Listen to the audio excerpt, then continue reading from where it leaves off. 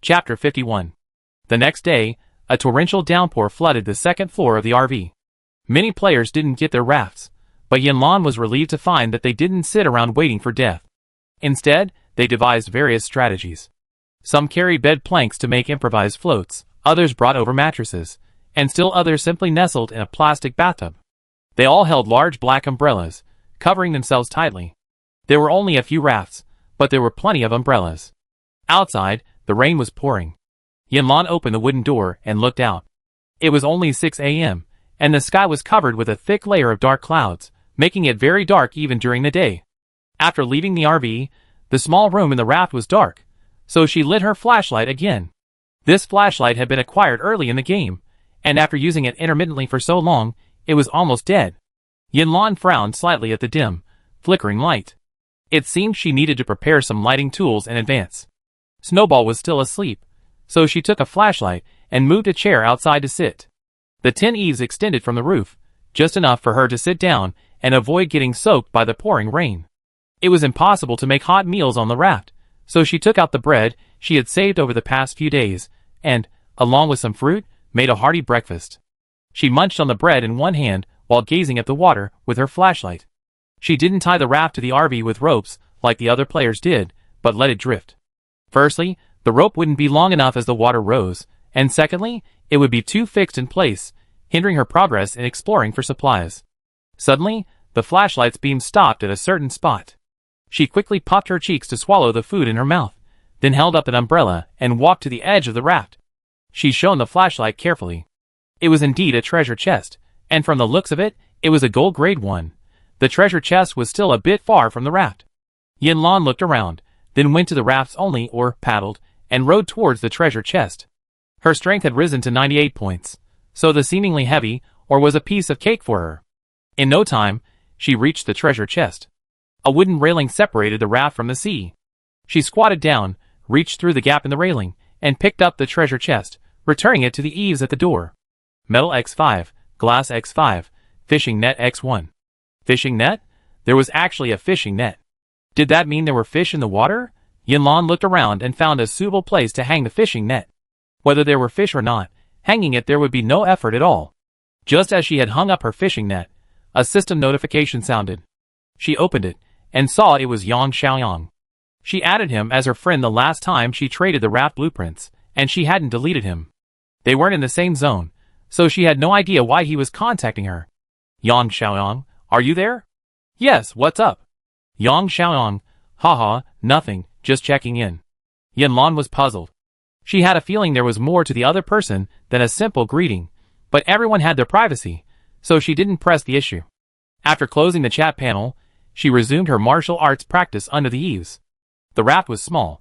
Excluding the small rest cabin in the middle, the corridor outside was only about 1.5 meters wide, making it very confined and uncomfortable. The slightest exertion would cause the raft to sway on the water.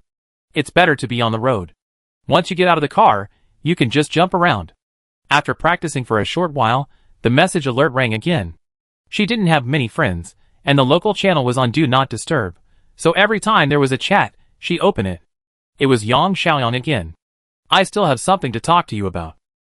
Yanlan looked as if she expected it, but the message she said didn't reveal anything. Ah, are you having any trouble? I stumbled upon a blueprint, and want to trade it with you. She asked, as usual, what blueprint? Yang Xiaoyang. Well, this time I'm not trading it for food, I'm trading it for the finished product. Not for food. Curious, she quickly clicked on the picture Yang Xiaoyang sent her. No wonder. This blueprint was more valuable than a raft, and he gotten another one. Accidental? She figured it wasn't a coincidence. After all, the chances of the same person getting 2 rare blueprints in a row were incredibly rare. Even the 10,000 player in her H38 zone hadn't even gotten a single raft blueprint, but he had, and now a rare one. Yang Xiaoyang, seeing no response from the other party, sent another message.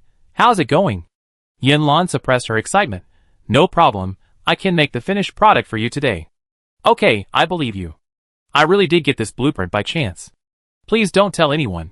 Yanlan suppressed a laugh and said seriously, Yes, I swear I won't tell anyone. This is a secret between us. Yang Xiaoyang didn't understand the deeper meaning behind this is a secret between us. It was she who had discovered his secret.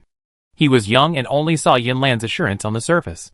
Yinlan didn't ask any further questions, which relieved Yang Xiaoyang.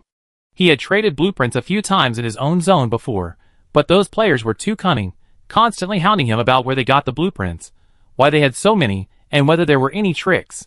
Though he was young, he could still sense their ulterior motives.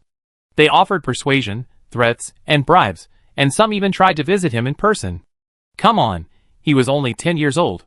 His intelligence couldn't match those cunning adults, and even his strength was incredibly weak. He was so frightened that he stayed cooped up in his RV, afraid to leave. It took more than 10 days of not trading blueprints to lower their guard. He ran out of food and had to go out to trade again, but he wouldn't dare trade in his own zone again, because the chances of being discovered were too high. After browsing the World Channel for several days, he finally found Yinlan, a seemingly kind buyer. His first transaction with her was very pleasant. The payment was timely, and she didn't inquire too much about the seller's privacy. She was a potential long-term partner.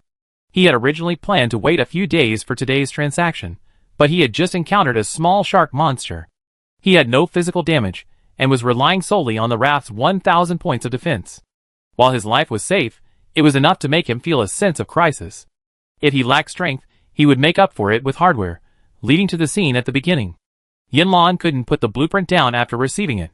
She suspected that the other party must have a special encounter, just like her check-in system. But for some reason, Yang Xiaoyang didn't seem to want others to know, so she pretended to be ignorant and just a tool for the transaction. Ammunition blueprint, materials, metal X1 or X1. Combined with the gun blueprints I exchanged earlier, they were just enough to complete a set. The gun blueprints required metal and rubber, and they had enough materials, but they didn't have the ore needed to make the ammunition. She sent a message in the group chat. Does anyone have ore? It was almost 7 a.m., and most players were already awake. No, but I remember someone found ore in the last dungeon. I remember that too, but I can't remember what it was called. What are you looking for the ore for, District Chief? Yinlan didn't say anything. We know when the time comes. Just tell us in advance, so we be curious. After a short wait, the player with the ore didn't show up, so Yinlan left. I have ore. Just as she was about to close the chat window, a dialogue box popped up. It was a message from Ji Zhou. Seeing the message, her eyes lit up, and she couldn't contain her excitement. Really? How do I sell it? No need to sell it, I just give it to you. That isn't good. You gave me the raft, didn't you? It's a gift, so a little ore is nothing. Yinlan thought for a moment, then accepted it with a clear conscience. A full 1,000 ores filled her backpack, enough for 1,000 rounds of ammunition. By the way, I saw some ore for sale in the system store. If you're short, you can check there. Ji Zhou added before leaving. 1,000 rounds of ammunition was enough for one person, but it was far from enough to sell to other players. Yinlan was also worried about what to do after the 1,000 ores were used up, and now she finally had a solution. Excitedly, she rushed to the game's built-in system store. After a while, she indeed saw the ore Ji Zhou had mentioned, but the price. It was even more unaffordable than she had imagined. She had a personal balance of 60,000, painstakingly accumulated after a long day of mining and hours of killing hail monsters. These days, a single ore cost 10 credits. Back in the Iceberg Snowfield dungeon, players rented snowplows for only 10 credits an hour. The bullets were disposable, and she felt bad for firing them. Yinlan quietly closed the system store, never opening it unless absolutely necessary. Snowball had already woken up. He was half asleep, thinking he was still in the RV. As soon as he woke up, he went to the kitchen to uncover the pot. He turned his head and stared blankly for a long time before slowly coming to his senses. He was sleeping on the raft. Yinlan handed him a piece of purple rice bread and an apple. Snowball was very considerate now, taking the dry bread without complaint and chewing on it. After taking care of Snowball, Yinlan took a comic book and sat at the crafting table, killing time while making ammunition. Interestingly, the comic book dropped by librarian Xie Yuan was still serialized. Last time, it was the first volume, and today it was the second. She was still looking forward to the third. Ammunition still produced one per 2.5 seconds, and after 40 minutes, the crafting table was completely full. With the ammunition, she needed to craft a gun. The first one was for Yang Xiaoyang. She placed the materials on the crafting table, pausing for a moment before unhesitatingly clicking the Add Attributes function. Since she wanted to establish a good relationship with him, a reasonable bribe was essential. Gun crafting took a little longer, only about 5 seconds per gun. She examined the gun carefully. It was exquisite and compact, radiating a silvery white glow. It looked like a top-notch product. Crucially, it had a special aiming skill, allowing even a novice with poor marksmanship to hit the target with every shot. The cooldown period was 1 hour. Yanlan gave Yang Xiaoyang this special attribute gun along with 100 rounds of ammunition. Yang Xiaoyang, fearing another encounter with the shark monster, was currently huddled in his wooden house. Seeing Yanlan deliver the supplies, he immediately took them and inspected them. As soon as his hand touched the gun, a description of its special abilities popped up. Aiming. It even has built-in aiming. Yang Xiaoyang couldn't help but want to scream, but suppressed it to appear adult. He had originally requested a gun and some bullets, but Yanlan not only generously fulfilled his request, but also gave the gun built-in special abilities. With this gun, and some diligent practice, even a child could protect himself. Chapter 52. Yanlan then crafted 10 more ordinary guns without attributes, along with their ammunition, and placed them in the trading center, waiting to see how the market reacted. The trading center primarily sold food and daily necessities. Weapons were rare, and guns and ammunition were even rarer. Soon, the players' attention shifted to this area. You can actually get munitions in this game. That's awesome. That's nothing. Guns appeared back in the Sandman series. Back off. I don't want to mention this person. It brings back sickening memories. Let's not talk about him. But firearms and other equipment have only appeared once in our district. It's not like they're being sold in bulk this time.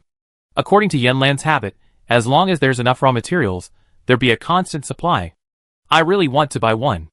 I feel safe even if I'm carrying one. Of course, I can't afford it. I need blueprints or rare supplies. I do have the blueprints for a windbreaker, but with so many clothing blueprints available right now, she probably won't be interested.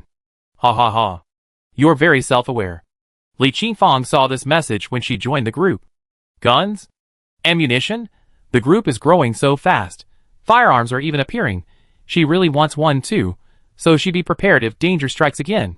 She scrolled up the message, instantly excited. Or, she had so much or, back then, when she was mining, she felt so frustrated. It wasn't coal to start a fire, it wasn't materials to upgrade, and it wasn't cornfields to keep her fed. But the dungeon teleported her to the mining area, and she'd be at a disadvantage if she didn't dig. Thinking back, I'm really grateful for my hard work. Li Qingfang sent a private message to Yanlan via the trading center. Hello, I have ore. Can I trade it for guns? Yanlan, bored and idly placing materials on the crafting table to make a raft, perked up when she saw the message. Yes, how much ore do you have? Li Qingfang began to anticipate. I have a total of 5,000. I take them all. Li Qingfang could fit an egg in her mouth. So much? She ate it all in one go, truly a generous person. Yanlan, yes, I take them all. Besides guns and ammunition, you can also trade for other supplies. Is there anything else you like? At this point in the chat, the transaction was basically finalized, and Li Qingfang couldn't suppress her joy. I also like some food. If you can specify durian. She had heard that Yanlan had a wealth of delicious food. After satisfying basic needs, satisfying her appetite became a higher pursuit. Yanlan wasn't surprised by the request. After a few seconds of thought, she offered 1 gun, 200 rounds of ammunition, plus 2 watermelons, 1 durian, and 20 apples. Since she was given a standard gun, adding these fruits was reasonable. How about it? No problem. Absolutely no problem. Li Qingfang was ecstatic. She had thought the ore would rot in her backpack, but she hadn't expected to exchange it for a firearm and so much fruit. The transaction was complete, and Yanlan placed the ore in a separate compartment of her backpack. After 2 expansions, her backpack now had 20 slots, with a maximum capacity of 5,000 items per slot. If she only used wooden boxes, each slot could hold 5. Now she didn't have to worry about space at all. Acid rain danger alert. Acid rain danger alert. Acid rain will fall in 1 hour. All players please cease all outdoor activities, and remain indoors with protective measures. Acid rain will last for 8 hours. Jizhou posted this 3 times in a row. Unless sleeping at night, players kept their chat panel hovering in front of them at all times. This news quickly spread to everyone in H38. Jizhou has issued the prophecy card. Everyone, hurry up. I'm an environmental protection major, so I'm familiar with acid rain. Acid can corrode your skin, so stay indoors, wear long sleeves and long pants, and avoid contact with rainwater. If you accidentally get it, wipe it with a damp cloth, then rinse it repeatedly with clean water, and finally apply a diluted sodium bicarbonate solution to the affected area. A player asked, "What is sodium bicarbonate?" It doesn't matter what it is. We probably don't have it anyway, so stay indoors. To prevent the acid in the acid rain from irritating and damaging the respiratory tract, it's best to wear a mask. You're a top student, you know so much. Thank you, thank you. Yuan Song had been in H38 for 5 days. His impression of Yanlan had evolved from a kind-hearted person at first, to a hopeless loser, to a small vendor with some intelligence. He had always been competitive, and after a few days of peacefully lying dormant in this area, he finally found a way to be reborn. He looked agitated. News of the acid rain must be suppressed. All players are forbidden from telling other districts. Any violation. District head? District head, please explain the penalties. This time, we keep this a secret and strive for first place. Yuan Song called out to Yanlan several times. She saw him, but she didn't say a word. Not only her, but the other players were also furtive, afraid to speak. Jizhou, knowing her temper, immediately shared his opinion in the group chat. "This is the news I predicted. I have no problem with how you handle it." With the source of the news coming forward, the players began to express their opinions as if they had received an imperial decree. Jizhou already said it's up to us to decide how to deal with it. Stop pestering the district chief with punishment. Yes, Yanlan's absence should have made her stance clear. My parents are still in another district. How could I not tell them if I knew this? Do you think I have to see them get hurt? That's right. My son is in the next district. I'm going to protect him no matter what. Yuan Song's heart suddenly collapsed, as if his former top spot had been snatched away by someone else. He felt incredibly frustrated. He said with a look of dismay, "You bunch of hopeless idiots. This is the district ranking tournament, not a family prize-giving event. How can you sacrifice the collective good for a few personal feelings?" The thought of giving first place to someone else like that made him furious. First. As long as we keep this secret, many players will surely fall for it. As long as their numbers decrease and their points are deducted, we naturally climb to first place. He was deeply obsessed with this first place, but the other players didn't share the same sentiment. It's just first place. How can you compare to my parents, my son, my friend of over a decade? Yuan Song was incredulous. First place? This is a game. There's no such thing as family or friends. Only you come first. Wake up! I'm not saying, you're so aloof. Do you even have family or friends in real life? This question truly stumped Yuan Song. His parents had passed away early, and he married, but they divorced within a year. They were childless and had no contact. He remembered his wife saying the same thing when she left, saying he was too aloof and unworthy of family or friends. Every player had their own opinions, and Yanlan didn't interfere. She informed Yang Xiaoyang in the other area and began packing up the items outside. The chairs, benches, and fishing nets had only been there for an hour or two, and they were empty, not a single fish. She felt neither sad nor happy, as she packed up the nets and scurried into the wooden house with her needs. The door closed, leaving the room pitch black. She once again took out the flashlight she'd been using for the rest of her life, and in the dim light, she read a comic book. The RV was still better. It was spacious, clean, and bright, and when she got bored, she could watch TV or play games with a controller. Snowball, without work to pass the time, rolled around in bed, bored. Yanlan glanced at it, and tossed it a toy car. Pulling the string on the back of the car would make it run forward. It was a reward she received when she signed in, and it was just the right amount of fun to keep Snowball entertained. Snowball was initially quite interested, but it was too dim inside, and he dozed off mid-play. Yanlan was also having a hard time reading in the dim light, so she simply closed the comic book. The game panel automatically lit up, and she browsed the World Channel. It was full of interesting stories, to be honest.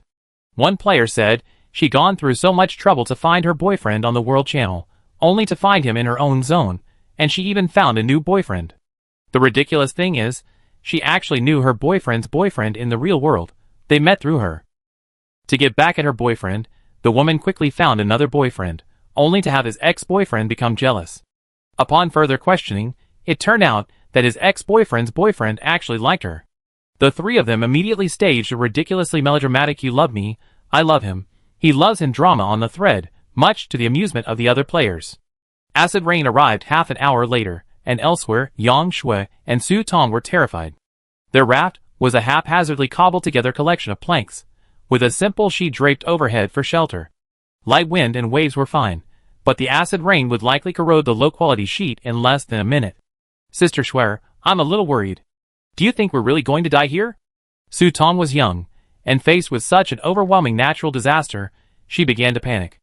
Since Sandman's death, Yang Shui has kept a low profile, deleting all her posts on the World Channel and rarely speaking in the group chat. She wore gray cloth trousers and a small vest. Her raven hair was tied up with a rubber band and meticulously tucked into her hat. She sat on the edge of the raft, paddling vigorously with a plank. She kept moving after hearing this, her eyes fixed intently ahead. There's always a way out. We have hope. Su Tong had saved her before, and now it was her turn to take care of her. Su Tong was young and weak, but she paddled relentlessly. She blinked, glanced quickly at Yang Shui, and said softly, Sister Schwer, if we don't find any supplies to exchange at the last minute, why not ask Yanlan for some? She's such a kind person, and the district chief. Seeing Yang Shui's face darken, Su Tong silently swallowed her last words. On the day Sandman died, Sister Schwer and Yanlan swore that she would no longer rely on men or sell her body for fame, but would survive through her own efforts. Not relying on men, now relying on friends? Sister Schwer has a strong sense of pride, and she definitely wouldn't go to Yanlan to ask for help now. A dead silence fell in the air. Neither of them spoke, and Su Tong's breathing became lighter. She shouldn't have brought this up in front of Sister Schwer. Yang Shui was filled with mixed emotions. After a long silence, she slowly spoke, if I really can't find it, I go find Yanlan. Su Tong nodded gently. They had bribed those around him to gather evidence against Sandman, and almost all their supplies had been taken away. After Sandman's death, all his supplies disappeared along with him, leaving them with nothing. From then on, she and Sister Schwer became penniless, with only transportation. They had traded all the treasure chests they obtained for food and daily necessities, leaving them with nothing left to exchange for a raft. Time ticked by, and Su Tong was as anxious as an ant on a hot pan, constantly checking the clock. 10 minutes, 5 minutes. The acid rain was about to fall. Sister Schwer hadn't made a move, and they hadn't found any new treasure chests. This is killing me. Suddenly, her vision lit up, and she rubbed her eyes, her fingers trembling as she pointed ahead. Sister Schwer. Drill. Diamond treasure chest. Yang Shui licked the corner of her mouth, her hands moving faster. No matter what was inside, this diamond treasure chest was enough to buy a raft. Yanlan had just finished reading a piece of gossip when a message popped up on her friend list. She rarely added friends. Those who had her contact information were either close friends or people with whom she had a special connection. Seeing Yang Shui's message, she raised an eyebrow. It seemed like she hadn't heard from her in ages. Yang Shui, Yanlan, I'd like to exchange my raft. Can you make me another one? Yanlan paused. No one in the group had asked to buy a raft in half an hour. She assumed they all found a place to stay, so she stopped chatting. Unexpectedly, someone contacted her again. Sure. With 3 minutes until the acid rain began, she didn't ask what the deal was. She simply started producing on the crafting table. 1 minute might be short, but in this life or death situation, every second counted. As soon as the raft was finished, she sent it over. After a long pause, she asked, have you gotten on the raft yet? Yang Shui, we're on. Tong Tong and I are safely ensconced in the house. Thank you. Remember to check the blueprints. Yanlan breathed a sigh of relief, finally having time to look at the blueprints Yang Shui had sent her. There were actually 2. As soon as she clicked check, a pungent smell wafted in from the doorway. Acid rain was already falling outside. She found 2 masks, one for herself and one for Snowball, then looked at the 2 blueprints in her hands. Her flashlight had run out of power, and the room was already plunged into darkness. These 2 blueprints were a real help. One blueprint for a kerosene lamp, materials, metal X2, gas X1. The other blueprint for a flashlight, metal X2, electronic component X1. A kerosene lamp's light diffuses, making it more suitable for indoor use, and presumably there would be a greater demand. So she was lazy and sent the blueprint to Shi Yuan. Soon, 2 finished kerosene lamps arrived. They could be placed or hung, and when lit, the entire room instantly became bright. This lamp works amazingly well. I think it'd be a big seller. Yanlan's lips curled up after reading Shi Yuan's message. I think so too. I have the flashlight blueprints here, and I'm planning to produce some. Flashlight sales probably won't be high, so make fewer. When you're done, You can give them to Xiao He and Xiao Huang. They're both bored and looking to me for extra cash. Okay. This suited her perfectly. She'd keep the larger items herself, but handing these smaller items over to others would save time. It took her 2.5 seconds to make one flashlight. After finishing 50, she stopped, handed them to Shi Yuan, and continued reading comics. Acid rain is primarily composed of carbonic acid and nitric acid. A low pH can corrode buildings and stone, not to mention this small wooden house overhead.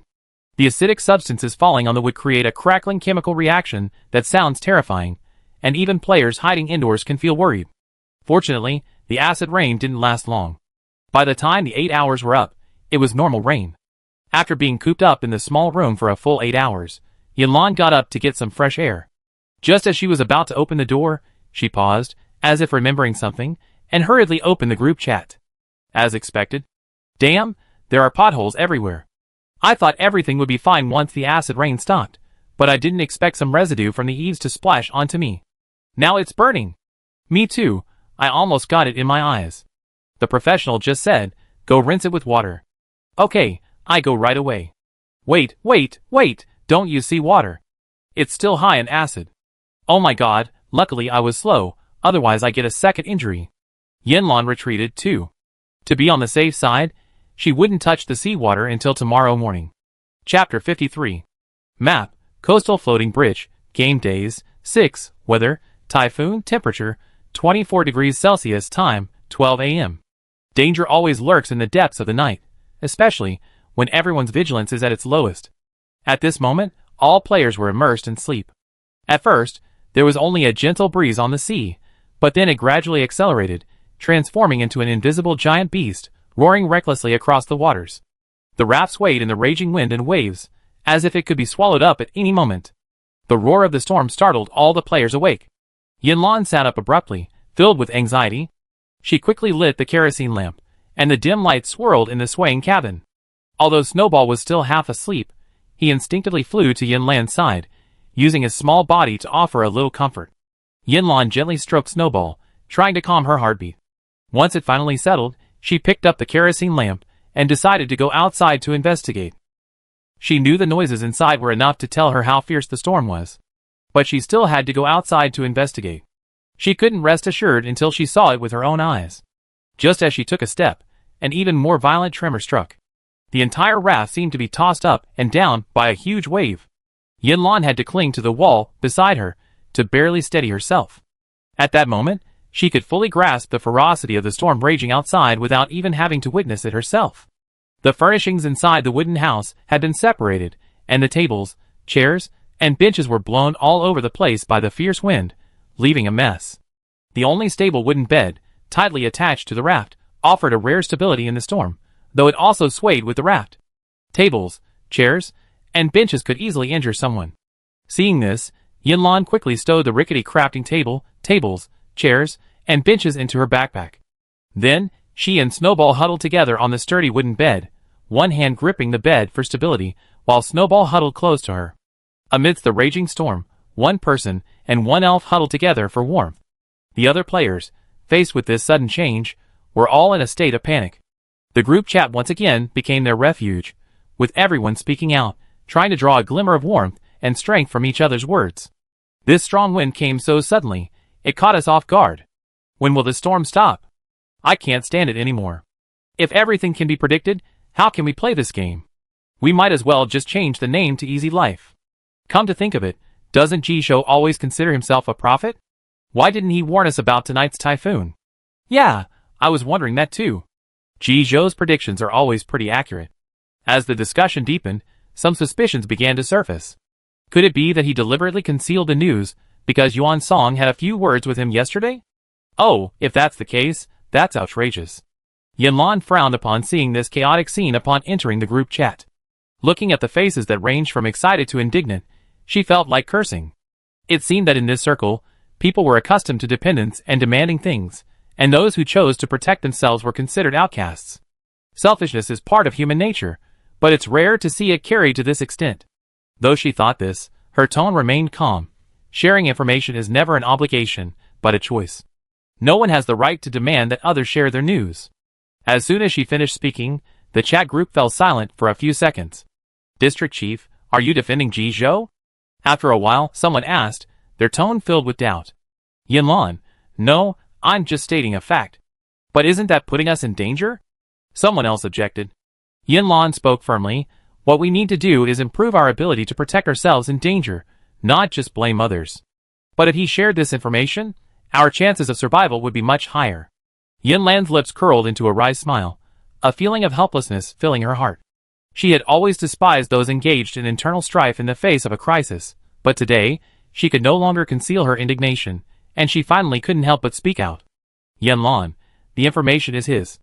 He has the right to decide whether to share it or not. You should be grateful if he told you, but it's perfectly reasonable for him not to tell you. And what makes you think he got this information? But doesn't he have precognitive abilities? Hasn't he always? Some people still refuse to give up, attempting to argue. Yanlan's supporters, seeing this, stepped forward, offering sharp words. If you're sick, you should get treatment. Stop blindly talking and polluting people's eyes.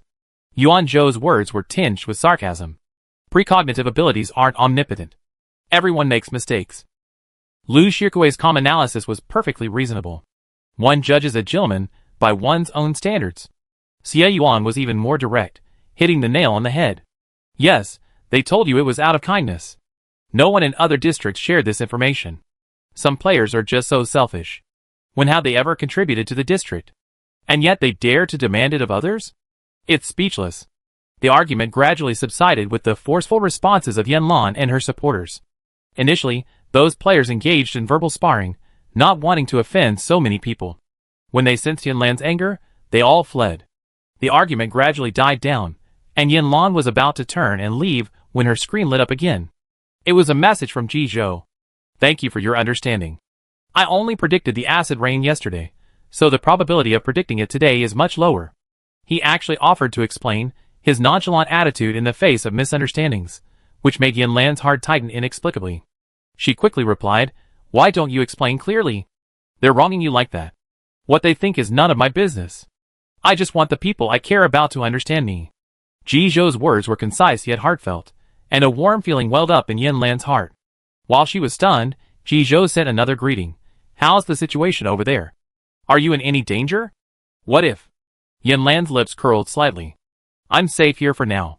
She had originally wanted to invite Ji Zhou to her place, but the attached RV had disappeared, and she didn't know where it would be transported to, so she swallowed the rest of the words.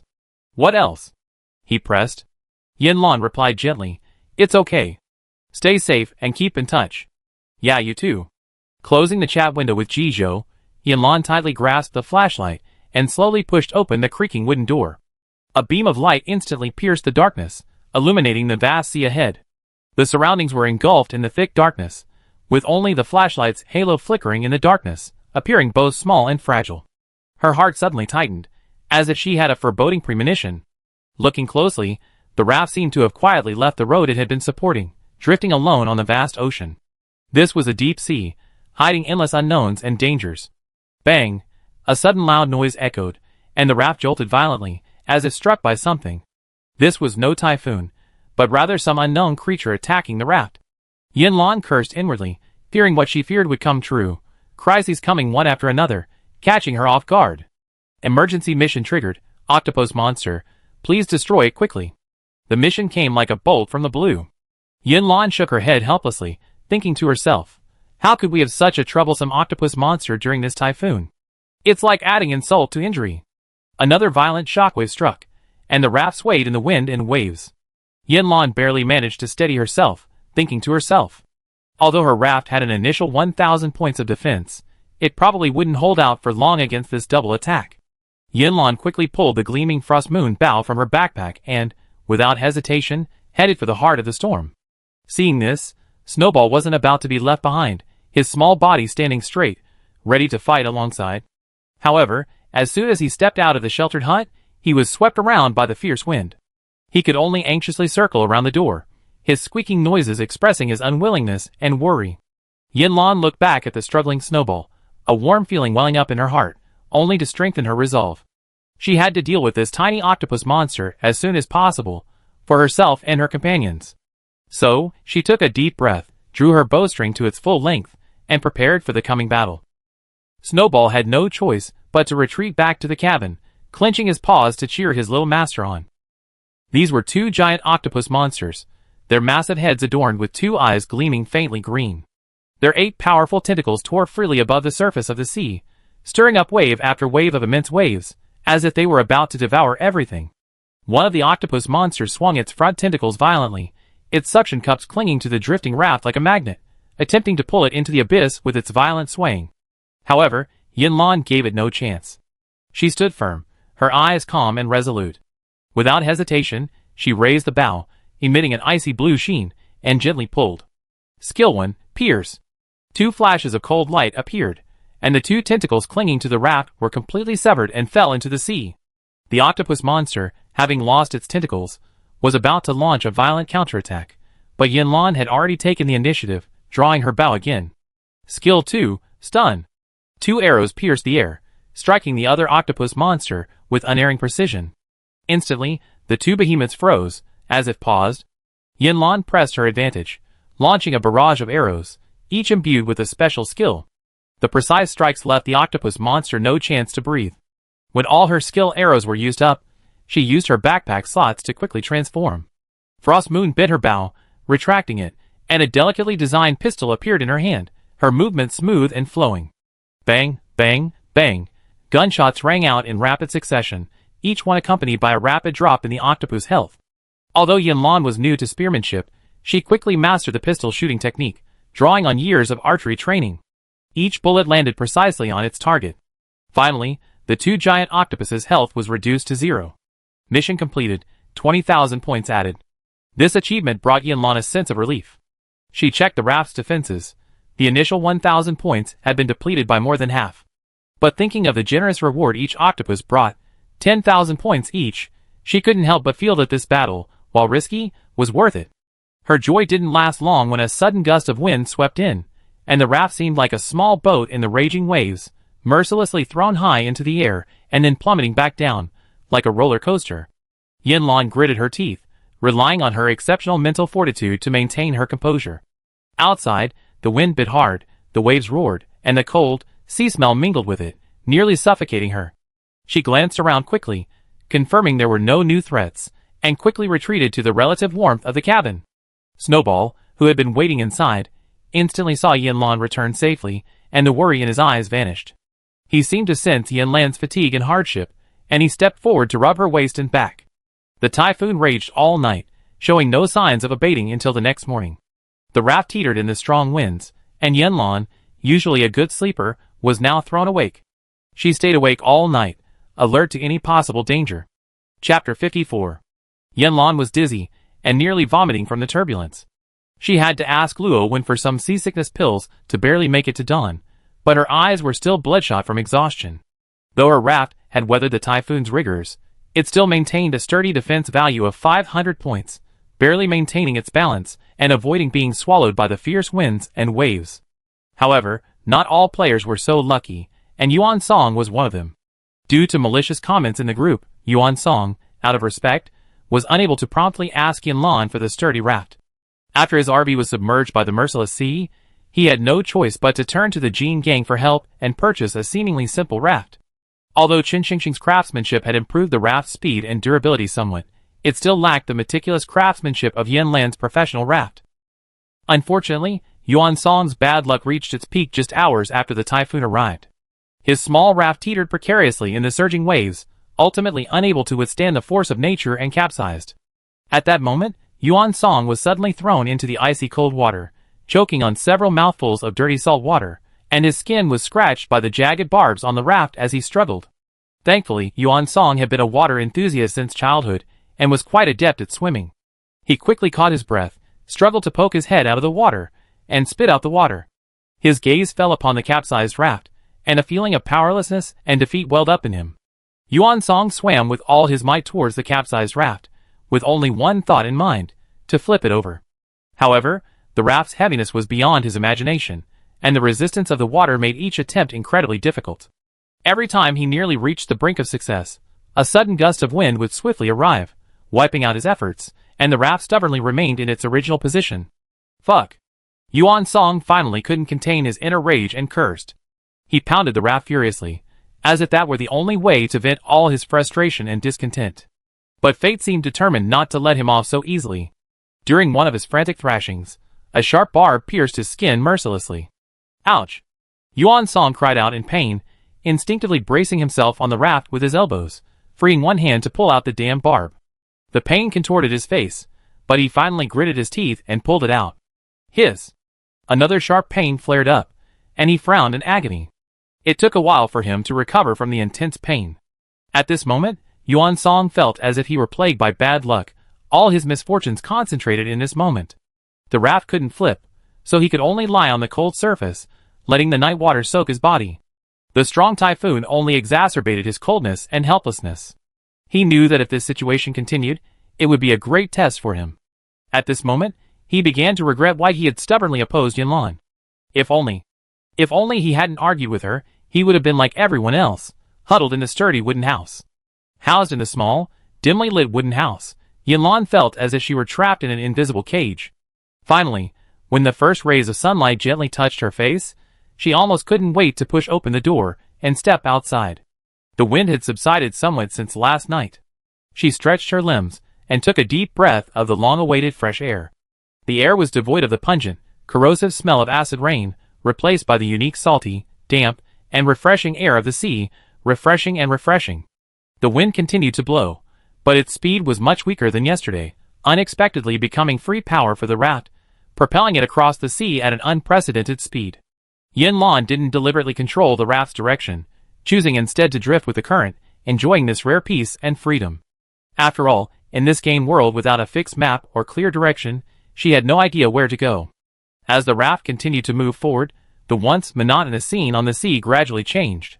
About an hour later, Yanlan's vision suddenly opened up, revealing a completely different landscape. She blinked sharply, then widened her eyes, gazing expectantly ahead. It seemed as if, on the boundless horizon, a sliver of green quietly emerged, like a beacon of hope. Ahead, the outline of land appeared. An indescribable excitement surged in her heart, and she hurriedly observed the raft's direction. Luckily, the raft was riding the wind, slowly moving toward the alluring land. A lucky smile spread across her face. As the distance between the raft and the land gradually closed, the scene ahead became clearer and clearer. It was an island, small, but uniquely beautiful. It was roughly the size of several basketball courts combined, small and exquisite, reminiscent of the peaceful island where Master Roshi lived in seclusion in the childhood cartoon Dragon Ball. Yanlan thought to herself that perhaps in just a few minutes, she could explore the entire island. Despite its limited size, it held an immense allure for her. Compared to the narrow raft, the land was undoubtedly vaster and safer, and she looked forward to stepping onto that solid ground. Yanlan felt an overwhelming sense of homecoming, as if she were on a speeding train, eager to reach her destination. As the raft approached the island, her heartbeat quickened. Finally, unable to contain herself, she picked up the oars and paddled vigorously, trying to increase the raft's speed. Snowball seemed to sense her excitement and landed lightly on her shoulder, cheering her on in its own unique way. The ocean and the island were connected by a narrow, gently sloping continental shelf. As the raft approached, the water gradually became clearer and lighter blue, a stark contrast to the previous deep black blue, bringing a refreshing feeling. The waves gently lapping against the shallows, creating a melodious sound like nature's most beautiful symphony. Finally, the raft landed steadily on the shore, and Yanlan and Shuichio eagerly set foot on this uncharted island. The moment she stepped onto the solid ground, she immediately felt a tranquility and peace unlike the sea, as if the entire world had become gentler. She carefully surveyed the small beach. The fine, white, soft sand shimmered in the sunlight, creating a comfortable and relaxing sensation. What surprised her even more was that this beach seemed untouched, remaining in its most pristine and pure state. She quickly stowed the raft in her backpack, to prevent it from being swept away by a sudden typhoon. Snowball, like a long-caged spirit, rolled excitedly on the beach upon arriving on the island, thoroughly enjoying this rare freedom and joy. "Be careful," Yanlan reminded him jokingly, slowly following behind him. She strolled leisurely along the beach in a pair of light sandals. A gentle wave lapping against her instep brought an indescribable coolness and comfort. This small wave, as if possessing magical power, instantly dispelled the unhappiness accumulated from days of lonely drifting at sea, brightening her mood. Yanlan opened her arms, closed her eyes, and breathed deeply in the scent of the sea, feeling the gentle breeze caress her face. Having just arrived, she decided to explore the island thoroughly to better understand it. Seeing her little mistress had a new mission, Snowball stopped playing and landed obediently on her shoulder. Thus, the two embarked on a journey of exploration in perfect harmony. To prepare for any emergencies, she gripped her gun tightly, remaining vigilant and closely monitoring any movement. After crossing a small shallow beach, she arrived at the heart of the island, where a lush coconut grove lay. Tall coconut trees stood tall, their trunks straight, their leaves swaying in the wind. She looked up at the treetops, feeling a pang of regret. The trees were devoid of the tempting coconuts she would have surely enjoyed. Despite the typhoon still raging at sea, she felt an unprecedented sense of peace and tranquility on this island. She thought that if her exploration confirmed no danger, she might be able to spend the next few days relaxing and peacefully on this beautiful island. She walked briskly through the lush coconut grove and soon reached the other side of the island. The scene before her startled her slightly. A medium-sized fishing boat was anchored on the shallows not far away. The boat had clearly weathered the storms. One end was tilted high, proudly visible in the air, while the other was half tilted, part of the hull sullenly soaked by the sea. Yin Lan's eyes were drawn to several iron cages on the boat. These sturdy cages were specially designed to catch precious seafood like lobster and king crab. She was surprised to find a fishing boat here, and one that looked quite new. Could it be a special item specially placed by the game? Or perhaps another player or NPC had visited this place before? Just as she was wondering, the game system sounded a long-awaited mission reminder. Triggered special mission, rescue NPC. The news exploded in Yin Lan's ears like thunder, instantly igniting her curiosity. NPC? Yin Lan's heart surged with an irrepressible excitement. She hadn't expected NPCs to exist on this seemingly uninhabited island. This was undoubtedly a new discovery for her. After all, in this survival game, apart from the group of men in black whom she considered inhuman, this was the first time she had heard the word NPC. Until now, she had always believed that this game world was devoid of life besides them, the players. Chapter 55. Yin Lan glanced around, confirming there were no potential dangers, then cautiously approached the stranded fishing boat. The massive vessel stood out against the shallows. The exposed deck appeared empty and silent, with only a few isolated iron cages leaning sideways. Yin Lan speculated that the NPCs were likely trapped within the cabin. This type of fishing boat, often at sea, was equipped with various living facilities for the crew, resulting in a rather complex structure. So, she decided to begin her search from the captain's cabin, carefully searching every corner while calling out loudly, "Anyone here? Please answer." Her voice echoed through the boat, carrying a tinge of hope. She called out several times, but no one answered. The further down they went, the closer they were to the surface. They wouldn't be trapped, Yin Lan thought. As she had feared, she faintly heard a response as she reached the door of the last room. "Someone, we're here. Please save us." The voice was filled with despair and hope. They were truly trapped. She carefully surveyed her surroundings, guessing it might be a restaurant, as broken plates and scattered cutlery were scattered everywhere. Because she was at the very bottom of the boat, one step forward would put her in the sea. The restaurant's door was tightly pressed against a miscellaneous pile of heavy objects. Due to the ship's tilt, these objects weighed down the door like a small mountain, making it impossible for the people inside to save themselves. "Is everyone inside okay? How many people are there?" Yin Lan called from outside. "There are 5 of us here, all still alive, but the situation is dire. Please save us." A hoarse, heavy male voice replied, unmistakably that of a middle-aged man, its voice emitting a faint, exhausted air. Yin Lan didn't act immediately, but cautiously inquired, seeking to learn more. "How did you get here? Where is your home? Who are your family members? What do your family members do?" "We're king crab fishermen, but we were caught in a severe storm. Our boat was severely damaged, and we were blown here." The middle-aged man struggled with his recollections, but his voice began to falter when he mentioned his family. Home is far away. Are there someone back home?" Yin Lan nodded inwardly. Her judgment was correct. These people certainly fit the typical NPC design of games. Simple and straightforward, and a few more questions would reveal their unrealistic nature. "Don't worry, I come get you out right away," she reassured with a casual air. Yin Lan glanced around and formed an idea. The doorway was blocked by a heavy steel cage, which she shouldn't have been able to move. But she could exploit the space in her backpack, first shoving the heavy objects into the compartments, then skillfully tossing them one by one into the sea through a hole in the nearby cabin. Soon, the doorway, once tightly blocked by the heavy objects, was free. Yanlan took a deep breath and pulled hard. The door flew open, a beam of light piercing the darkness, illuminating everything within. Behind the door was a group of NPCs, gathered at the doorway, their faces filled with the despair of a long wait. Seeing the door open, they all looked up, their eyes gleaming with joy and gratitude at having survived. Inside the restaurant, the seawater was practically overflowing, reaching up to their necks, forcing the group to immerse themselves in the icy water. At the head was clearly the group's leader, a bushy beard and rugged features, dressed in a striking yellow waterproof overalls, and a hat emblazoned with Captain Jack. The moment he saw Yanlan, Captain Jack's eyes lit up, and he immediately expressed his gratitude in fluent Chinese. "Thank you so much, benefactor. You saved our lives." Yanlan was surprised that Captain Jack, a Caucasian man, could speak fluent Chinese, but she still smiled and replied, "You're welcome. It's my duty. You're safe now. Come on out. Don't stay in the water too long." Jack nimbly climbed out of the water first, then turned and offered a hand to his companions still in the water, pulling them one by one to safety. Soon, the five-man team stood neatly at the entrance of the dining hall, their clothes soaking wet.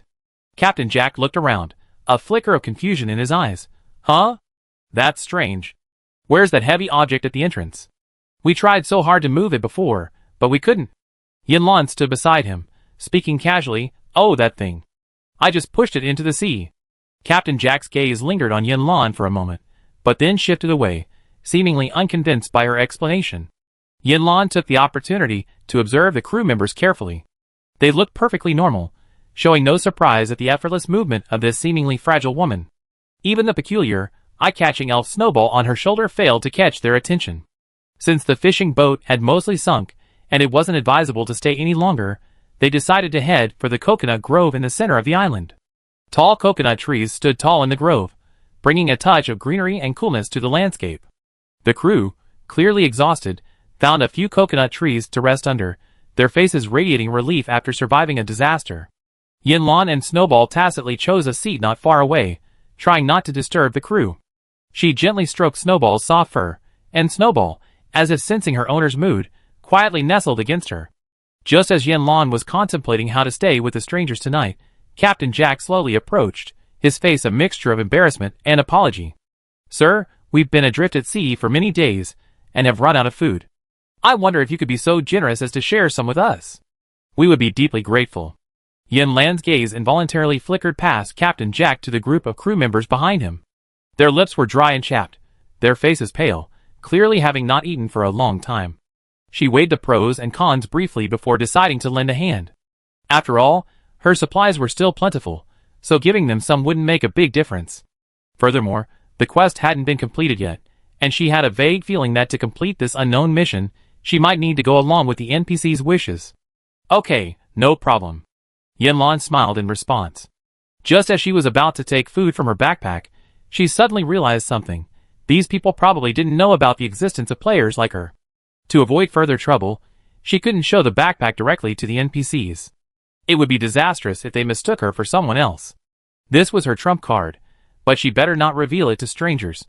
So, she raised her hand, paused in the air, and scratched her head to hide the momentary embarrassment. However, she continued calmly, "My supplies are stored on the raft at the other end of the island, and I need to go get them. Please wait a moment, I'll be back soon." Captain Jack didn't take it as a problem. He nodded in thanks, and signaled the crew to wait patiently. The distance between the edge of the coconut grove and the raft was only a few minutes' distance. She didn't know if it was her imagination, but with every step Yanlan took, she could feel the burning gaze behind her, as if afraid she'd vanish without a trace if she turned around. She turned around and saw Captain Jack looking at her with a warm smile and a wave. He looked so friendly and harmless. Yanlan chuckled to herself, thinking that perhaps she was overthinking it. After all, these were just NPCs coordinating the mission, so how could they harbor any ill intentions? So, she quickened her pace, passing through the coconut grove and reaching the shallows. Once the crew members were obscured by the trees, she quickly launched the raft and pretended to search inside, but in reality, she was extracting the supplies she had already prepared from her backpack. Yanlan now had a bulging backpack on her back, filled with dry food, fresh fruit, drinking water, and some daily necessities. When she re-entered the coconut grove and distributed the food to the crew members, they devoured it with almost voracious mouthfuls, clearly starving. She stole a glance at the game panel. Mission complete. After distributing the food, Yanlan exchanged a brief greeting with Captain Jack before returning to the raft on the beach with Snowball to rest. The mission had been completed, the points had been earned, so there was no need to engage in further communication with the NPCs, lest any unnecessary complications arise. Well, go ahead. Captain Jack didn't even look up from Yanlan's words, still munching on his steamed bun. The rest of the crew was similarly devouring their food, too busy to bother with anything else. Yanlan curled her lips and didn't linger. Instead, she turned and left the coconut grove, heading with Snowball to the raft on the other side of the island. She had carefully chosen a safe and comfortable anchorage, a safe distance from the coconut grove yet sheltered from the shallow waves. The gentle lapping of the waves against the shore wouldn't disturb her tranquility. This small island seemed a treasure meticulously crafted by nature, a stark contrast to the turbulent sea outside. The climate was pleasant, and the scenery picturesque. Yanlan decided to rest here for a while, enjoying a few days of rare peace. However, even on this seemingly isolated island, she didn't completely let down her guard. She didn't know if it was her imagination, but the NPC's gazes always seemed to hold something back. So, using the resources at hand, she set up a series of simple warning devices around the raft. Bells rang softly, traps were hidden in the shadows, and any sign of movement would be instantly detected. As night fell, no unusual sounds came from the coconut grove. The NPC crew seemed to be staying put, as she had hoped, which gave Yanlan some peace of mind. Before bed, Yanlan and Snowball revisited the coconut grove. Their resting place was deserted, presumably they had returned to the ship. Although she felt the ship wasn't as comfortable as the island, what did that matter to her? Yanlan returned to the raft with a sense of relief. Lying on the soft bed, there was no roaring sea, no raging typhoon, only peace and tranquility. Yanlan closed her eyes, savoring this rare tranquility. Chapter 56. The sun still shyly hid behind thick clouds, the weather still far from clear, and the sea was turbulent. But this small island seemed like a secret forgotten by time. A gentle breeze blew, and the sunlight was soft and not glaring, making one feel fortunate to have decided to stay here the night before. The morning tranquility was broken by Yanlan, who had risen early to exercise. After days of living cramped on a small raft, she had longed for a good stretch. So, at the first light of dawn, she rose and began to prepare. She carefully rolled back the traps around her bed, and tiptoed through the gap, so as not to wake the still sleeping Snowball. Then Yanlan began her morning run. The morning air was unusually fresh, a blend of the fragrance of earth and the salty sea. Every deep breath felt like a baptism of body and soul, refreshing and refreshing. The island wasn't large, but it was more than enough for her. In less than 2 minutes, she ran from one end of the island to the other. However, as they passed a sandy beach, Yanlan's pace involuntarily slowed. A strange feeling welled up in her, as if something was different from yesterday. She stopped, took a few steps back, and returned to the spot that had puzzled her, staring ahead with a frown. The medium-sized fishing boat that had been clearly visible yesterday, near the shallows, had now vanished without a trace. The sea was empty, with only the sound of waves crashing against the shore echoing in her ears. Thinking carefully, she realized she hadn't seen the fisherman she had rescued since waking up that morning. She looked around. Though the coconut grove wasn't large, its towering trees reached the sky, leaving the ground bare and unobstructed. She searched carefully, but could find no trace of them. She couldn't help but wonder, had they quietly left in the middle of the night? But she quickly dismissed this thought. She was more inclined to believe that the disappearance of these fishermen and the medium-sized fishing boat was the result of some unknown force, perhaps a refresh caused by some game mechanic. After all, the boat had been half sunken yesterday. Repairing and leaving the island in such a short time would have been no easy feat. After confirming that the fishermen were indeed absent from the island, Yanlan felt even more relaxed and cheerful. Sharing an isolated island with a group of strangers, even if they were virtual NPCs, always made her feel a little uneasy. Now, she could finally let down her guard and freely enjoy this rare peace and freedom. She continued her light run along the beach outside the island. The pale blue waters gently lapped the shore, rolling up layers of delicate waves, and also generously brought treasures from the seabed. Shells, crabs, conchs, and other marine life washed up on the beach. After running 2 laps, Yanlan, captivated by the abundance of seafood, finally stopped, unable to contain her joy. She pulled a metal bucket and a small shovel from the compartment of her backpack and excitedly began picking up the seafood.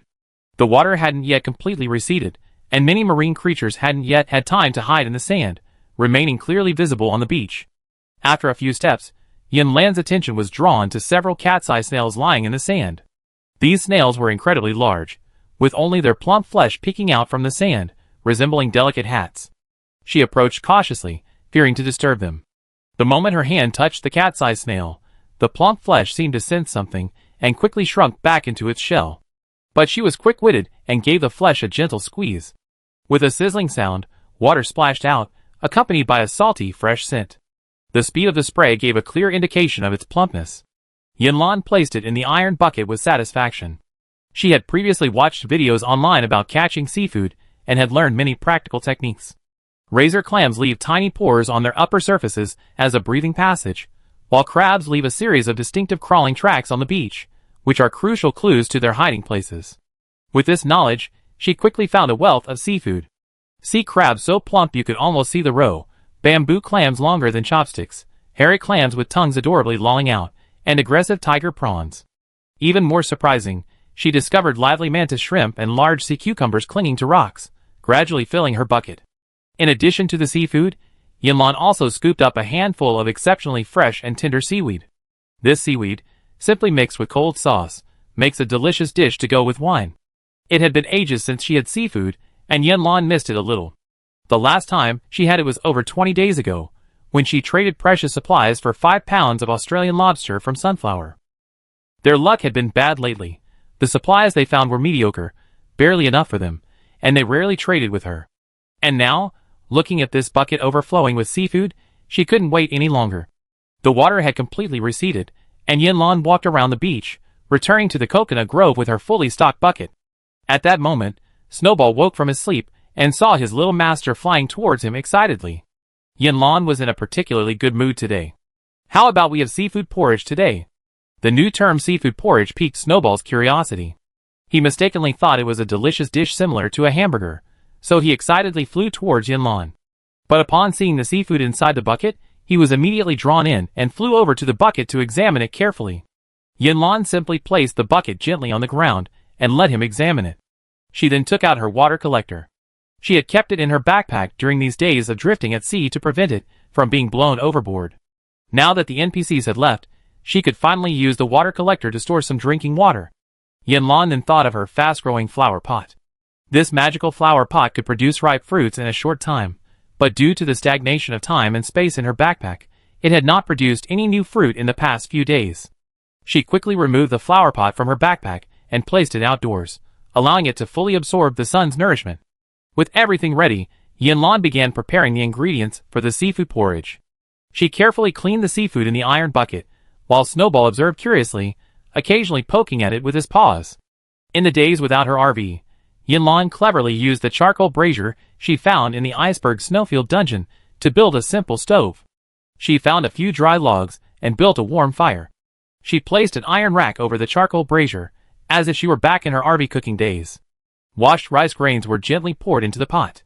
As the water heated up, the porridge began to bubble. When the porridge was soft and glutinous, Yinlan carefully added cleaned shrimp and shellfish, finishing with a handful of fragrant mushrooms and emerald green onions. The entire island was filled with an alluring aroma. The long-awaited hot meal made Yinlan feel extremely satisfied, and she devoured it with hearty mouthfuls. Snowball, not to be outdone, savored bowl after bowl of this delicious seafood porridge, a true foodie. After dinner, Yinlan sat on a recliner, rubbing her belly with satisfaction. Snowball, on the other hand, ran to the beach alone, happily playing in the water, occasionally jumping into the waves for a shower. "Be careful, don't get swept away by the sea," she warned, watching Snowball's cheerful figure. Snowball seemed to understand her words, nodding like a chick pecking at rice. However, his curious eyes were already drawn to the waves. It was unclear whether he had truly taken Yinlan's advice to heart. Yinlan shook her head helplessly and opened the game panel. H38 currently had 9,800 players remaining. Early disasters could still be dealt with through strategy and preparation, and some disaster seasons were even foreseeable, giving players a chance to breathe. However, as the disasters intensified and more unavoidable factors emerged, the number of players decreased dramatically. Even so, H38 still had the fewest points deducted. Thanks to some elite players completing difficult special missions, the overall score of the region skyrocketed, soaring to second place in the leaderboard.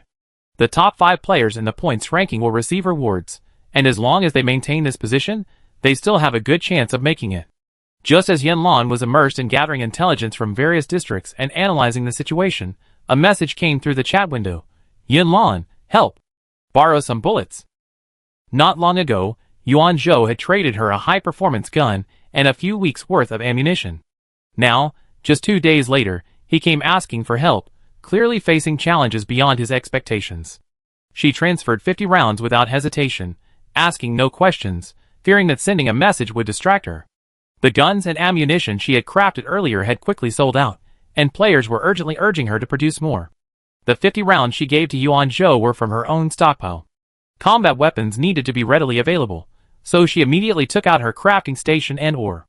This time, she crafted 1,000 rounds of ammunition, 800 of which she quickly put on the trading platform, and the remaining 200 as a safety stockpile. Guns, as a representative of heavy-duty weaponry, are in high demand. Yanlan's newly crafted guns were sold out almost immediately after they were put on the shelves. Luckily, the materials used to make guns, metal and rubber, are relatively easy to obtain in this environment and haven't become a production bottleneck. The difficulty lies with bullets. Ore, a key ingredient in bullet production, is a source of immense pressure for Yanlan. The 6,000 ores she painstakingly collected were rapidly consumed by continuous production, leaving only 1,000 remaining, a source of worry. She tried searching within her own area, but unfortunately, the ore had been nearly completely depleted. Desperate, she turned to the World Channel and attempted to post a request for help. However, due to fierce competition between regions, most players chose a conservative strategy, unwilling to share precious resources with outsiders, resulting in little success. After she listed the bullets on the trading center, a message from Yuan Zhou arrived. Yanlan checked the time. A full hour had passed. It seemed the current difficulties might be more severe than she had imagined. Chapter 57. That was a close call. My raft's defense value dropped to 0. I was nearly doomed. If it weren't for the bullets you delivered just in time, I would have been in serious danger. Yanlan's heart tightened, and she asked with concern, "Did you encounter any serious problems?" Far away on the other side of the game map, Yuan Zhou, his exhausted body, slowly moved to the small but cozy room on the raft. She slumped down on the bed, as if all the strength had been drained from her body. Relying only on a feeble willpower, she slowly responded on the game's screen. Yes, it was a nightmare. I encountered a group of water ghosts. Those creatures, with human heads and ghost bodies, were hideous and terrifying, like a group of ferocious beasts, madly tearing at my raft. I didn't even dare to attack their faces at first. As Yanlan listened to the description, those horrific images involuntarily surfaced in her mind, and she couldn't help but break into a cold sweat for Yuan Zhou. Oh, by the way, after I eliminated those water ghosts, they dropped a lot of supplies. I'm sending them to you. See if you need anything. Yuan Zhou finished, and then she handed all the spoils she hadn't had time to examine to Yanlan, without much hesitation. After all, in her opinion, Yanlan's bullets saved her life, which was more precious than any supplies. Yanlan didn't hesitate, clicking on each image and accepting any she liked. The items in front were small items, so she didn't take any. However, when her eyes fell on a blueprint, her pupils narrowed. Capsule blueprint, permanent, the key to building a dream home. Materials required: metal X 5000, electronic components X 3000, stone X 8000, glass X 3000, wood X 2000. She could hardly believe her eyes, and quickly replied excitedly, "Yuan Zhou, look at this. It's a capsule cabin blueprint, and it's permanent. This is incredible." At that moment, Yuan Zhou had his eyes closed, resting, not paying much attention to the supplies he had sent out. Hearing Yanlan's exclamation, she curiously opened her eyes. Seeing the detailed information and required materials marked on the blueprint, her face was filled with surprise. Holy crap! It's a capsule cabin. This was even more advanced than the raft blueprint. No wonder she was surprised. Even Yanlan was taken aback for a moment. But will this be useful? We still have to find the RV after this map is over, Yuan Zhou asked worriedly. Yanlan had the same concerns, but it didn't matter that this was a rare blueprint. It could come in handy someday. For example, right now. After upgrading her bound vehicle from a simple cart to a luxurious RV, she no longer needed the upgrade materials, but she continued to trade supplies diligently, accumulating a large amount of precious upgrade materials. Her 20 backpack slots were completely filled, and whenever she needed something, she would have to frantically search for it. Luckily, The upgrade materials were exactly the same as those needed to build the capsule. She quickly pulled out the crafting table, and the cold machine seemed to come to life. Yinlan unhesitatingly dumped the mountain of upgrade materials onto it. The crafting table seemed to open wide, swallowing them all in an instant, leaving only emptiness and anticipation. The housing capsule required so many materials that several of her backpack slots were instantly emptied. After placing the materials, Yinlan added 5 additional attributes in quick succession. This time, it took 10 minutes, 5 times as long as making the raft. This time is related to the complexity of the item, and Yinlan couldn't help but feel excited. 10 minutes later, a thumb-sized capsule appeared on the crafting table. Capsule, area, 30 square meters, protection level, 5000. She delicately picked up the seemingly ordinary capsule, and waved it gently. Suddenly, a pure white mushroom cloud blossomed in the open space ahead, in fact, a delicate, tiny mushroom-shaped building. The door to the house opened automatically, revealing Yinlan, full of anticipation. She smiled, and stepped into her own little world. The house was compact and practical, consisting of a large studio room with a bathroom. The main color scheme was white, with an oversized floor-to-ceiling window, creating a bright and airy space.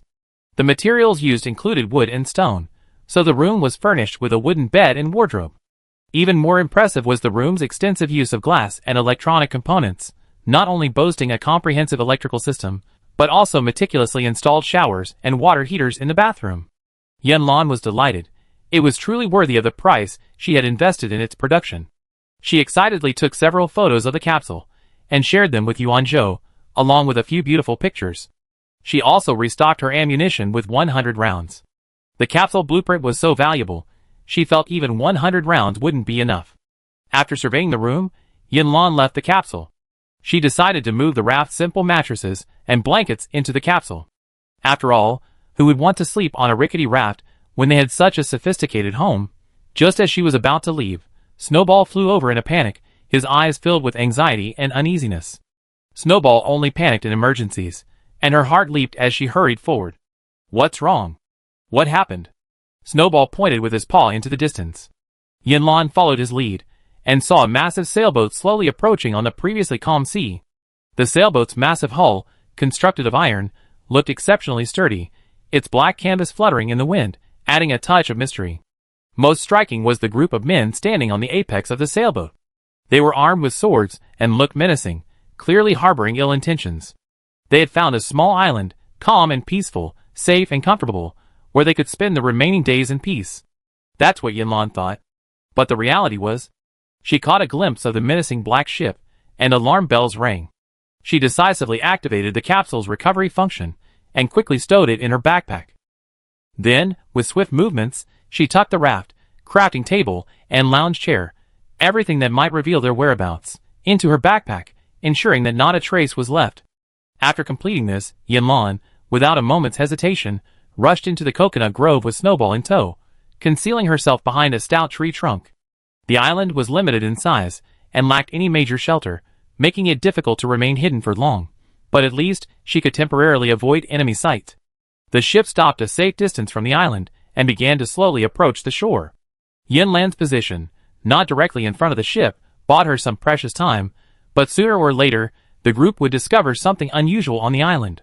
To better understand the enemy situation, she quickly borrowed a pair of binoculars from Xiaohei. Using the coconut grove as cover, she cautiously poked her head out and began carefully observing the burly men disembarking from the ship. The men were dressed in unique attire, with dense braids, swords and guns slung across their bodies, and black turbans draped over their heads, giving them a fierce and mysterious look. From the insignia on the turbans, Yinlan quickly determined that they were an organized gang, more accurately, a bunch of filthy pirates. Yinlan tried to remain calm, closely tracking the pirates' every move through the binoculars, trying to gather as much useful information as possible. The telescope's lens swept across the pirates' faces one by one, and when it caught sight of a certain figure, Yinlan's heart skipped a beat. That rugged yet familiar face, even adorned with the pirate's distinctive black turban, couldn't conceal its identity. It was none other than Captain Jack, whom she had risked her life to rescue the previous day. The camera continued to pan, and she noticed that besides Captain Jack, there were 4 other crew members she had seen before, all dressed in pirate garb. Captain Jack looked incredibly excited. He pointed in the direction of the coconut grove and spoke to the blonde, blue-eyed man beside him. Although Yinlan couldn't hear their conversation, judging by Jack's body language, she guessed the topic was likely about her. A complex mix of surprise and bewilderment surged through her, surprise and confusion. As the last pirate steadily stepped onto the island, Yinlan estimated through the telescope that there were at least 30 pirates, each well armed, their swords and guns gleaming in the sunlight. Even more worrying was the appearance of guards on the ship, suggesting their numbers far outnumbered them. Faced with such a formidable enemy, Yinlan made a quick assessment, knowing a head-on confrontation would be unwise, especially given their superior numbers and advanced equipment. As Captain Jack and his pirates approached the coconut grove, Yinlan made a swift decision. She took a deep breath, composed her expression, and then, with a seemingly leisurely yet carefully calculated pace, she slowly emerged from the edge of the grove, as if she had stumbled upon these uninvited guests by chance. The pirates, alerted by the noise, raised their guns and pointed them at the sudden intruder. Their movements were swift and coordinated, revealing the tacit understanding and professionalism cultivated through long training. Faced with this sudden surge of tension, Yinlan maintained a calm demeanor, but her mind was rapidly formulating a response. She raised her hands in a gesture of surrender, a smile playing on her lips as she cast a gentle gaze upon Captain Jack, a figure both familiar and unfamiliar to her. Captain Jack, what a coincidence! Where have you been? I woke up this morning to find the camp empty, and I was quite worried, fearing you encountered some kind of trouble. Now it seems everyone's safe and sound. How wonderful! Yinlan's words, tinged with sincerity and concern, completely shattered Captain Jack's initial expectations. Captain Jack was clearly caught off guard by Yinlan's words. He had expected Yinlan to flee in panic, and he had even prepared to personally pursue her. However, the scene before him was completely different from what he had imagined. Yinlan not only did not flee, but she appeared and, with an almost friendly attitude, inquired about their situation. This change startled Captain Jack for a moment, but he quickly regained his usual cunning and composure. He narrowed his eyes, carefully studying Yinlan, trying to find any clues in her expression or words. Yinlan's face was filled with only a sincere smile and a look of concern, making it difficult for him to discern her true intentions. Yinlan had always been so outspoken, and Captain Jack felt a little guilty under her gaze, but he quickly regained his composure, shifted his gaze, and whispered a few words to the blond man beside him. Then, like a peacemaker, he waved to the pirates still holding their guns, his tone carrying unquestionable authority. Everyone calmed down. This is a misunderstanding. This is the man who saved me yesterday. Captain Jack's words clearly carried considerable weight among the pirate gang. As his words fell, the pirates, though still wary, eventually lowered their guns, holding them tightly, not yet putting them back at their waists. Yinlan maintained a polite smile, but a mixture of emotions filled her heart, cursing silently. She clearly remembered rescuing these pirates disguised as fishermen yesterday, and even generously sharing their food. She hadn't expected them to come with a group of men to repay her today. What a betrayal. Chapter 58. Yinlan, however, didn't let these emotions show on her face. She maintained her smile and said in a light-hearted tone, Captain Jack, you're too polite. It's just a small favor. I'm just curious. You left without saying goodbye yesterday, and suddenly returned today, bringing so many people with you. Is there any special reason? Yinlan turned her gaze to the other pirates, a questioning look in her eyes. Captain Jack's face flickered with embarrassment as he explained, Oh, yesterday, after emergency repairs, our ship was finally able to sail. We saw you sound asleep, so we didn't have the heart to disturb you. So, we've come back today specifically to take you with us, as a way of repaying you for saving our lives. He pointed to the blond man and other pirates beside him, adding, These are my companions. We came together to ensure your safety. Along? Yinlan's mouth dropped open slightly, a flicker of surprise in her eyes, as if she hadn't expected Captain Jack to extend such an invitation. This NPC's IQ seemed to have improved significantly overnight. It was truly unexpected. Yes, we have a base in the nearby waters.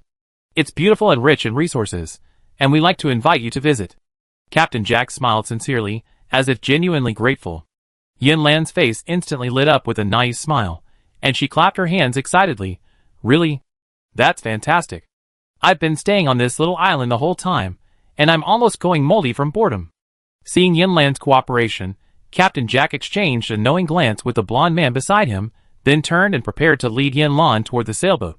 Just as they were about to take a step, Captain Jack seemed to have thought of something important. He paused, looking around in confusion. Hey, where's that ball? I remember it always being with you. Yinlan knew he was referring to Snowball, and her heart tightened. But she feigned sorrow, sighing and saying, "Alas, that little fellow was too playful. He went swimming in the sea while I wasn't paying attention, and got swept away by a wave. I'm still worried about him." Captain Jack frowned upon hearing this, seeming surprised by Snowball's disappearance. But he didn't dwell on it, instead asking, "Where's the raft?" He remembered Yinlan taking out a lot of food on the raft. Yinlan secretly sneered. These pirates are so clever, they don't miss even the smallest detail. She sighed again, feigning even greater sorrow. "Don't mention it. The raft was in trouble, too.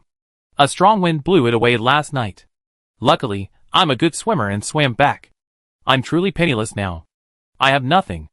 Yinlan's eyes suddenly filled with deep gratitude. She turned to Captain Jack standing before her, and said sincerely, "Thank goodness you arrived just in time. I worked so hard to rescue you yesterday, and shared food with you. I'm sure you won't neglect such a friendship." A moment of silence fell. Captain Jack forced a smile and replied, a little stiffly, "Of course not. We're very loyal." The surrounding pirates exchanged subtle glances upon hearing this.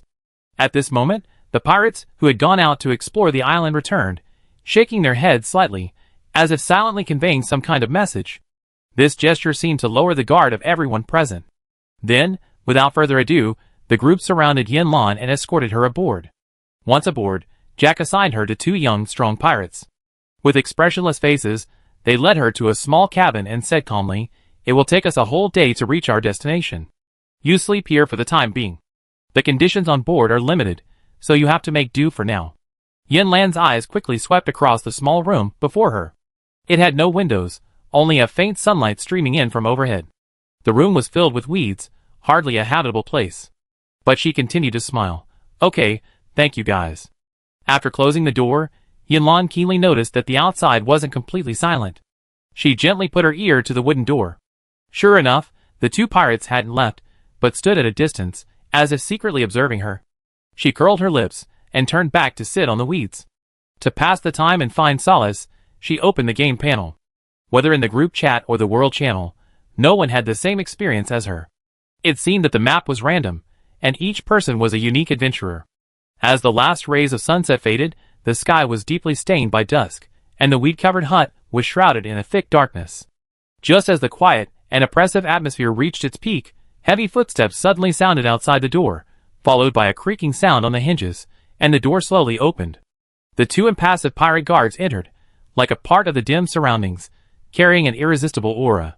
One of the pirates, a sword gleaming coldly, casually grasped, leaned against the doorframe, appearing both lazy and alert. The other, cautiously carrying a wooden bowl, entered the room, its light gleaming faintly in the dim light. "Here, this is your dinner." There was no warmth in his tone, as if he were simply completing a routine task. Yinlan silently accepted the seemingly simple wooden bowl.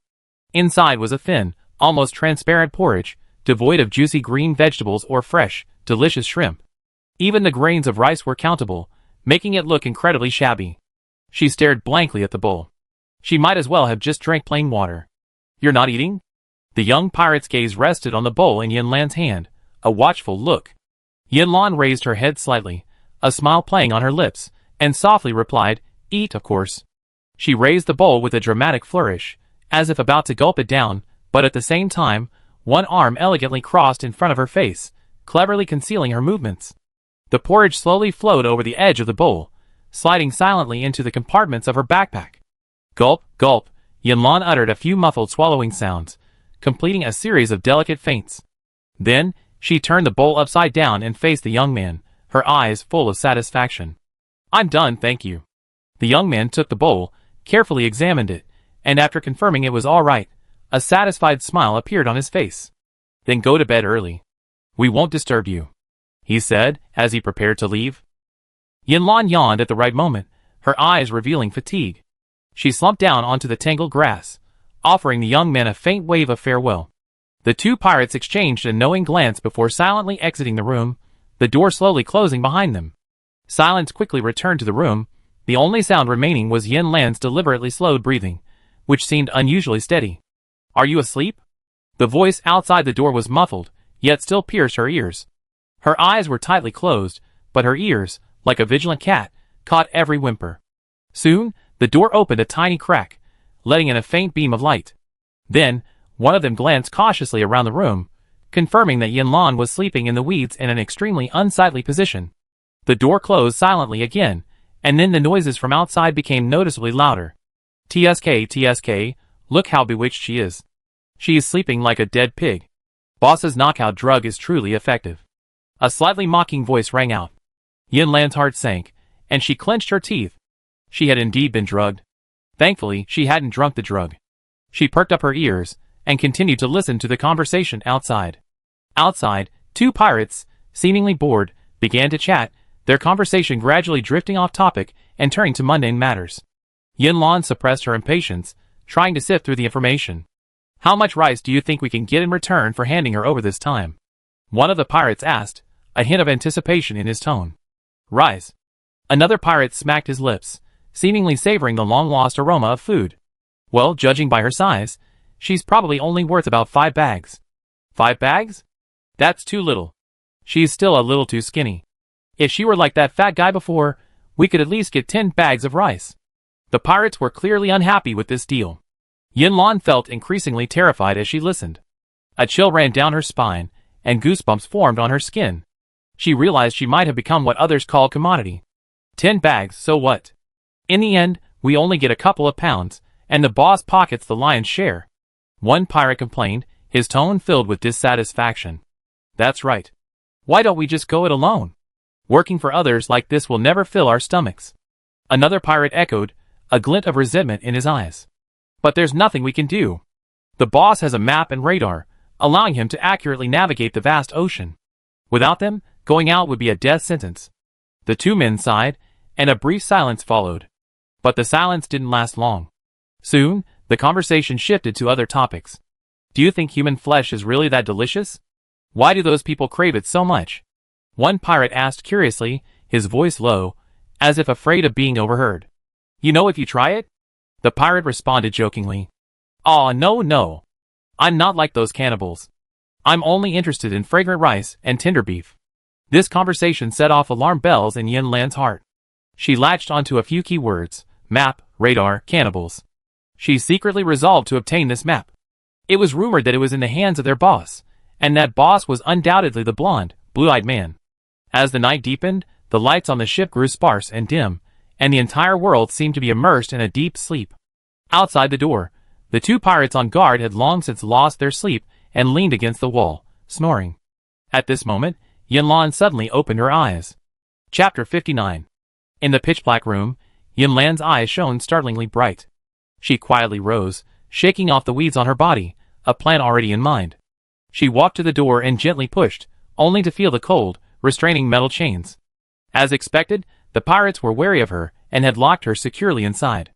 Yinlan quickly formulated a plan. A moment later, she pulled a hamburger from a hidden compartment in her backpack. The hamburger, which she had left behind, still emanated an alluring warmth, and the aroma of fried steak, in particular, was enough to awaken any dormant taste bud. She gently placed the hamburger against the crack in the door and fanned it with her hand, allowing the aroma to waft even deeper. As expected, the young man, drawn to the aroma, muttered drowsily, "I'm so hungry." "What's that smell? Why does it smell so good?" Yinlan saw this. A subtle smile curled her lips as she fanned the air with greater force, allowing the burger aroma to spread even more freely. Soon, the two previously dormant pirates were awakened by the aroma. They sat up straight and began searching for the source. "Do you smell it? It smells so good." One young pirate rubbed his nose and looked at his companion expectantly. "I smell it. It's definitely beef, my favorite.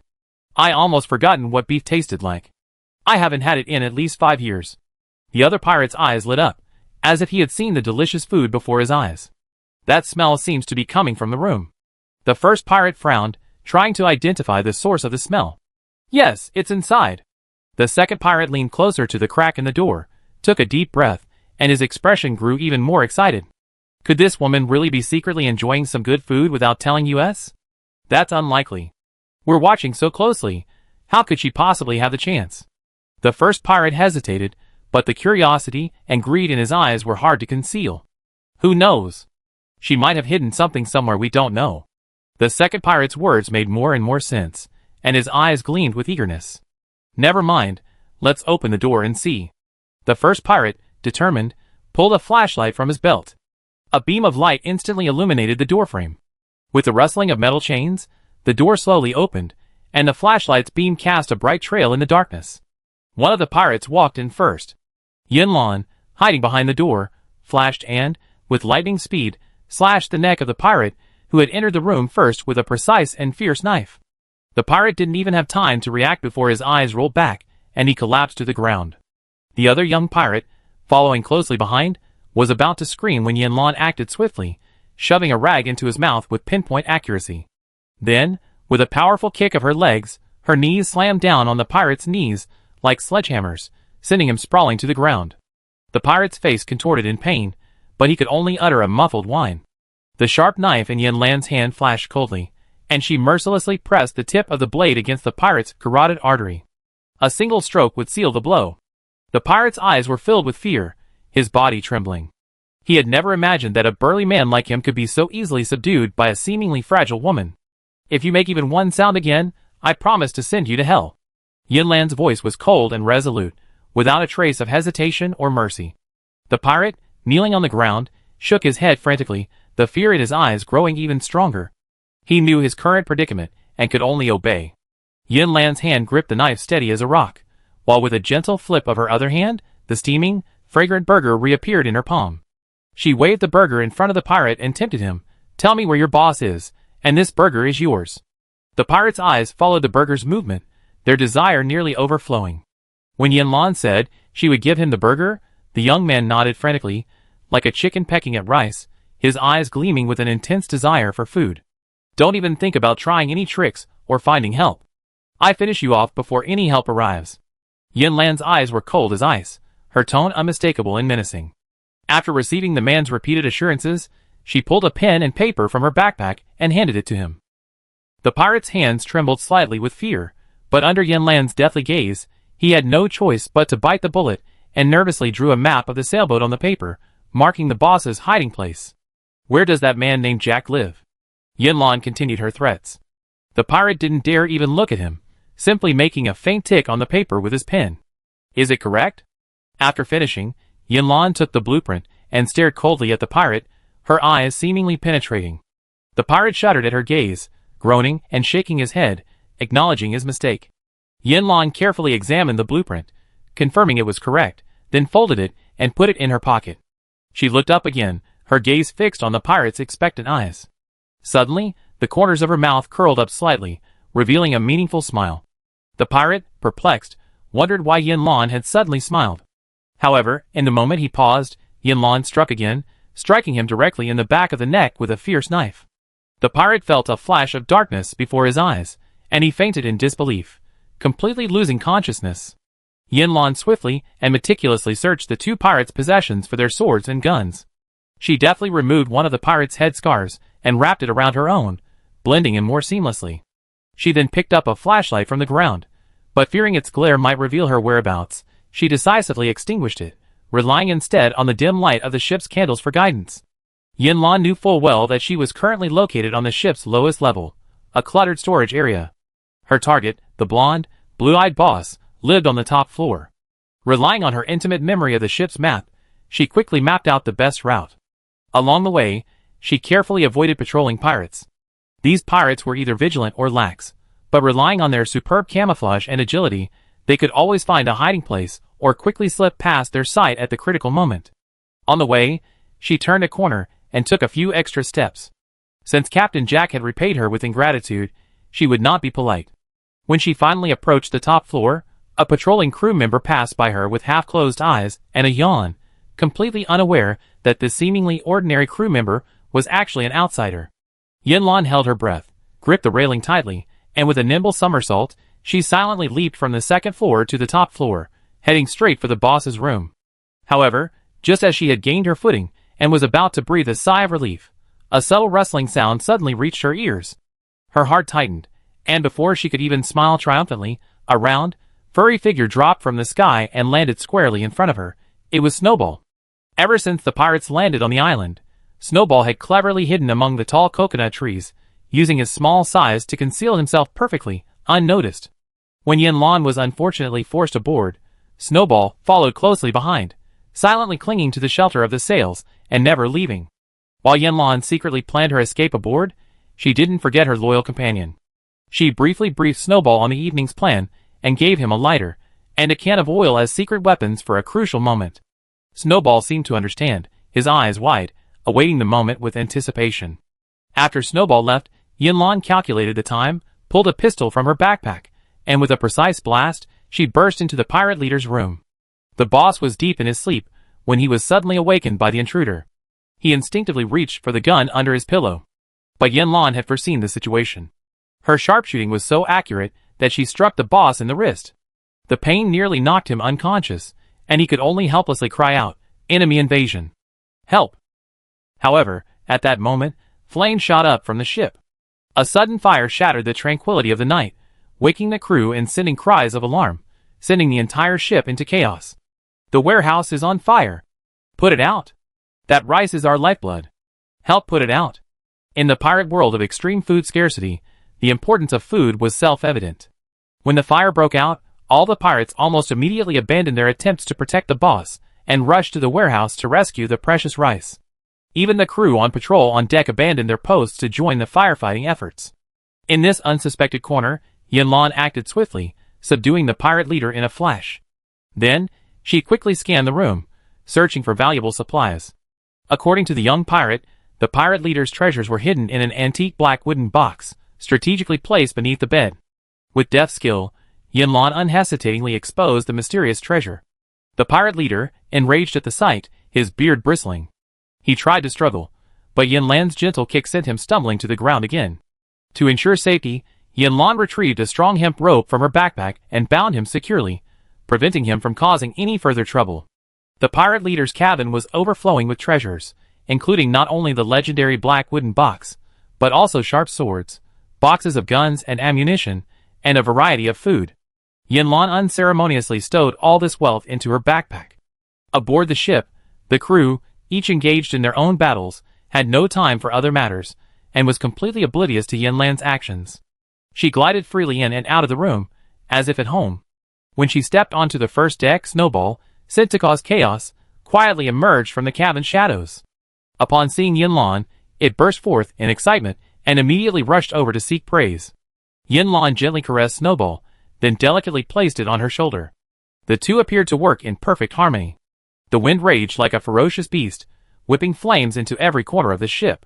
The fire quickly spread from the cabin to the deck, illuminating the night sky like daylight. Driven by the flames, several pirates fled in a panic from the hatch, their faces etched with terror and despair. Thick smoke billowed, nearly obscuring their vision. One man was so choked by the smoke that he coughed uncontrollably, barely breathing. He stumbled to the side railing, slumped over it, gazed out to sea, and let out a terrified scream. "Hurry! The cargo! The cargo is escaping!" He pointed at the sea, his voice trembling with shock. As soon as he finished speaking, a group of pirates quickly gathered at the railing, leaning their heads out to witness the incredible scene. After a brief silence, screams rang out again, mingling with various panic sounds. "She's escaped? How are we going to get food?" A pirate shouted anxiously.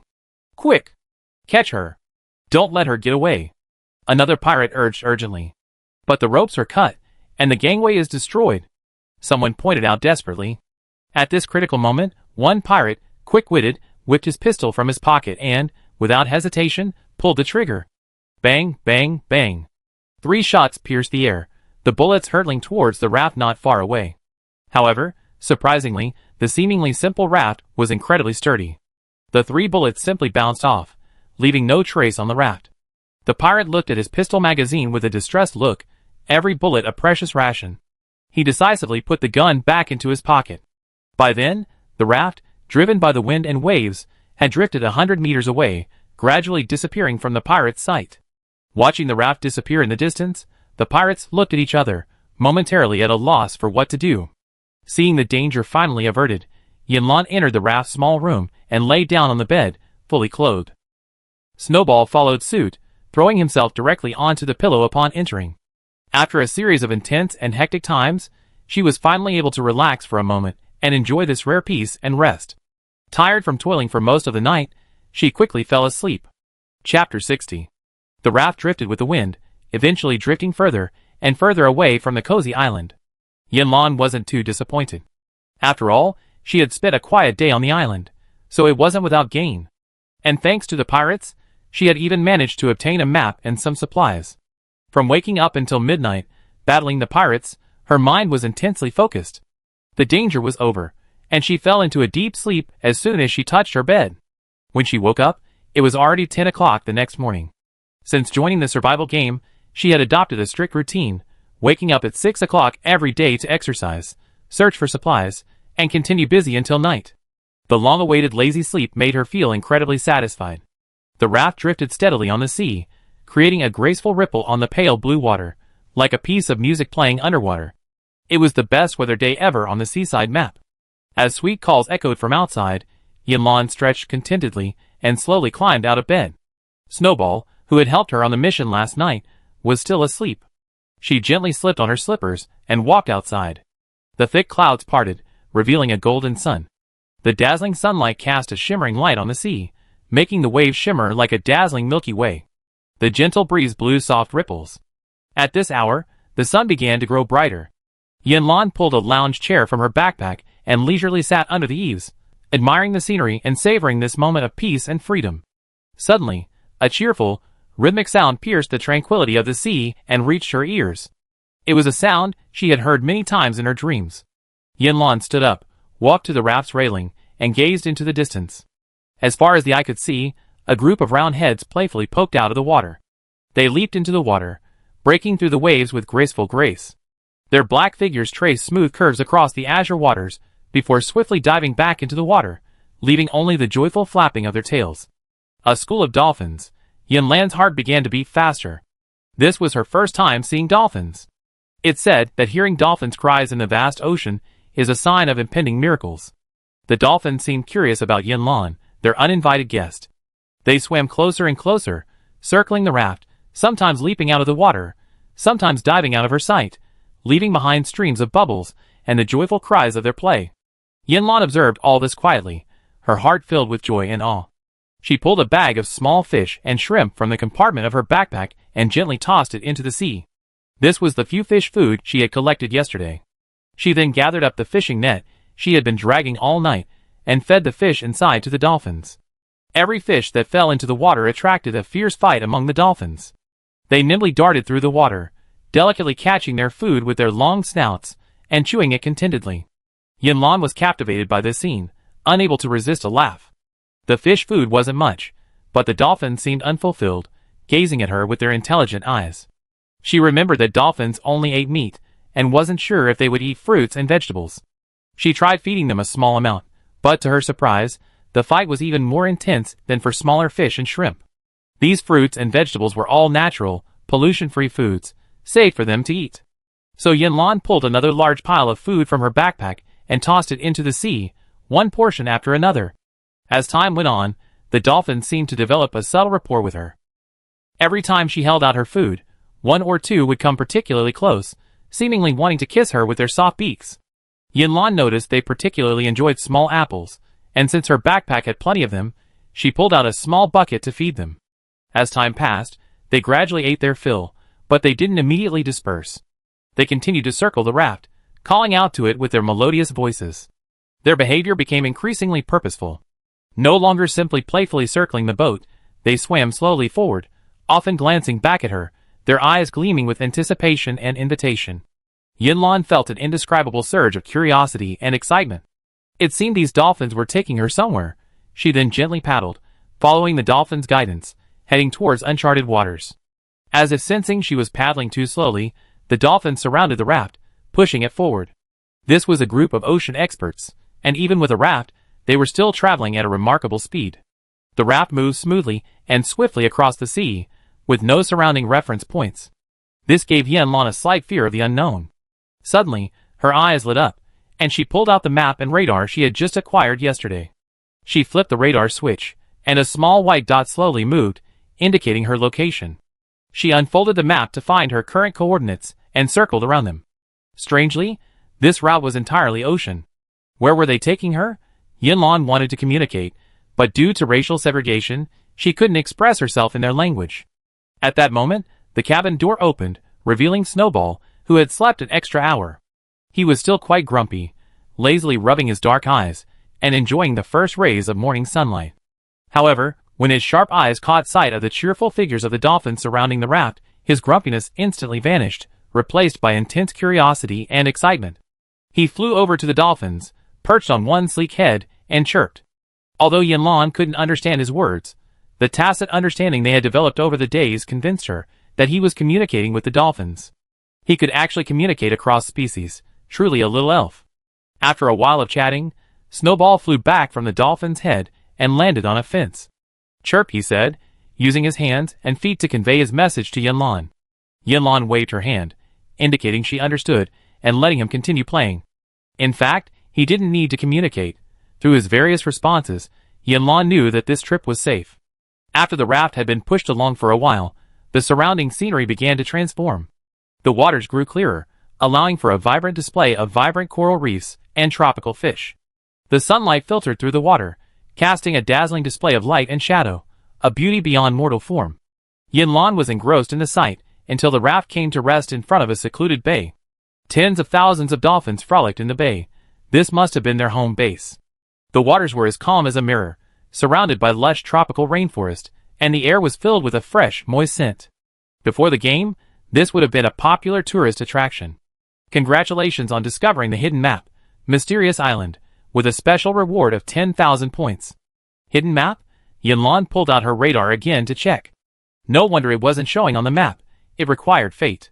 If she hadn't fed the dolphins, without their guidance, she wouldn't have reached this island. Yanlan brought Snowball ashore and waved to the dolphins. Then, she turned and gazed at the mysterious island, shrouded in dense jungle and shrouded in mist. It was time to explore it. The island's grandeur and vastness far exceeded Yanlan's expectations. Like a sleeping giant, it lay quietly in the azure sea, its massive body several times larger than the tiny island she had seen yesterday. The bay gently extended toward the island, like an elegant ribbon, gently spreading between the azure and emerald green. At the end of this ribbon, a clear river flowed leisurely. It originated from the depths of the island, carrying the freshness and mystery of the mountains and forests, and slowly flowed into the bay. Where the river met the bay, a wide sandy beach formed, scattered with a variety of shells and coral fragments. Occasionally, a few seagulls or seabirds would stop here. This would be the starting point of her next exploration. Traveling inland along the Haya River, she unexpectedly spotted a massive killer whale struggling in agony on the shallows ahead. The sunlight, reflecting off the killer whale's smooth skin, cast a heartbreaking pale light, its eyes filled with helplessness and despair. Deprived of water, it gaped open its mouth to breathe, clearly unable to return to the deep sea on its own. Yanlan and Shueqiu exchanged glances, each catching a glimpse of worry in the other's eyes. Facing such a massive marine creature, Snowball and her strength alone seemed insignificant, but since they had encountered this killer whale, they had to save it. She quickly assessed the situation, and quickly formulated an emergency rescue plan. She first asked Snowball to stay near the killer whale, soothing it with gentle voices and gestures, trying to alleviate its fear and anxiety. At the same time, she searched for materials to make a simple rope and a slide. The crafting station had already studied the rope diagrams. All it needed was some vines or cloth. She quickly gathered a large collection of nearby vines. Then, quickly and skillfully, she constructed a simple slide leading to the deep sea. She carefully secured the killer whale's body with ropes, and guided it toward the slide. As she did so, the killer whale seemed to sense her kindness and efforts, and from its initial resistance, it gradually cooperated. Seeing it cease its violent struggles, Yanlan let out a long sigh. The most challenging part of this rescue plan was actually getting the killer whale to cooperate. She was terrified that after so many attempts, the end result would still be bad. Snowball's ability to communicate across species likely stemmed from his prior comfort. Meeting this little elf was truly a treasure. Orcas are enormous, and ordinary people's strength alone is insufficient. But Yanlan's strength is 98, and Snowball's strength is also impressive. Combined with the orca's own thrashing, it slowly slid toward the depths, pulled by the rope. Bit by bit, they finally brought the orca back to the water. Just then, a gentle voice rang out. "Congratulations, brave traveler. You have triggered the hidden quest, Rescue." Chapter 61. Congratulations, brave traveler, you have triggered the hidden quest, Rescue. On this mysterious island, many lives await your help. They may be trapped in danger, or perhaps facing unknown threats. Your kindness and courage will be the key to their freedom and hope. Warm reminder. Complete the target quest, and you will receive a mysterious gift. Please choose whether to accept the challenge. Seeing this mysterious gift, Yinlan was immediately intrigued. Who would be so foolish as to refuse a gift? Without hesitation, she chose yes. Countdown. 58 hours. Quest target. 1 out of 100. She calculated on her fingers and found that the quest would end on the 10th day, the day the results of the district qualifying competition would be announced. Thinking of the qualifying competition, she opened the game panel and flipped to the World Channel. District H38's points remained firmly in second place, not far behind first place, but some distance away from third place. Looking at this situation, there was little need to worry about the qualifying competition, so she turned her attention to this hidden quest. There were 58 hours remaining, almost 2.5 days, and she needed to save 100 lives. That works out to 2 lives per hour, a considerable task. Time was of the essence, so she sprang into action. The killer whale's massive body plunged into the river, spraying water with gusts of water, while Snowball stood on its head, gesturing with joy. "Snowball, let's go!" Yinlan waved softly at the chubby, furry creature not far away. Snowball turned around at the call, his large, dark eyes instantly understanding her meaning. It chirped cheerfully a few times, as if answering her call, then exchanged a few more goodbye gestures with the killer whale before heading straight for Yinlan. It landed gracefully on Yinlan's shoulder, rubbing its soft body against her cheek. Yinlan smiled, touched Snowball's head, bid farewell to the killer whale, and headed toward the inner reaches of the mysterious island. Seeing its savior depart, the killer whale swung its tail fin sharply, and like an arrow from a bow, it instantly sank into the river, gliding toward the deep blue sea. As they approached the island, the scenery before them grew increasingly bizarre and captivating. Towering trees blocked out the sun, and sunlight filtered through the dense branches, casting a dazzling array of light and shadows. A variety of exotic plants and flowers bloomed, emitting an enchanting fragrance that attracted colorful butterflies and bees. Yinlan and Snowball cautiously navigated this unknown world. Yinlan keenly observed their surroundings, avoiding one potential danger after another, and saving one delicate little life after another. Snowball put it back in the nest. Under a large tree, Yinlan held it in her hands and gently handed it to Snowball. Snowball took the bird from Yinlan's hands. It was a fledgling, just beginning to poke its head out, and had obviously fallen from the nest. Its eyes were filled with fear and helplessness, but upon meeting Snowball's gentler eyes, it seemed to feel a sense of comfort. Snowball carefully lifted the bird with his front paws, flying slower and more steadily than usual, fearing that even the slightest bump would harm this fragile little creature. As soon as he placed the injured bird back in the nest, its siblings immediately gathered around, chirping and cheering, and at the same time, another mission was achieved. The sky darkened, and the afterglow of the setting sun bathed the forest, casting a veil of mystery over this unknown world. Yinlan quickly opened the game panel, confirming the time was exactly 6 in the evening, and mentally pondered her next move. She had only completed 10 hidden missions, leaving her with little time to spare, excluding the night's rest. But she also knew that in this uncharted forest, the arrival of night brought more challenges and risks. The presence of large wild animals in particular compelled her to be vigilant and seek a safe haven. "Alas, time is running out," Yinlan sighed, and unequivocally addressed the elf that had flown down from the tree. "Snowball, we need to hurry." Snowball, sensing his young master's concern, flew higher to investigate, having originally intended to land on his shoulder. She continued her journey through the forest, finally finding a wide clearing surrounded by tall trees, forming a natural barrier. "Here it is, Snowball." Yinlan paused and pointed to the open space before her. Although she had a room capsule with 5,000 points of defense, she still didn't want to be harassed by the wild beasts of the forest. She pulled the capsule from her backpack and tossed it to the ground.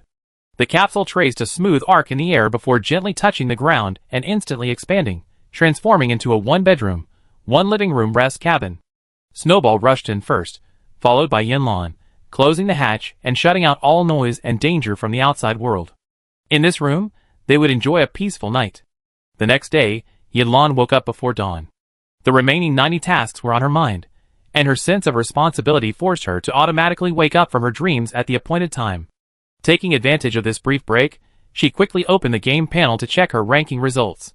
Just then, the screen flickered with a message from a friend. It was from the Get Rich Together group. They'd been seeing off the pirates and then arriving at the mysterious island, and she hadn't had time to check in with them. Yinlan used her mind to tap the screen and opened the group message. Sure Yuan, oh my god, guess what we encountered? Then, a stream of pictures and videos flooded the screen. Yinlan keenly noticed the key word we, and couldn't help but ask curiously, we? Who else besides you? It was Ji Zhou who stepped forward. Yinlan could imagine the smile in his voice. Yes, Yuan's raft and I accidentally met on the sea, so we teamed up, so we could keep each other company on the way. Yinlan's words gave her a deeper understanding of this coastal map. It turned out that after the highway was opened, not only could she access maps beyond the highway, but she could also meet other players. Sure Yuan continued to upload images. The latest shot showed a golden rice paddy, with several figures faintly visible beside it. You wouldn't have guessed it, but there are not only vast fields of crops here, but also indigenous people working in these fields. Yinlan's eyes flashed with surprise and delight, but then turned serious. She continued to flip through the previous pictures. Cornfields, wheat fields, sorghum fields, each scene coming into view, strikingly matching the scene described by the young pirate guarding her a few days ago. Judging from the angle of the photo, the photographer was clearly still a safe distance away from the actual scene. Yinlan's heart tightened, and she quickly sent a message, her words revealing a subtle anxiety. You haven't come into contact with those indigenous people yet, have you? As she waited for a reply, she could almost hear her own heartbeat, each beat pounding on her nerves. Soon, Sure Yuan's message came back, his words tinged with caution and consideration. No, my cousin is being extra cautious. He said he's new to this place and doesn't know the ropes, so he's decided to observe for a while before making any decisions. Yinlan felt a pang of relief upon hearing this. Luckily, Sure Yuan met Ji Zhou along the way. Ji Zhou's composure and wisdom would surely stabilize the situation. If he had acted alone, with his impulsiveness, there was no telling whether the natives would have taken special care and taken him by surprise. That's good, Yinlan added. These natives might not be simple. You must be careful. Ji Zhou, why do you say that? Yinlan briefly and clearly outlined her experiences over the past few days, and her initial speculation about the cannibals. Sure Yuan's face paled instantly, his eyes widening, as if he had heard the most incredible thing in the world. Cannibals? This damn game really has something like that? The developers are so good at writing, and the plot is so deceptive. He asked several questions in quick succession, clearly shocked by this sudden information. Yeah, but that's just my speculation. Yinlan replied cautiously in the group chat. Without solid evidence, any conclusion could be biased. However, her intuition told her that this speculation was extremely likely, almost 90% certain. Not only her, but Ji Zhou also shared Yinlan's opinion. Well, we proceed with caution. Ji Zhou responded earnestly, his tone tinged with concern. You too, be careful. This place can seem safe one moment, and then something terrible could happen the next. Yinlan smiled helplessly. It was indeed just as Ji Zhou had said. Just like how she had rescued those NPCs on the first day, only to have them come with pirates to capture them the next day. Their betrayal was as swift as turning the pages of a book. After chatting for a while, Yinlan was about to leave the group chat when she suddenly remembered that the map might be useful to them. So she immediately took it out and looked through it. The map was foldable, and when unfolded, it was enormous. Yinlan's gaze slowly moved across the enormous foldable map. When her eyes landed on an inconspicuous corner, a word circled in ballpoint pen caught her eye: Cannibal Island. The map was very detailed, detailing the island's topography and various routes. The word was so prominently circled that it clearly held great significance for the map's user. She quickly adjusted the control panel, zooming in on the map of the Cannibal Island and taking a picture. She also didn't forget to hand the radar device to Ji Zhou. After all, on this unknown and mysterious island, she realized her location wasn't marked on the map, rendering such a tool temporarily useless. There are indigenous people heading our way. For now, everyone should be careful. Ji Zhou sent his last message and then disappeared, presumably seeking a place to hide. Chapter 62. Ji Zhou sent his last message and then disappeared. Sure Yuan did the same, likely having been discovered and gone into hiding. Yinlan knew full well that any unnecessary movement could distract them and put them at unnecessary risk. So, her gaze lingered on the screen for only a few seconds, silently encouraging them, without pursuing the matter. The capsule, with its advanced self-sufficient design, not only ensured a constant supply of water, but also featured an efficient micro-power system, making life inside exceptionally comfortable. It was still early, so she decided to take a shower. Stepping into the bathroom, she let the warm water wash over her weary body. It was the first hot shower she had enjoyed since her humble beginnings on the raft. The water flowed over her skin, washing away the dust and fatigue of the past few days, leaving her feeling an unprecedented sense of comfort and relaxation. After a refreshing bath, she changed into a lightweight, easy-to-move in black sportswear, appearing completely refreshed. Then, she moved to the balcony, where a fast-growing flower pot stood, its fruits and vegetables appearing even greener in the morning light. She carefully picked each of the fast-growing fruits and vegetables, and seeing them flourish brightened her mood. Just as she placed the basket on the table, a message popped up on the game panel. She assumed it was a sign of new progress on Jizhou and the others' adventure, so she eagerly opened it. It turned out to be a message from the Sunflower sisters, whom she hadn't seen in a while. As a nutritionist, Sunflower usually kept in touch to exchange supplies. She clicked on the message, and sure enough, it was. My class dropped a batch of fresh eggs. Yanlan, do you need any? Yanlan's eyes lit up, and the corners of her mouth curled up unconsciously. Eggs, they're a nutritious delicacy, something she hadn't had in ages. She was self-sufficient in vegetables and fruits, but she still had to trade staples and meet with other players. Great, I need them. How many do you have? She replied quickly. Sunflower replied instantly. We were lucky today. A whole tray of 30 eggs. The three of us sisters have agreed to keep 15 for ourselves and give the remaining 15 to you. How's that? Isn't that nice? Yanlan smiled and replied, Thank you. What do you want to exchange? Just tell me. Sunflower seemed to think for a few seconds. Fruit, though. The girls back home have been clamoring for fruit for over a week. Yanlan knew that the three sisters lived on a raft.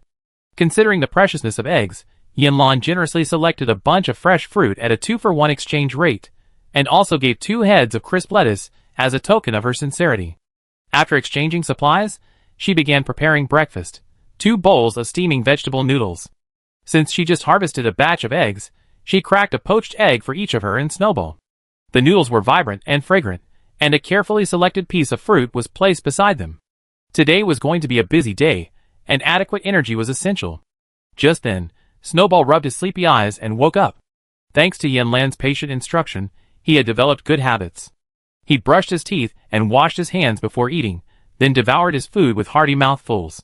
After the two of them and the elf quickly finished their meal, Yanlan went to the restroom and restored the capsule to its original state, stowing it in the backpack compartment before setting off on their journey.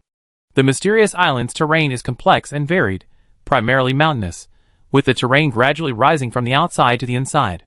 The river that runs through the island gently begins its journey from the bay, cutting through thorns and brambles, ultimately climbing to the island's summit. Yanlan followed the winding river, Snowball perched on her shoulder. Snowball, a spirit of nature, possessed a keener understanding of nature's creatures than she did. With Snowball's help, she tirelessly rescued every plant and animal she encountered along the way, from the smallest blade of grass to the most severely injured beast. The mission didn't set strict limits on the scope of rescues, giving Yanlan greater freedom in her actions. However, some rescues, due to their lower difficulty, weren't counted towards the mission's progress, presenting a significant challenge on her path to achieving 100 successful certifications. After a long day of relentless work, Yanlan finally felt her stomach begin to complain, its rumblings distinctly perceptible in the silent forest. So she walked to a shaded area by the river, where sunlight filtered through the leaves, casting dappled shadows and creating a cool and pleasant atmosphere. With familiarity, she pulled 2 portable outdoor lounge chairs from the compartments of her backpack, unfolded them, and sat down firmly on them. She first pulled out a wet wipe and carefully wiped the sweat from her face. Then she took out 2 bottles of mineral water and 2 loaves of bread, offering one to Snowball for his energy. While enjoying her food, her eyes were not idle, scanning her surroundings, carefully observing the surroundings. The river was crystal clear, fish darted freely in the water, and the wildflowers and grasses along the shore swayed in the breeze, vibrant with life. In the distance, rolling hills were shrouded in mist. Such beauty brought her peace of mind, and a gentle breeze caressed her face, as if all her worries were carried away. Just then, a gentle sound shattered the surrounding silence. She looked up and saw a silver fox, as white as snow, quietly emerging from the dense forest. Its steps were light and cautious, its long silver fur gleaming softly and mysteriously in the sunlight. The fox ran to the riverbank and stopped. It lowered its head and gently sniffed the water with its sensitive nose, as if judging its safety. Its bright eyes remained fixed on the water, as if examining its elegant reflection, yet also drawn to the water, eager to drink it all, yet hesitant. Yin Lan's breathing slowed involuntarily, as she silently stared at the suddenly appearing silver fox. The silver fox opened its tiny mouth and extended its tender pink tongue, repeatedly trying to touch the water. But at the last moment, as if realizing something, it abruptly retracted its tongue. This repeated pattern repeatedly, demonstrating an unusual degree of caution and hesitation.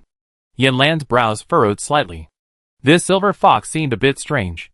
It clearly couldn't resist the urge to drink, but why wouldn't it? Finally, after a long struggle and hesitation, the silver fox could no longer endure the torment of thirst. Summoning its courage, it extended its tongue and gently drank a few sips of the river water. However, at that moment, something unexpected happened. Shortly after consuming the water, the silver fox's body suddenly convulsed violently, its bright eyes instantly losing their luster, filled with fear and pain. Then, it collapsed to the ground, its limbs thrashing wildly, unable to hold itself up. Yin Lan witnessed all this, filled with confusion and unease. She quickly rose from her recliner, rushed to the silver fox's side, and crouched down to observe its condition carefully. She noticed remnants of river water around the fox's mouth, clearly indicating the water was contaminated. She scanned the area for any signs of contamination, but found nothing except the clear surface. Without time to dwell, Yin Lan immediately retrieved the first aid kit from her backpack. Luo Wen had prepared it for her, containing various emergency medications.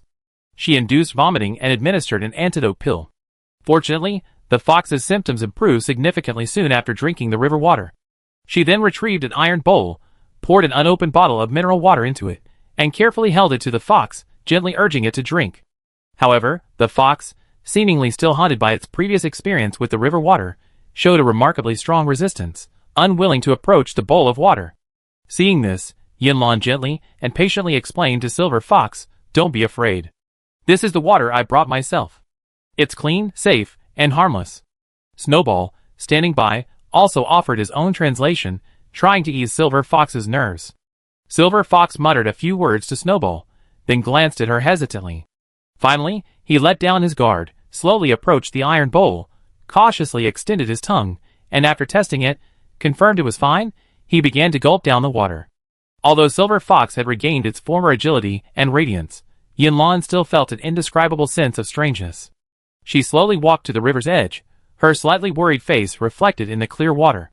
She squatted down and gently stirred the surface, sending ripples spreading out in circles, like the swirling thoughts within her. The river water was colorless, odorless, and crystal clear, revealing nothing dangerous. Yin Lan stared at the surface, her brow furrowed. Just as she was lost in thought, Snowball approached with Silver Fox, its paws waving excitedly, its teeth bared as if trying to communicate something.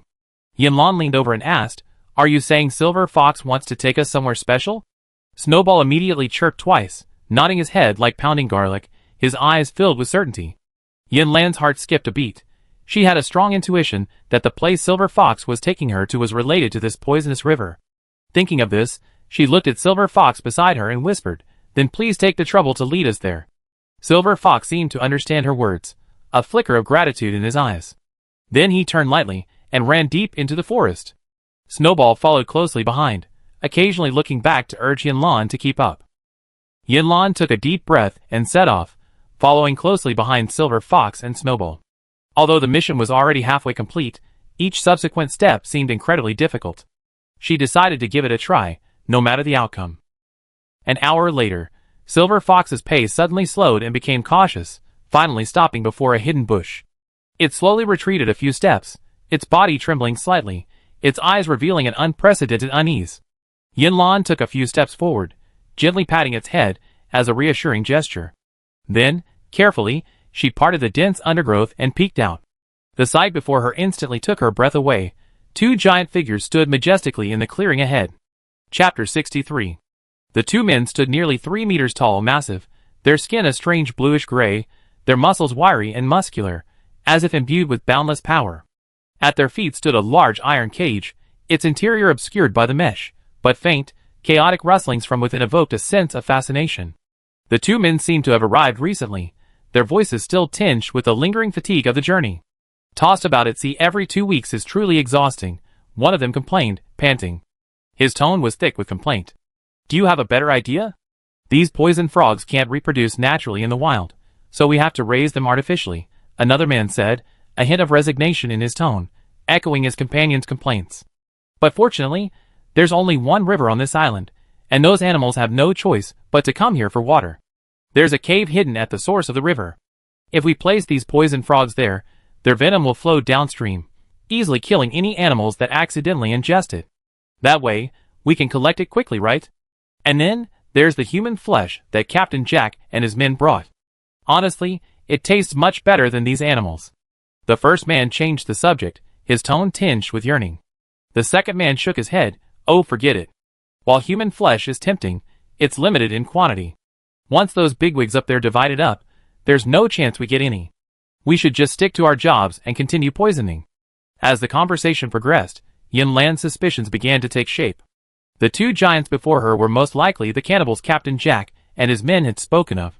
She had escaped death by seeing through Jack's plot, but she hadn't expected to encounter them in this remote place. The iron cage beneath their feet was likely filled with poisonous frogs. Seeing the two men about to lift the dangerous lid, Yin Lan immediately stepped forward to stop them. Her voice was firm and powerful. Stop! She suddenly descended upon this empty space, the frost moon bow tightly grasped in her hand.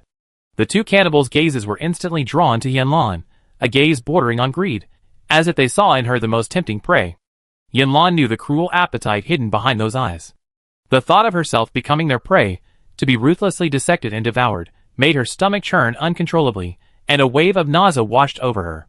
Knowing it was pointless to talk to these ferocious cannibals, she acted decisively. Swiftly raising her hand, she firmly knocked her frost moon bow, her gaze blazing with unmistakable fighting intent. The cannibals, upon seeing her stance, immediately understood this as the signal for battle. After exchanging a knowing glance, they charged towards Yin Lan like two moving towers. Their nearly 3-meter height gave them an astonishing stride, each covering nearly 2 meters. Yin Lan was already only a short distance away, and at this rate, they would have her completely surrounded in just 5 seconds. However, Yin Lan was no pushover. Her swift eyes and hands, almost the instant the cannibals took their first steps, she had already unleashed a barrage of arrows, each one imbued with a special ability. Arrows traced graceful arcs through the air, hurtling towards their targets. Skill 1. Stun.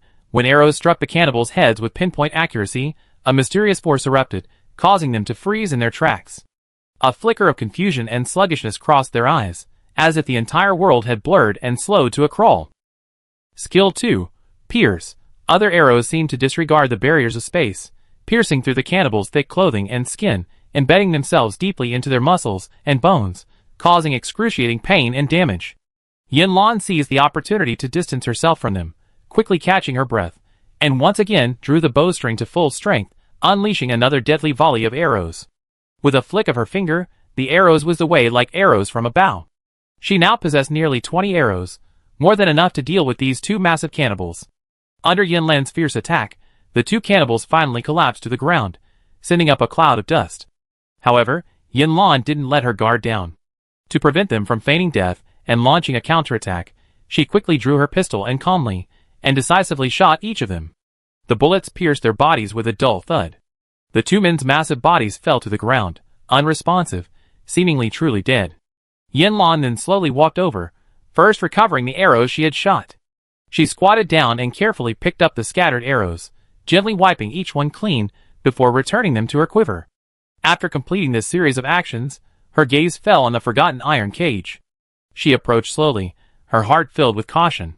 This was a highly poisonous creature, even diluted tens of thousands or even hundreds of millions of times in the river. If she were to get caught in the frog's saliva, she'd be dead. She was followed by Snowball and Silver Fox, both equally cautious. As she approached the cage, a damp, chilly air washed over her. Through the cracks in the cage, Yin Lan spotted creatures huddled in a corner, poison frogs. Though small, these frogs were brightly colored, their skin covered in warning markings. Their presence immediately reminded Yin Lan of the cannibals' sinister plans. Yin Lan pondered for a moment and decided to burn the frogs, thus eliminating the threat once and for all. She carried the cage to a safe area away from the river, gathered some dry wood from the dense bushes, and then lit a fire outside the cage, completely incinerating the poison frogs through the cage.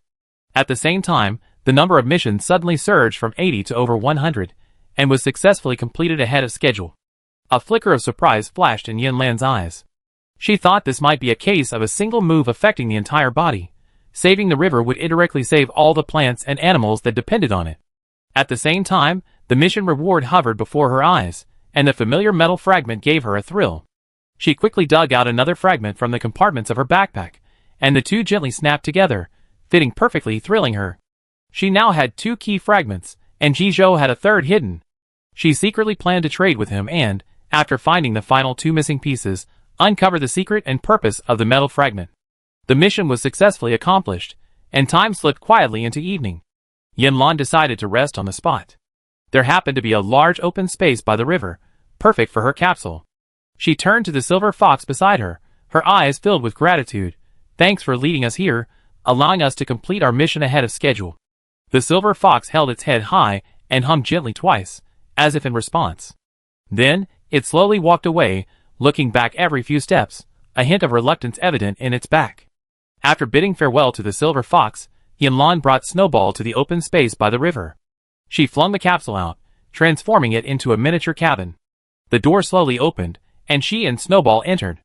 Everything was going smoothly for her, but Jizhou and Shi Yuanyuan were facing danger. After a thrilling pursuit, the two finally found a secluded cave, where they could temporarily take shelter. Shi Yuanyuan panted heavily, seemingly still recovering from the intense run. "We're out of bullets. I asked Yin Lan for some more." Jizhou, currently chatting on the game panel, softly responded. Yin Lan, meanwhile, had set up a steaming hot pot table, and was devouring it with Shueqiu. When she heard the message alert, she quickly checked. It was from Shi Yuanyuan. Knowing the dangers of their journey, Yin Lan immediately transferred 200 rounds of ammunition. Shi Yuanyuan immediately replied, "Thank you so much, Yin Lan. You always be our strongest support." Yin Lan smiled softly. "Stop rambling. No matter how difficult the mission is, your safety is more important. If we truly cannot defeat them, retreat decisively." Shi Yuanyuan, "Oh, that's a long shot. My cousin never knew how to spell the word give up. He's gathering other players in the group chat. Let me tell you, we see a few players here. Maybe if we get together, we can give it a try." Yin Lan quickly opened the group chat and scanned the screen. Jizhou's message was like a stone dropped into a lake, sending ripples across it. His proposal was brief but powerful. "Any players on Cannibal Island? Interested in forming an alliance?" A variety of responses poured in. "My companion and I are still wandering around the island's periphery. The system says you get 10,000 points for killing each cannibal, but we're a little scared and haven't dared go any deeper. There are 3 of us here, but the terrain here is so complex and daunting. I'm afraid we get caught if we go in." The most eye-catching message was a distress message. "Help! I've been captured by these savages. They plan to use me as food and fatten me up to kill and eat. This place is terrifying." And there were many others captured like him. Yin Lan roughly calculated that over 30 players had responded. 10 of them had unfortunately fallen into the hands of the cannibals, and were awaiting rescue. The majority were still wandering around the outer islands. Those like Jizhou and Shi Yuanyuan, ready to fight, were a minority. "We also want to rescue the trapped players, and earn points for Area H38, but we're completely clueless and unarmed. Fighting this cannibal horde is incredibly difficult." Yin Lan couldn't direct the operation on site, but she could offer assistance. Upon hearing the news, she quickly appeared. "Don't worry too much, everyone. I have a detailed map of the Cannibal Island, and I can also provide weapons for you. Each person will be equipped with a pistol and an appropriate amount of ammunition. After the mission, these pistols will be your rewards, plus an additional 50 rounds of ammunition and some delicious fruit." As soon as these words were spoken, many people silently gulped. In the gaming world, weapons have always been a rare commodity, and ammunition is even more so. Many people racked their brains to exchange for a pistol for self-defense, but firstly, there were few, and secondly, the value of the items Yin Lan demanded was too high, leaving many wanting but unable to obtain them. Yuan Song, coincidentally, was also on the Cannibal Island. After his raft capsized, he drifted in the sea for 3 days, and 3 nights before arriving here. He had hoped to survive the next few days safely, but he had no idea this island would actually be a cannibal island. He was very moved by Yin Lan's message, but he still felt a little conflicted, thinking of the previous rift between them. As more and more people signed up, he finally couldn't resist the temptation and asked. I'm going too, he said, feeling a bit guilty, then quickly added, "Is that okay?" Yin Lan was slightly surprised by Yuan Song's participation, But she didn't say much, simply replying yes. All players willing to participate in the mission, please go and meet Captains Ji Zhou and Shi Yuanyuan. They will distribute weapons there. Also, during the mission, please obey their instructions to ensure the smooth progress of the operation. At the end of the mission, the pistol in your hand will be yours, and I provide the others as well. Got it. Yuan Song rubbed his hands together, his heart itching at the mere thought of that pistol. The other players chimed in. I want to go too. Add me. Let's go! Chapter 64. A total of 35 players were confirmed to participate in the Cannibal Island siege. Aside from Ji Zhou and Shi Yuanyuan, who already possessed firearms, the remaining players were unarmed and drawn by the generous rewards. After the reward notice was issued, Yanlan quickly took out her crafting table and crafted 33 pistols for Ji Zhou. She then took the last 1,000 ores from her backpack and crafted them into bullets, giving them to him to use as he pleased. After handing over a pile of supplies, Ji Zhou, in exchange, handed over the metal shard Yanlan had been longing for. No. She felt a little embarrassed to accept it. Although ammunition was extremely valuable in survival games, these supplies weren't for him. They were just a small obligation as the district chief. If you feel I'm being shortchanged, how about giving me a discount on bullets in the future? Ji Zhou suggested. Yanlan thought about it and agreed. Bullets were rare, and metal shards were equally valuable. No one would lose out by exchanging the two. 1,000 was a considerable number, but Yanlan still felt a bit worried. Ammunition consumption in combat was unpredictable, and it was unclear whether these 1,000 rounds would last until the mission was over. More importantly, she had no more ore in stock. Ore was a key ingredient in bullet production. Even if this crisis was over, what about the next one? This thought gave her a surge of urgency, and she eagerly began contacting players, purchasing ore. After a busy day, she only managed to collect 500 pieces, scattered from a few players. But at least it would temporarily alleviate the urgent need. She figured that if she was truly desperate, she could always purchase more from the system store. Although each ore cost 10 points, her personal balance was a staggering 60,000, making such an expense within her budget. Day 10 on the coastal floating bridge marked the conclusion of the district ranking competition. District H38 had originally held a steady second place in the leaderboard, but the situation took a drastic turn at the last minute. Ji Zhou, leading a group of heavily armed players, studied the map Yanlan had provided and cleverly exploited the unique geographical advantages of the Cannibal Island to launch an ambush. He set traps in strategic locations, unaware that the cannibal tribe was surrounded. Under his command, the players worked in perfect harmony, outnumbering the larger force and ultimately defeating the cannibal tribe, earning a significant number of points. District H38 quickly shot to first place. This round of ranked matches has concluded successfully, and the honor list has been announced. District H38 takes the top spot, followed by District S25. Congratulations to the top 5 regions. Rewards have been distributed immediately. Please check your receipts. The system announcement barely faded before the previously buzzing group chat fell silent. Everyone eagerly clicked confirm, eager to receive their rewards immediately. A few seconds later, the group chat became abuzz again, with messages pouring in. Haha, the system said I didn't complete the special mission, only getting the basic rewards. Do you know what the rewards are? A free 5-day trip to the reward supply station, plus a random gift pack. The gift pack turns out to be a box of instant noodles. The packaging says 24 packs, so why is one missing? It's obvious you didn't read the reward instructions carefully. The missing package was automatically deducted by the system and given to the district chief as her allowance. Wow, wouldn't Yanlan receive a lot of supplies then? Of course, there are 9,500 people in the district. If it weren't for Yanlan providing so many guns and ammunition, our district wouldn't have won first place. I'm happy to give it to her. I'm happy to give it to her too. A free 5-day trip sounds amazing. The environment there is pleasant, food and accommodation are free, and it's safe and worry-free. It's a true vacation paradise. Give the district. The little bonus I got is completely insignificant. Oh my god.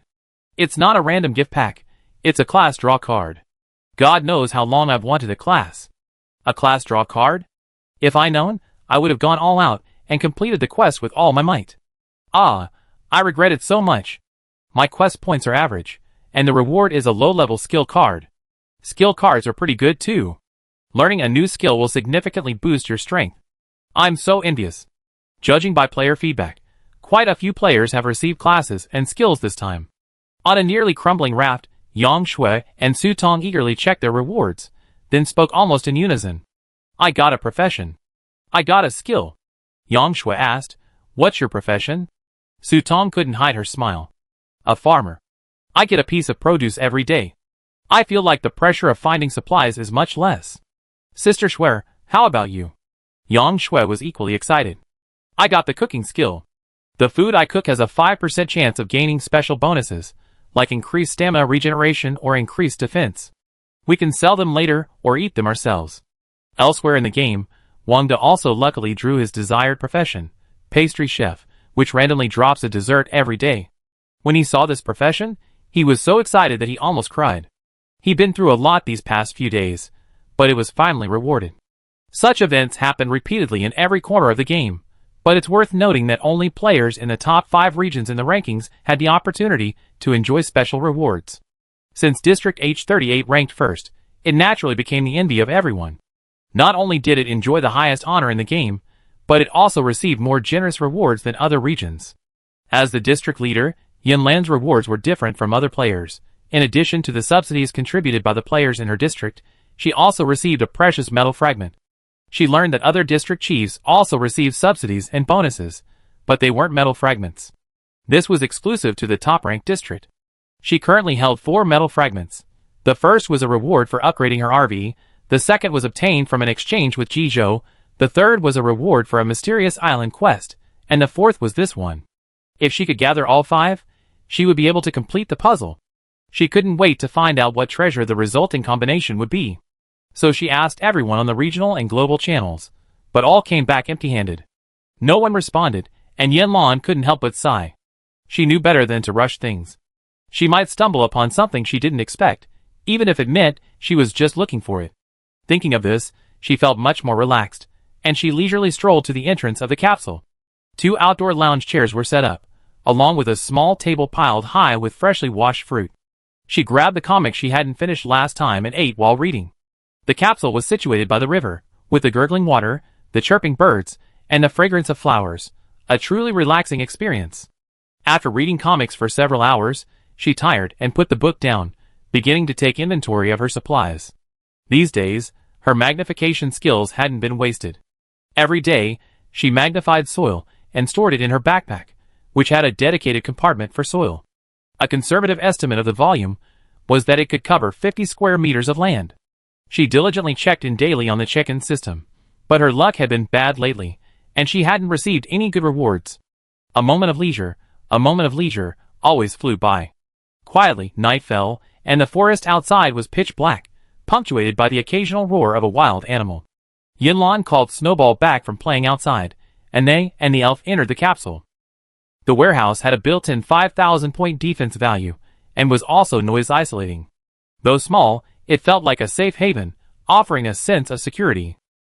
After a good night's sleep, Yinlan woke up again at 6 a.m. Unlike the usual quiet, a burst of noise could be heard from outside.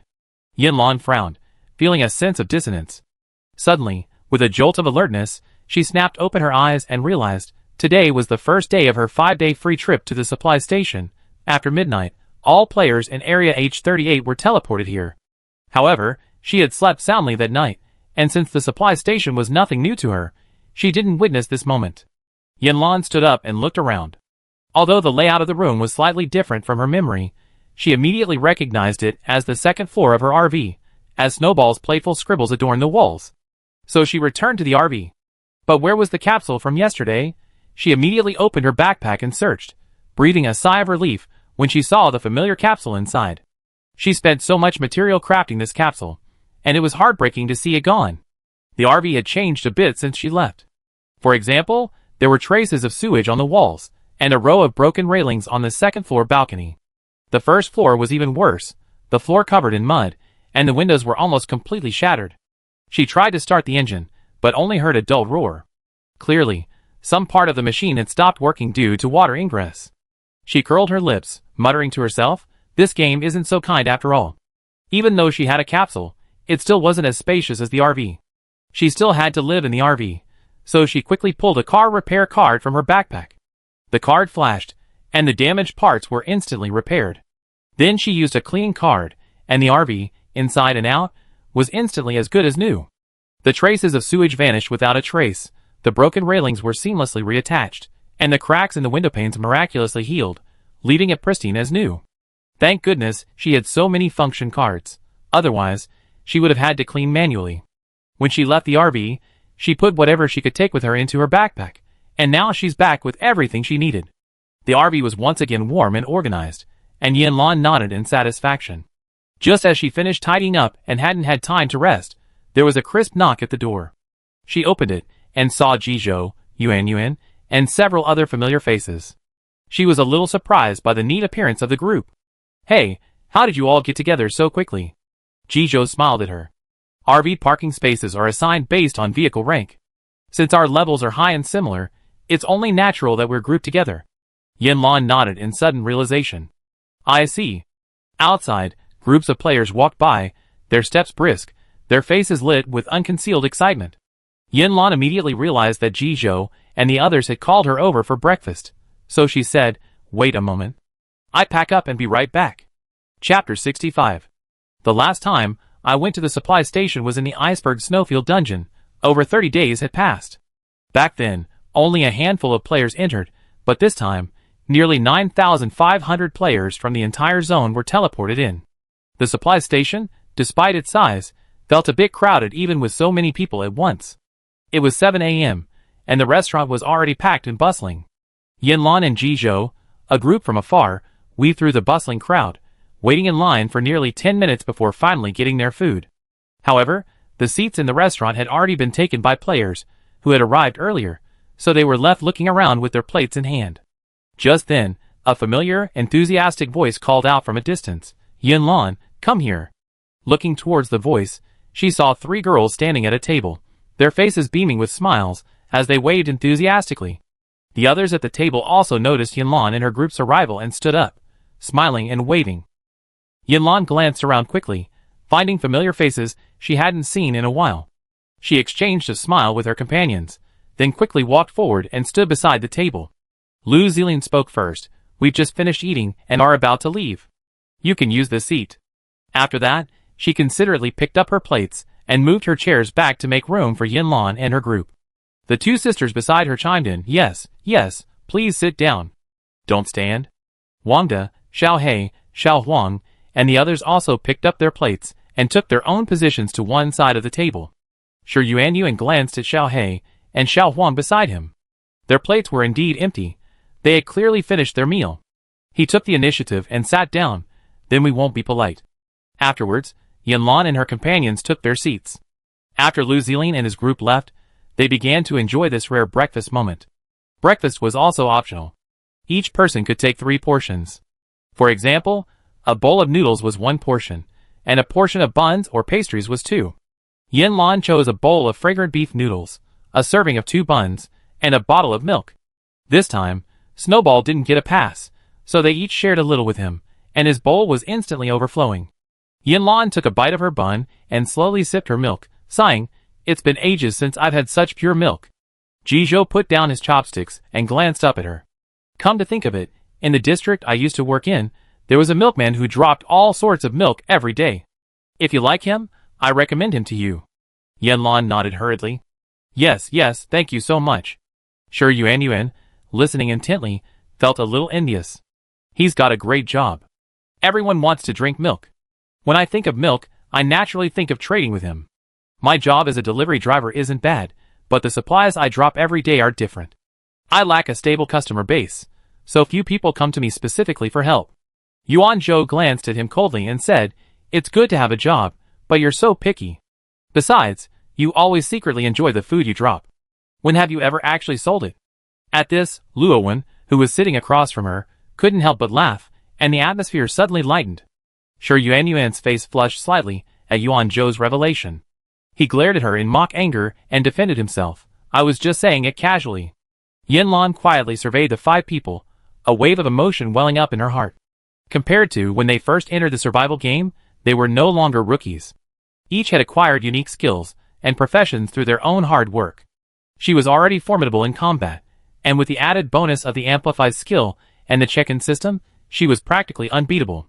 Jizhou possessed the skill of precognition. In the ranked match, he led the team to defeat the cannibal tribe and earned a special reward, increasing his health to 200. His strength and speed also saw a quantum leap, making him a truly exceptional fighter. Yuan Zhou's skill was flash, allowing her to maneuver effortlessly on the battlefield, whether in a surprise attack or a retreat. Luo Wen was the pharmacist, capable of dropping a variety of potions. His expertise in medicine made him an indispensable part of the team. The breakfast was generous. A full bowl of beef noodles and 2 fist-sized steamed buns. Even though they shared some with Snowball, their bellies were still bulging. After enjoying a hearty breakfast, the 5-person team leisurely strolled through the supply station. They passed by a convenience store, where the shelves still held familiar items. They briefly browsed around and left without making any further purchases. The players at the convenience store lined up in an orderly fashion, and even without a staff member, they remained respectful.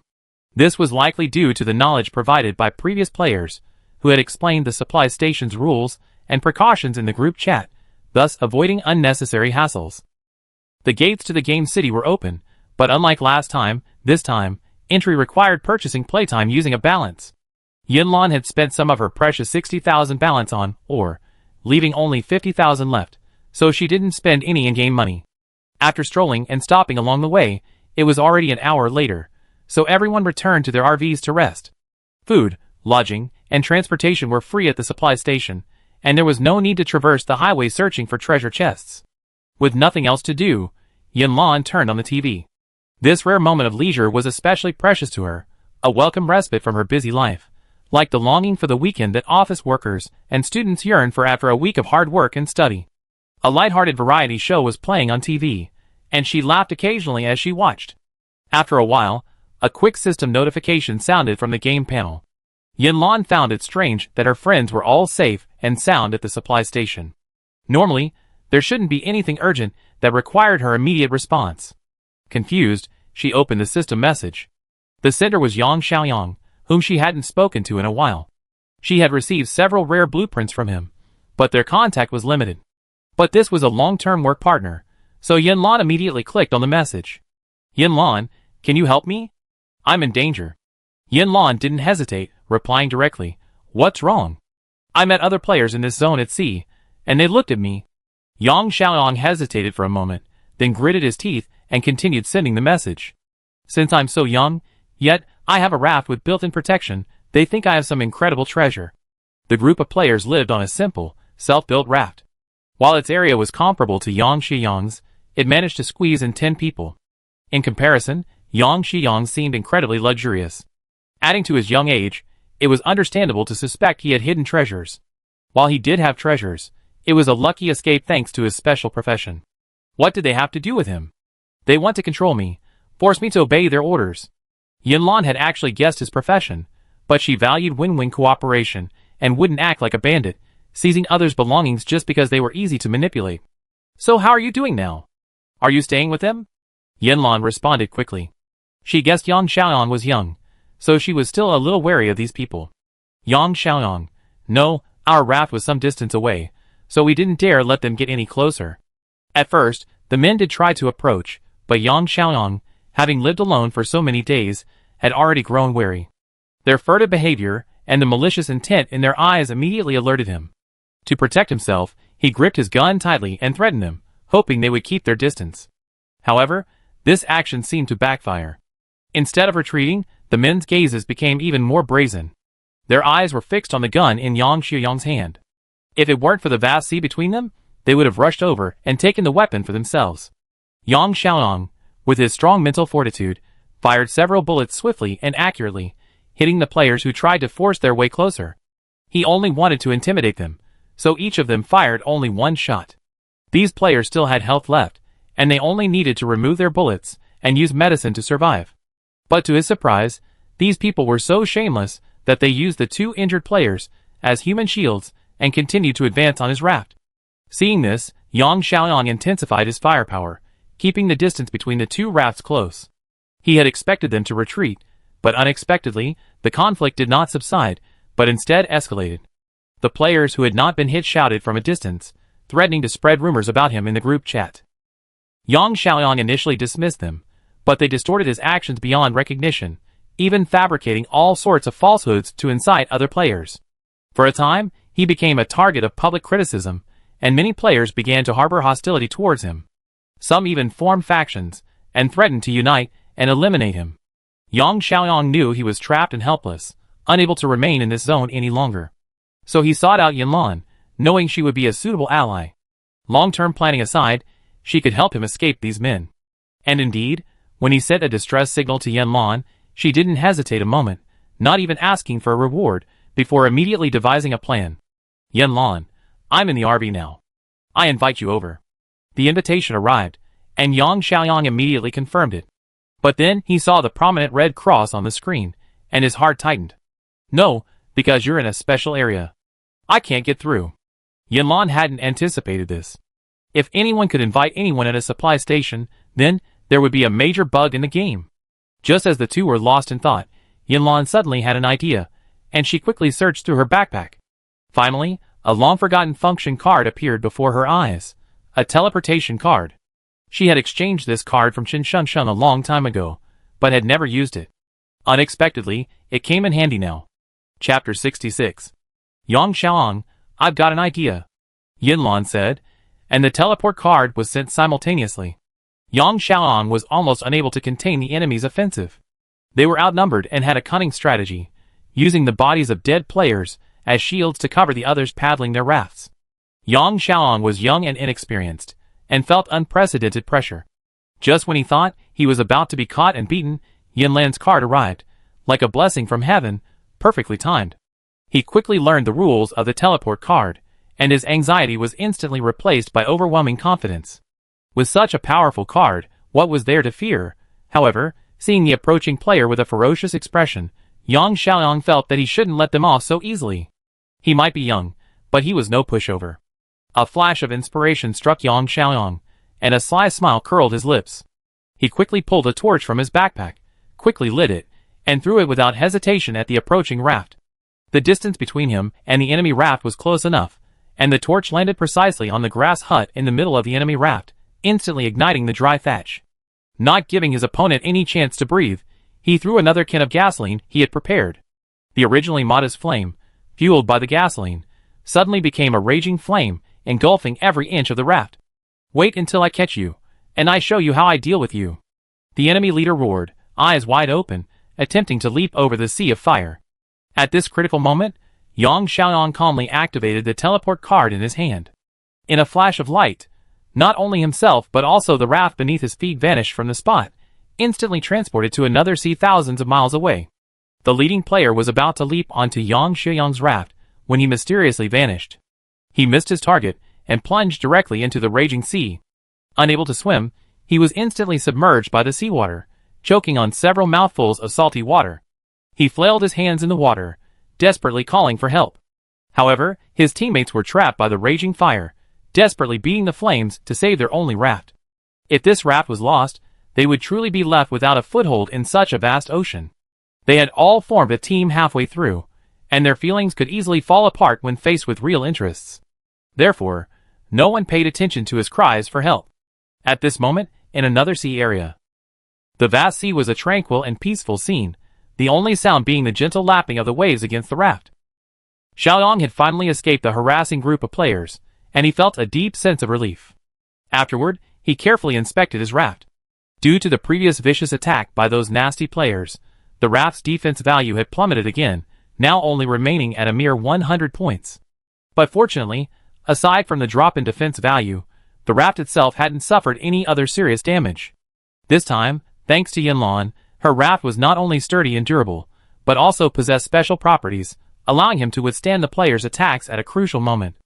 Otherwise, the consequences would have been disastrous. Thoughts drifted back to Yanlan, and Yang Xiaoyang suddenly realized that he had forgotten to report his safety.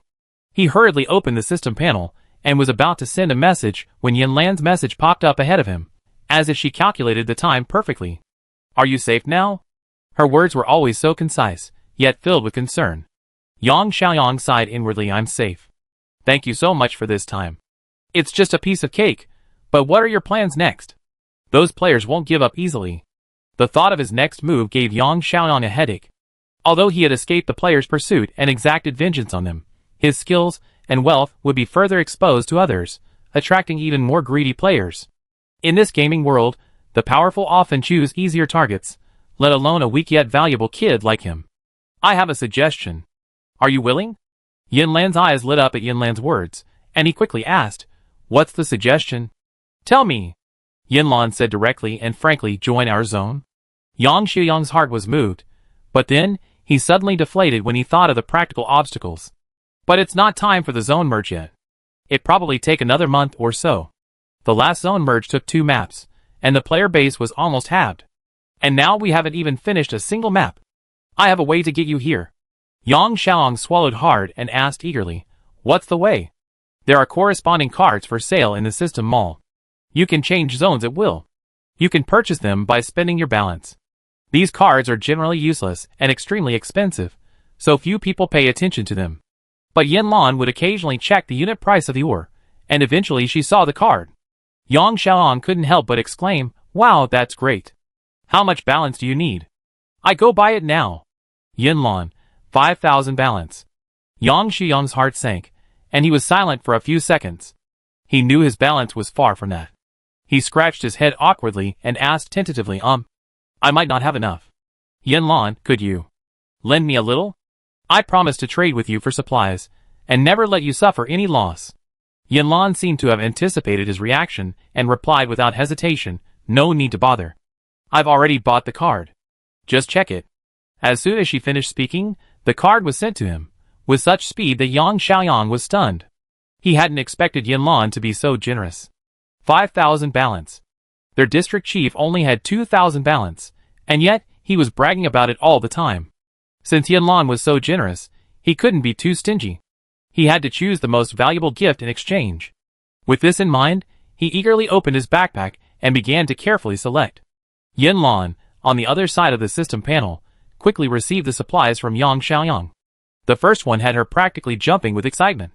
She hadn't expected to gather 5 metal fragments so quickly. She knew Yang Xiaoyang had many blueprints, but the fact that he even had such rare supplies was truly impressive.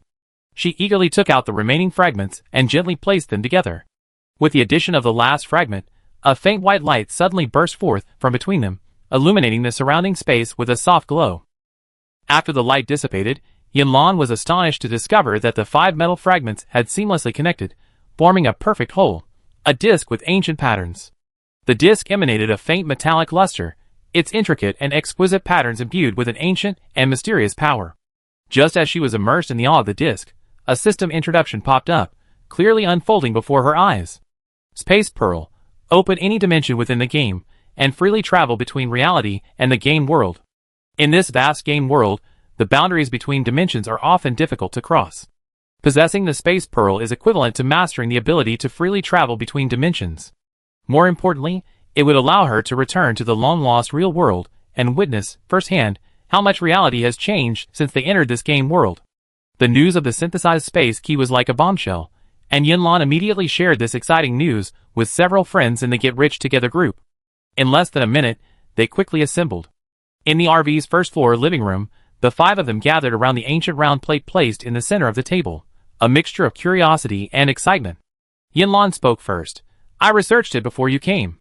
It doesn't require binding to anyone. It can be activated. It can teleport us to any location the activator has visited, whether it's a game instance or a distant real world."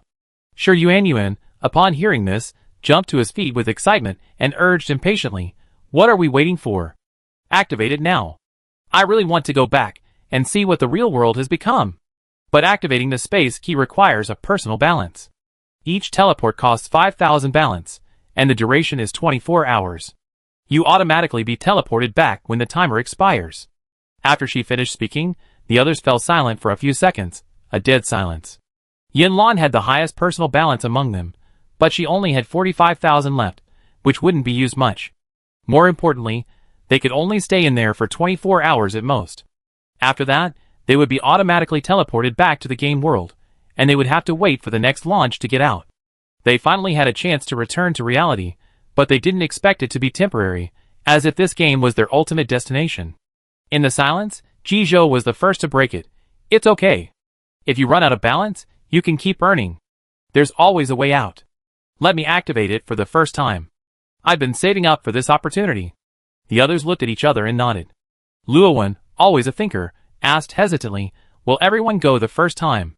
Don't we need to leave a few people guarding the game world? This was also what Yanlan had just considered. We definitely need to leave someone behind. We didn't know what the situation was like in the real world, so we had to be prepared for everything.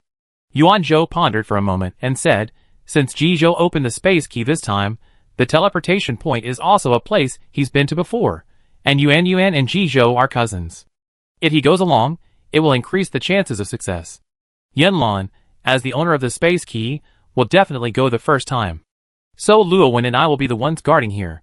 Everyone agreed with this arrangement, but Snowball was a little unhappy. His little master was going on a mission, and as a follower elf, he had to follow.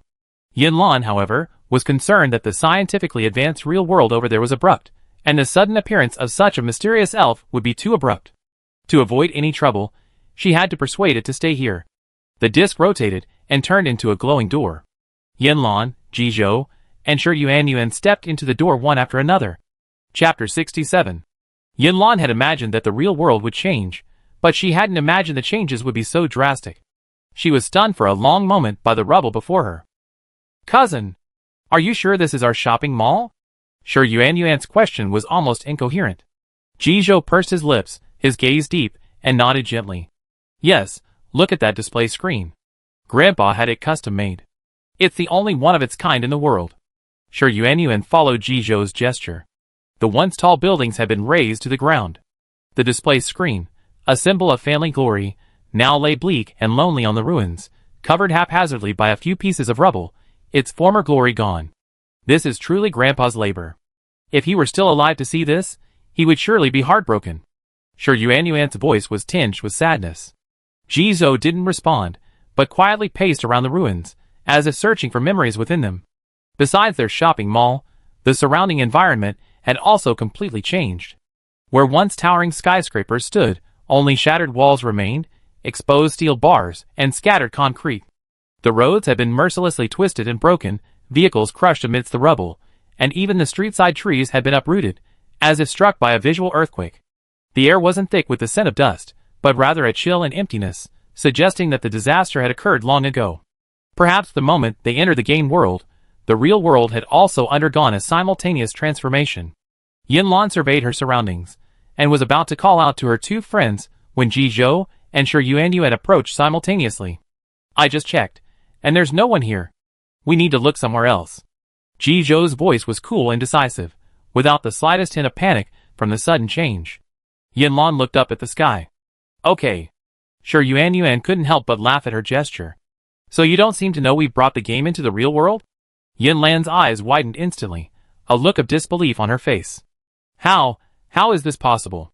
To confirm Shi Yuan's words, she tried calling out in her mind. The game panel appeared, revealing the familiar interface: backpack, friends list, regional channel, world channel, and trading center. 5 major sections, all perfectly functional. After confirming everything, Yanlan's thoughts seemed to freeze for a moment. She looked up at Ji Zhou and Shi Yuan across from her, her eyes filled with confusion. If the game board really came with us to the real world, then is this still the real world we were born into? Ji Zhou glanced around and spoke slowly. From what I see, perhaps this world has changed since we left. But to know the truth, we need to find the survivors and get more clues from them. Yanlan nodded heavily, a mixture of shock and loss in her heart. She had fully expected to return to the real world, to embrace those familiar streets and meet those familiar faces again. However, she had never expected this world to become so unfamiliar, to find not a single soul in sight. Since the time and space key only had 24 hours to activate, to avoid wasting time, the three of them quickly chose a direction and set off on their journey. This so-called real world was no longer the same as it once was. To ensure their safety, they each held their weapons tightly. Ji Zhou and Shi Yuan held loaded pistols, while Yanlan carried a thrust moon bow.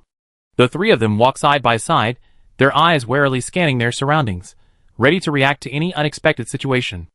After walking continuously in the same direction, they reached the edge of the city 4 hours later. By then, it was completely dark, requiring a flashlight to clearly see the road ahead. At the blurred dividing line, they all paused, gazing at the unknown suburbs ahead. There's no one in the city, so how could there be people in the suburbs? Yanlan's voice was tinged with uncertainty. She turned to look at her companions, hoping to find a glimmer of answer in their eyes. Sure, Yuan shook his head vigorously. I think it's risky. The suburbs are dangerous. If it were me, I'd definitely choose the city as my first refuge. Even a small corner would offer some shelter, and it's much safer than those unknown places outside. After hearing Sure Yuan's analysis, Yanlan's doubts grew even more intense. She remembered a survey someone had conducted on the World Channel. Players were divided into regions, with each region holding approximately 10,000 players, and a conservative estimate of 50,000 such regions. Excluding those who had already died, the total number was less than 1 billion. Compared to the Earth's original population of over 6 billion, this number was a drop in the bucket. What about those people? Where had they gone? Were they hiding in corners they hadn't yet discovered, or had they already? She didn't dare to jump to conclusions, so she turned to look at Jizhou. His cold face was slightly furrowed, and his deep eyes, seemingly piercing the darkness, stared intently ahead. Yanlan followed his gaze. The flashlight flickered in the darkness, illuminating only a small area. The rest remained pitch black, and nothing could be seen clearly. What's wrong? Yanlan asked softly, her voice tinged with nervousness. Jizhou's tone was calm, yet a seriousness that couldn't be ignored. Someone's coming. Due to Jizhou's enhanced personal attributes, his perception far surpassed that of ordinary people, so it was not surprising that he could detect movement from further away. At these words, Yanlan and Sure Yuan were both startled, their guard immediately raised. The three of them quickly extinguished their flashlights and hid in a nearby ruined building, listening intently to the sounds around them. In the darkness, silence reigned, as if even the air had frozen. 10 minutes later, the sound of footsteps, accompanied by childish chatter, quietly shattered the stillness. Grandpa, look! I earned 10 work points today. A clear, childish voice rang out. Immediately, a slightly aged but loving voice responded, Oh, Xiaoming did a great job today. The child replied, I'm saving it to buy some soft bread for Grandpa.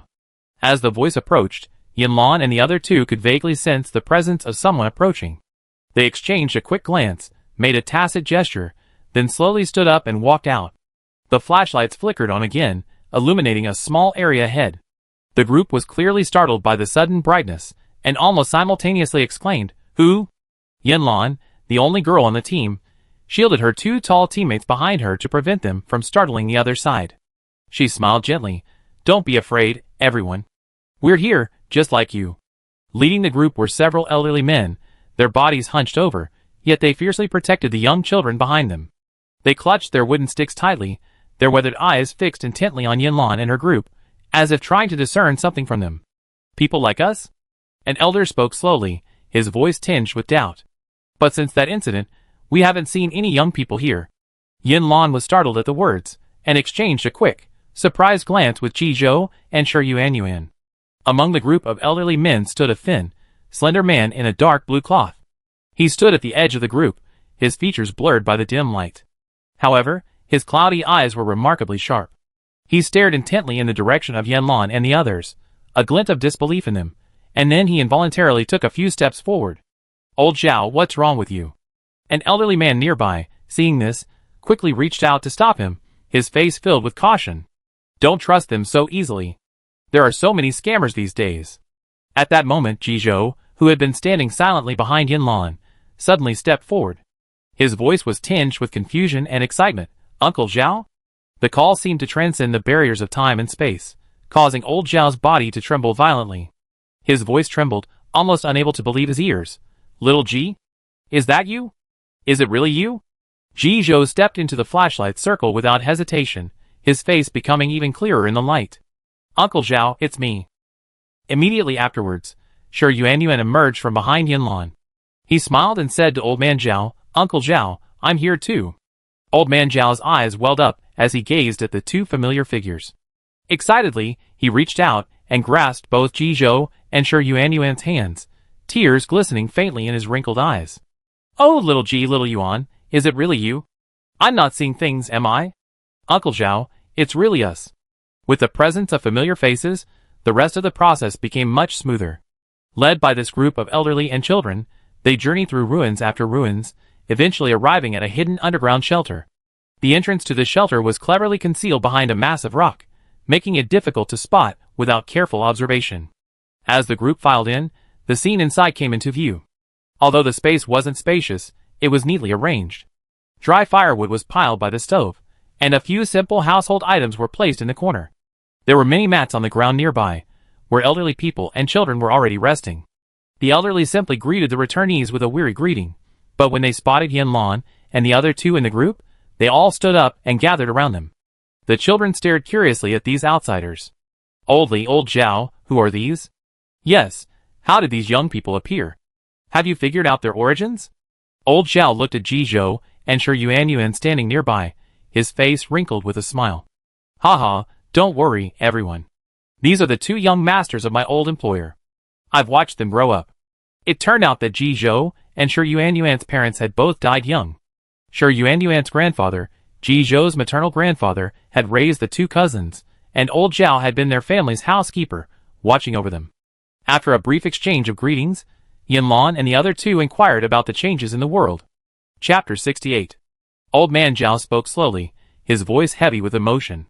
It turned out that on the same day, they were transported into the survival game by a mysterious force. Earth also experienced an unprecedented disaster. High-rise buildings collapsed instantly, flowers and trees withered rapidly, and even the crops in the fields were completely destroyed. Furthermore, this occurred without an earthquake or a meteorite impact. It was as if the world had been completely transformed in an instant. It was truly eerie. Recalling the scene, Old Man Zhao still felt a lingering fear. At first, we could still observe the situation outside through satellites. News said that many countries had inexplicably disappeared from the earth. Later, we discovered that they had simply sunk into the sea. Alas, pitiful. So many living people. Yanlan and her companions nodded sadly after hearing this. This all explained why there were only 1 billion players in the survival game. It turned out that most people had already passed away before they were even transferred to the game. Old Man Zhao continued, we were the nation with the largest number of survivors, but subsequent in-depth investigations revealed that almost 100% of the survivors were men over 60 and children under 10. It was as if you, the young people who should have been the backbone of society, had been wiped out by some supernatural force. The situation was extremely difficult at the time. The few remaining national leaders called for reconstruction, hoping to rise again from the ruins. However, the good times didn't last long. A few days later, the satellites observing the outside world ceased to function, and all communication systems on Earth were paralyzed, forcing the reconstruction plan to be halted. But at this moment, an even stranger phenomenon occurred. A mysterious panel inexplicably appeared on each survivor. Panel? Shi Yuan blurted out upon hearing this. That's right, that panel calls itself Survival Game, and claims to be our compass in this new world. Old Man Zhao skillfully opened his panel as he spoke, the information on the screen clearly visible. Shi Yuan saw this, and hurriedly opened his own panel. The people around him gathered around, comparing their interfaces. Wow, the functions of these panels are exactly the same. Shi Yuan explained in surprise. It's just that the zones are different. We're in Zone H38, while Uncle Zhao and the other elderly and children are in Zone Junction 2. Old Man Zhao nodded gravely. Indeed, the zones in this survival game seem to be divided according to national and municipal conditions. Each zone number directly reflects the number of survivors in our respective areas. Although it's the same panel and functions the same, it's still two separate things. That means you and I can't communicate through the world channel.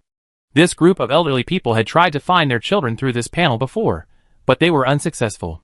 Shi Yuan frowned, puzzled. Doesn't this division forcibly separate us from the elderly and children into two different worlds? Young people are categorized in one category, and the elderly and children in another. What's the point of this arrangement? Old Man Zhao glanced at the child beside him, who was listening intently. The game says that when these children turn 10, they will be teleported to another place. It seems they are being transported to your place. Upon hearing this, Yanlan couldn't help but curse the system for being so awful. The elderly and children already had low survival abilities, yet they were deliberately separated. How shameful. By the way, is your world safe? Have you encountered any danger? Asked Old Man Zhao. At this question, the surrounding elders all turned their gazes to Yanlan and the others, their eyes filled with concern and worry. First, they were worried about their own children, but also worried that these young children wouldn't be able to handle it. Facing the eager gazes, Yanlan took a deep breath and decided to be frank. Uncle Zhao, and all the elders, to be honest, the mortality rate was quite high at the beginning, but after gradually adapting, it's decreased significantly, and some people have even acquired skills and professions. She briefly explained the rules and current status of the survival game, and the elders fell silent. 10-year-olds, how could they possibly survive in that world of cannibalism? Seeing the change in the atmosphere, the old man who had initially led the charge quickly stepped forward and spoke in a calm, soothing voice. How can we be so discouraged before we even begin? Starting tomorrow, every child 3 years old and older must go out with us to gain experience. We must start young so we won't be unable to adapt to that world once we arrive. The others nodded in agreement. This was the best approach for now. Old Man Zhao introduced them. This is our elected leader. Everyone, call him Old Li. Yinlan quickly and respectfully called out, Hello, Uncle Li. Old Man Li smiled. The arrival of Yinlan and the others was a ray of light in the darkness for them. It not only solved a mystery that had long puzzled them, but also brought comfort to those elderly people who thought they had lost their children. Yinlan replayed their training scenes in her mind, and thought of the work points the child had mentioned earlier. She couldn't help but ask, what are work points? Old Man Zhao sighed. It's a long story. Since the advent of the game, the once abundant food and daily necessities on Earth have been drastically reduced. We've tried everything, like farming and raising chickens and ducks to be self-sufficient, but strangely, the crops and poultry always mysteriously died within a day, as if on purpose. Then, mysterious glowing gates appeared in the suburbs of many cities. We call them gates. The gates issue various tasks daily. They're all manual labor, first come, first served. Aside from being a bit tiring, they're not bad at all. Completing these tasks rewards the game with work points.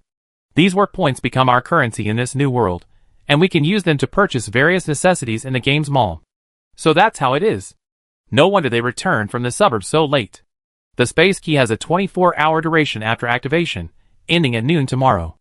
Yinlan and the others agreed with the elders to go check out the gate together tomorrow. After understanding everything they needed to know, it was time to rest.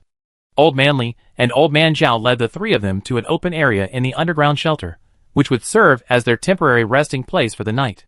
The elders didn't have any beds for guests, but Yinlan and the others had everything they needed in their backpacks. They pulled out their lightweight blankets from their backpacks and quickly set up their simple beds. Due to limited space, they had to sleep on a large bunk bed, offering little privacy. This was no problem for the day, so everyone slept in their clothes. After the three of them had lain down, the elderly and children, still reluctantly, returned to their own beds, turned off the lights, and slowly lay down. The next morning, at dawn, a subtle sound quietly awakened Yinlan. She rolled over, and Ji Zoushi and Yuan Yuan beside her also woke up. The three of them smiled at each other, then stood up in unison and began to make their beds, carefully folding the blankets and returning them to their backpacks. Looking around, more than half the people were already up. Even the children were neatly dressed. Seeing this, Old Man Zhao hurried over, his face a little apologetic. I'm so sorry. I wanted to let you sleep a little longer, but a few of our old friends have to go to the distant gate to receive a mission today, so we have to leave early. Yinlan and the others smiled and shook their heads, expressing their complete understanding. The underground space was small, and could only be used for resting. Daily washing and toileting had to be carried out above ground. The three of them ascended a few stone steps, and swiftly emerged from behind the rock barrier. Yinlan and her two companions retrieved their water bottles, toothpaste, and other essentials from their backpacks. They quickly and orderly washed up on the roadside, then found a nearby restroom that hadn't been completely destroyed. The conditions were sparse, with only one available. One person went in, while the others lined up outside. While waiting, Yinlan didn't waste any time, calling up the check-in system to perform her daily check-in. She and her two companions had become familiar with each other after so many days, so she didn't avoid them. Check-in successful. With a crisp system notification chime, a tempting bag of chocolates appeared out of thin air before Yinlan. Yuan Yuan, fresh out of the restroom, immediately noticed the bag of chocolates floating in the air. His eyes widened as he exclaimed, Wow, such a huge bag of chocolate. Yinlan gently shook the food bag in her hand, her lips curling up. Curious, thinking of her delivery job, she asked, What goodies did you drop today? Yuan Yuan immediately rummaged through his backpack. In a second, a packaged bag appeared, even with the delivery logo written on it. He was about to open it when Yinlan stopped him. She pulled a bucket of water from her backpack and said firmly, Wash your hands first. Yuan Yuan grinned and obediently reached out. After all, Yinlan had a water collector, so water wouldn't be a problem. After washing his hands and wiping them with a towel, Yuan Yuan reopened the takeout bag. Before he could fully open it, the rich aroma inside wafted forth, instantly whetting the appetites of everyone present. Cantonese-style dim sum. Sure Yuan exclaimed. Cantonese-style dim sum. Xiao mai, shrimp dumplings, and rice noodle rolls, enough for several people. The group, delighted with this unexpected delicacy, returned to the underground room. Upon entering, they saw everyone already seated quietly on the floor, each with a plate in front of them, but no one moved, clearly waiting for them to join them. Seeing this, Old Man Li and Old Man Zhao quickly stood up, each holding a green plate filled with steaming thin porridge and steamed buns. Cautiously, fearing spillage, they approached them. We apologize for the poor hospitality. The two old men's faces were a bit apologetic and reserved. They were guests from afar, and in the past, entertaining them with such a meal would have been rude, but this was the best they could offer. Yanlan, Ji Zhou, and Shi Yuan exchanged a knowing look. They took the plates and put them aside. Then, under the watchful eyes of dozens of elderly people and children, they each took out the food they had just obtained from their backpacks. Chapter 69. I have a bag of chocolates, Uncle Zhao. Please help share them with everyone. There are also some apples and rakes. Each person can get 2. Yanlan didn't usually like apples, so she always had the largest stock of this fruit. Old Zhao gratefully accepted the chocolates and apples. He knew these young people were doing well in the other world, so these shouldn't be a big burden for them. Shi Yuan was about to offer the bag of fragrant Cantonese snacks, but Old Man Li gently pushed it back. He smiled kindly and said, "These snacks are limited. You young people should keep them for yourselves. For us old people and children, porridge and steamed buns will be enough." Shi Yuan glanced at the people around him. There were at least 20 people, old and young, so there really wasn't enough to go around. He could only chuckle and scratch his head sheepishly. "Okay then. I do as you say." Ji Zhou also pulled 2 large bottles of milk from his backpack and handed them to Old Man Zhao. "Uncle Zhao, share this milk with the children. They're growing and need more nutrition. These little kids, under 10 years old, are at the prime of their growth, yet now they're eating bland porridge and cold steamed buns. They look truly pitiful." Old Man Zhao took the milk, his eyes slightly reddened, and he thanked them profusely. The children's originally monotonous breakfast was enriched by the generosity of Yanlan and the others.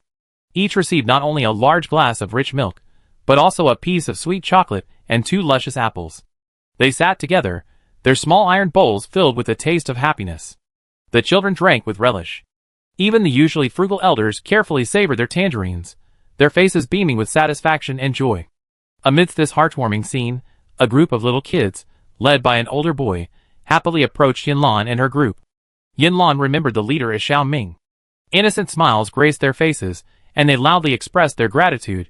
"Thank you, brothers and sisters." Seeing these adorable and well-behaved children, Yanlan couldn't help but step forward and touch their soft heads. "You're welcome." Standing before her was a little girl, about 5 years old, staring intently at Yanlan with her large, dark eyes. Yanlan noticed she hesitated several times, so she smiled and asked, "Do you have anything to say to me?" The little girl's smile brightened with approval, her clear voice especially sweet. "Could you please tell my parents in that world that Shui misses them?" Even before she finished speaking, the other children excitedly gathered around, shouting, "I want one too, I want one too." News of their arrival quickly spread across the world channel. Even the children knew a little. The children's noisy chatter attracted the attention of the elderly people quietly eating behind them. They put down their bowls and chopsticks and hurried over. Some fumbled and pulled the excited children aside, their faces apologetic and awkward, with smiles of apology. "Sorry, children are naive and don't know how to talk." Yanlan looked at the children's frustrated faces, and her heart softened. She smiled, shook her head, and said gently, "It's okay. We can try asking in the group chat. However, whether it will succeed is uncertain." Ji Zhou quickly agreed, "Yes, it's no big deal. We're happy to help." The elderly people looked at each other hesitantly after hearing this, and finally, Old Man Zhao spoke up. "Thank you for your help. The children are naive, and we've made fun of you." He then patted Ji Zhou and Shi Yuan's shoulders gratefully, and led the children back to their seats to continue eating. In just 5 minutes, everyone had finished their meal, even the little ones. Yanlan was shocked by their speed, yet also overwhelmed by a deep sense of powerlessness. These elderly people, who should have been enjoying the company of their grandchildren and family, now had to face this sudden challenge of survival. And those children, who should have been growing up carefree under their parents' care, now had to bear the heavy pressures of life prematurely, losing the happy childhood that was once theirs. All of this stemmed from that inexplicable game, like an invisible web, completely disrupting the trajectory of everyone's lives. After breakfast, the group geared up and prepared to head for the nearest gate. One child in the group was unwell and needed to remain in the underground shelter, cared for by his grandmother, who was over 70 years old. To ensure the shelter's safety, several members had to stay behind. Finally, the 20-person team, including 8 children, set off on their journey. Among the 8 children, Xiaoming, who had already gone the previous day, was among them today. He walked proudly at the front of the group, followed by a group of friends. Stand in formation, don't fall behind. Hold on tight and we get there. He acted like a mini-leader, keeping an eye on each child as they walked. Old man Zhao, standing nearby, noticed Yanlan staring at Xiaoming and offered an explanation. He's old Li's grandson. He's bright and clever, often helping the adults. He'll be 10 in a few months. At the end, old man Zhao sighed. Although Xiaoming wasn't his grandson, he was still a well-behaved child they lived with for several months, and it was inevitable that he'd be reluctant to let him go. 10 years old meant being transported back to their survival game. Yanlan couldn't help but glance at Uncle Li, who was carrying a hand-sewn cloth bag. Although his expression was serious, a hint of worry occasionally crossed his face. Although their underground rest area was close to the suburbs, the journey to the gate was not easy. Without transportation, they had to rely on foot, the road was bumpy, and they had to be wary of rocks. For the entire 2-hour journey, the 8 children were remarkably quiet, without a single complaint or playful noise. Even the youngest, a 5-year-old, gritted his teeth and silently followed the group. At 8 a.m., they finally reached their destination, and everyone breathed a sigh of relief. As soon as Elder Li and Elder Zhao reached their destination, they hurried toward the glowing door. All doors in the world are connected. Missions are limited, and those that are both simple and well-paying are always highly sought after. Many people rise early to compete for these prized tasks, fearing that if they're late, they end up picking up what others have left. Yanlan and the others stood behind the 2 elderly men, watching them skillfully turn the doorknob, their fingers flicking through mission after mission on the pop-up interface. After a moment, Elder Li and Elder Zhao paused, turned to face the crowd, their faces beaming with satisfaction. Haha, we're lucky today. We've been chosen to pick dragon fruit. Wow! That's fantastic. That'd make things a lot easier. Everyone cheered with joy at the good news. Yanlan, though curious, couldn't help but join in the joy and took the opportunity to ask the 2 elders for advice. Old Zhao stepped aside, making way for the incoming teammates. His eyes narrowed into slits, a warm smile playing on his lips. Picking fruit? It's easy work, and the points are high. There are special fruit plantations in the game. The fruit grows densely, making picking easy. Even little kids can help. So what's considered a difficult task? Yanlan asked curiously. Upon hearing this, old Zhao stroked his beard, pondered for a moment, and then said, the difficult tasks are, of course, mining, road construction, and stone carrying. These jobs are not only physically demanding, but also low in work points. Even our old bones would crack after a day's work. Yanlan nodded thoughtfully. At this moment, the others had already entered the door leading to the orchard. Old Zhao turned his gaze to the 3 young people before him and invited them, come in too. Through the door, they immediately arrived at the orchard entrance. There, a variety of tools were laid out, backpacks, sickles, carts, bamboo rakes, and so on. There was a dazzling array of tools for everyone to choose from. Everyone gathered around, selecting the tools appropriate to their needs and physical abilities. Yanlan looked around and saw Xiaoming and the other children excitedly selecting the smallest backpacks, while the adults mostly chose medium-sized ones. She glanced at the numerous tools and chose the largest backpack, slinging it onto her shoulder. Ji Zhou and Shi Yuan, noticing this, followed her lead without hesitation, picking up the largest baskets. Everything was ready. Elder Li stood at the front of the group and announced in a resounding voice, everyone, listen carefully. Remember the rules of the game. Fruit can only be picked, not eaten. Adults, in particular, must keep an eye on your children. Anyone who eats will have had their whole morning's hard work wasted. Got it. Everyone responded in unison, their sickles gleaming. Even the 5-year-old had a serious expression on his face, looking incredibly serious. It seemed this kind of sensitization had been repeated more than once, and had been firmly ingrained in everyone's minds. The task was calculated based on the weight of the dragon fruit each person picked. The more work, the more pay. Time was tight, and every second counted. Elder Li gave a few simple instructions before leading everyone into the orchard. Honestly, The environment here is far superior to Yanlan and her friends' game world. There's no harsh weather, no sudden dangers, and as long as you work hard, you earn work points. Finally, the game still has a bit of a conscience by not teleporting these vulnerable people to their place. Otherwise, they wouldn't have survived the first iceberg and snowfield map. As soon as they entered the orchard, everyone consciously split up into smaller teams and spread out. Yanlan and the other two followed Elder Zhao, and Elder Li's grandson, Xiao Ming. The dragon fruit trees were laden with ripe fruit, vibrant red and incredibly tempting. But everyone kept in mind the rules. They only picked, not ate. Although Xiao Ming was young, he worked diligently. Because of his short stature, he only picked the fruit from the lower half of the tree, his movements expertly executed. He grasped a plump dragon fruit in both hands, twisted his head vigorously as if killing a chick, and the fruit snapped. Yanlan marveled at the sight. Soon, several people's backpacks were filled. Holding onto their shoulder straps, they walked over to the automatic harvesting machine nearby. It's simple. Just aim at the machine's inlet and pour it in. The system will automatically record your harvest.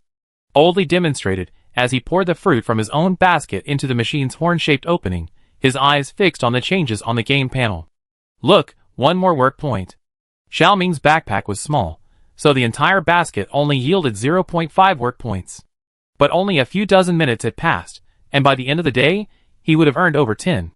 Yanlan followed suit, dumping all the dragon fruit from her basket into the strange machine. Her heart was pounding, her eyes fixed on the game board.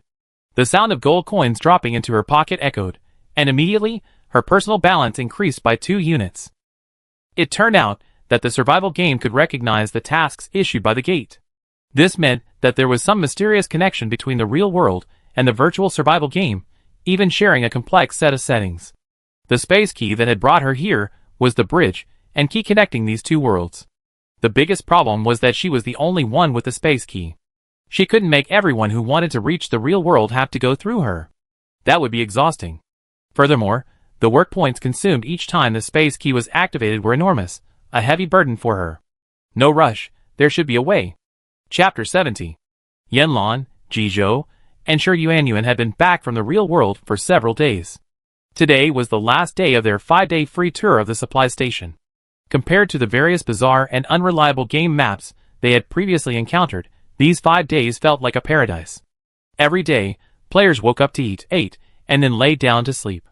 When bored, they would check the world channel, post a message to show off their comfortable life at the supply station, and then hang out with the players in the next parking space, strolling and chatting around the supply station. The life that was once considered a lazy and gluttonous life before the game had now transformed into a hot commodity that everyone longed for and competed for. Waking up every day, without facing life or death trials, they could only enjoy delicious food and tranquility. Such a life was envied by everyone, especially those who hadn't reached the top 5 regions and had never visited a supply station. Yanlan spent most of her time like this. After returning from the real world that day, they told Yuanzhou and Luowen, who had been guarding the RV, about the situation, but kept it to themselves. After hearing the real-world description, the two sighed again. She was an orphan, and Jizhou and Shi Yuanyuan were each other's last relatives. But Yuanzhou and Luowen did have family in the real world. Yuanzhou had an older sister who, like her, was in the survival game and, according to rumors, was doing well. But their concern was for her grandmother, who was nearly 80 years old. Grandma, aging and needing care, had originally lived with the two sisters, but the game suddenly struck, transporting them both to the perilous survival game, leaving her grandmother alone in the real world. She was deeply worried about her grandmother, and that same day she used her work points to activate the space key and went back again, but she couldn't find her family for 24 hours. In contrast, Luowen's grandparents, though elderly, supported and accompanied each other, offering her some solace. The days passed in this ordinary yet precious manner, and in the blink of an eye, it was the final hours at the supply station. The players in Area H38 were extremely reluctant to leave, wailing in the area group chat. Once they left the safe haven, they would have to face the unknown and dangerous maps again. A single mistake could mean their lives. Just as everyone was complaining, the long-lost system sound rang out. Registration for the Team PK tournament is now open. Registration for the Team PK tournament is now open. The sudden news instantly captured everyone's attention. Yanlan was watching TV with a few friends. She had a 2-hour daily TV usage allotment, and she cherished it very much, often turning it on only when everyone was around. The TV screen was reaching its climax, and the identity of the undercover agent was about to be revealed. But Yinlan had no time to care.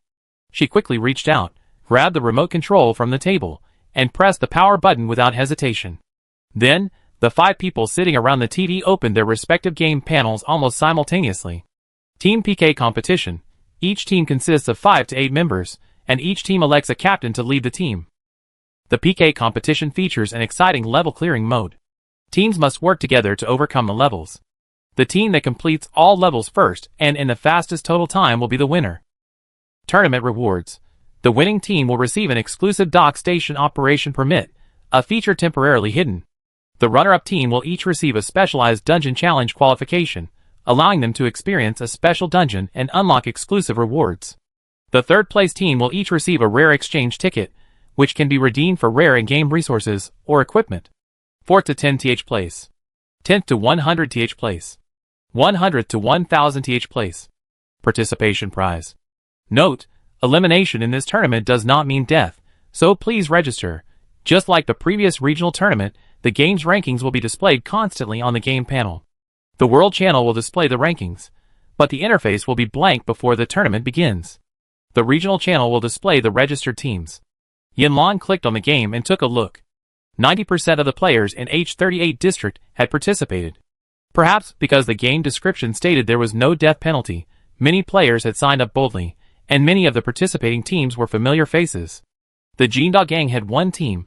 The Lu Xiaokui sisters teamed up with Wang De and Xie Yuan, and Yang Shui and Su Tong teamed up with Wang Taiyu and Lei Xiaoyan.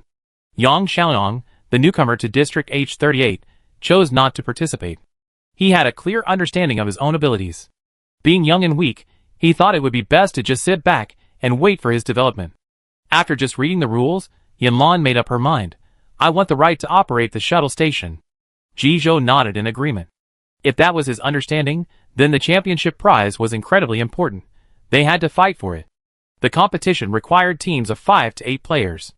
Having known each other for so long, they already had a strong rapport, so there was no need to bring in extra players to get back on track. They signed up without hesitation, and Yinlan nominated them as captain. Not only were the top 3 prizes this time, but several other prizes were also offered. Even if participants didn't complete the game, they could still receive a participation bonus. This undoubtedly attracted a large number of player teams to participate, resulting in a particularly large number of registrations. Just like the previous regional championship, the event status was constantly displayed on the game panel. The World Channel displayed the standings, which were currently empty because the game hadn't started yet. The Regional Channel displayed the registered player teams. Yinlan clicked on the screen and scanned the long list of participants. Over 80% of the players in District H38 had participated in this competition, and the participating teams included many familiar faces. The Jinda gang boasted of its strongest force and vowed to claim the championship. The 3 Lu Xiaokui sisters teamed up with Wang De and Xie Yuan, forming a familiar team. Yang Shui and Su Tong brought in Wang Taizhu and Lei Xiaoyan. Yang Xiaoyang, a new member of District H38, chose not to participate. He had a clear understanding of his own abilities. Young and inexperienced, he couldn't compete with the more powerful players, so he decided to just sit back and wait for his time to grow. Even though the players in District H38 were deeply resistant, the PK tournament arrived as planned. At precisely midnight, the world outside the RV seemed to have been enchanted. The tranquil outdoor parking lot transformed into a vast, sandy desert. A new day of challenges was about to begin in this barren land. At 7 a.m., the system chime rang. The Team PK tournament is about to begin. Players, please prepare. Then, a notification popped up on the screen. The game is loading. Please quickly select your equipment. Please note that the backpack grid will be temporarily frozen at the beginning of the game, and each player can only carry 3 items. The countdown has started. 1 minute. 59, 58, 57. Looking at the eye-catching countdown, Yinlan's eyes widened in anger. This game is so awful. Yesterday's competition notice didn't mention any restrictions on the amount of supplies that can be carried. Yet, it was announced right before the game started, clearly intended to catch players off guard and leave them no time to prepare. Furthermore, ever since the game displayed loading, the 5 teammates who had been gathered together were transported to separate virtual spaces. Even the snowball that had been perched on her shoulder disappeared, leaving no time for discussion. Time was running out, and every second that passed on the screen felt like an urgency. Yin Lan's brain raced, combining her own strengths with her teammates' attributes, and she decisively selected 3 items from the numerous supplies: a Frost Moon Bow, a bag of arrows, and a capsule. The game counted the Frost Moon Bow and arrows as 2 separate pieces of equipment. She tried to fit them into the capsule, but it didn't work, leaving her extremely frustrated. Fortunately, the arrows were counted by bag, not individually. A single quiver could hold a full 30 arrows, each with special properties. Besides the basic stun and pierce abilities, each shot arrow could be automatically retrieved, requiring only a 1-hour cooldown before being ready for use again. With this bag of arrows, she had an endless supply of weapons. As for the capsule, it was a hastily chosen decision based on intuition. There were more important items than the capsule, such as the water collector and the fast-growing flower pot, but the backpack slots were frozen, meaning she had to carry them manually wherever she went. They were too bulky and heavy to be included. 3, 2, 1, the countdown ended, and the game began. With a crackling sound of electricity, all players instantly vanished from the virtual space. Yin Lan's eyes briefly darkened. After a few seconds, the darkness dissipated, and the surrounding scene gradually became clearer. She found herself in a dilapidated, sealed stone house. The air was filled with the smell of dampness and mold. Snowball returned to her shoulder and chirped at the unfamiliar surroundings. Sighting it, Yin Lan breathed a sigh of relief. She had thought the elf had been blocked from the competition. Soon after, the figures of several other companions appeared one by one. They also looked a little dazed, but they quickly recognized each other. Upon seeing his familiar teammates, Shi Yuan impatiently scrambled to the center of the room, complaining indignantly, "What a crap game. The rules are unclear, and we only have 1 minute to choose. If I make a mistake, I lose everything." That's right, that's right. Yuan Zhou and Luo Wen echoed, their faces filled with discontent. Ji Zhou, on the other hand, didn't react much. He blankly scanned his surroundings, confirming there were no obvious threats, before slowly walking to the center of the room to rejoin the others. "Well, since we're all here, complaining won't help. Why don't we check what we brought?" The backpack slots were disabled, leaving all items on their person. After hearing Ji Zhou's words, Yin Lan and the others placed their 3 pieces of equipment on the ground. In addition to the necessary weapons, Ji Zhou, Shi Yuan, and Yuan Zhou each brought a card, while Luo Wen brought a medical kit. "Well, we're working together pretty well," Shi Yuan said, looking at the pile of supplies on the ground with great satisfaction. The others nodded in agreement. After reviewing the supplies, they gathered their supplies. Weapons could be carried with them, and except for Luo Wen's medical kit, everyone else's cards and mini capsules could be carried on their person. Just as they finished packing, the system notification sounded. "You have entered the first stage of the competition, Doomsday Diary. After completing it, the game will automatically advance to the next level. Enjoy." Chapter 71. Doomsday Diary? Everyone looked at each other, then spontaneously headed towards the door. Shi Yuan, impatience prompting him to quicken his pace, practically trotting up the ascending steps and reaching the door first.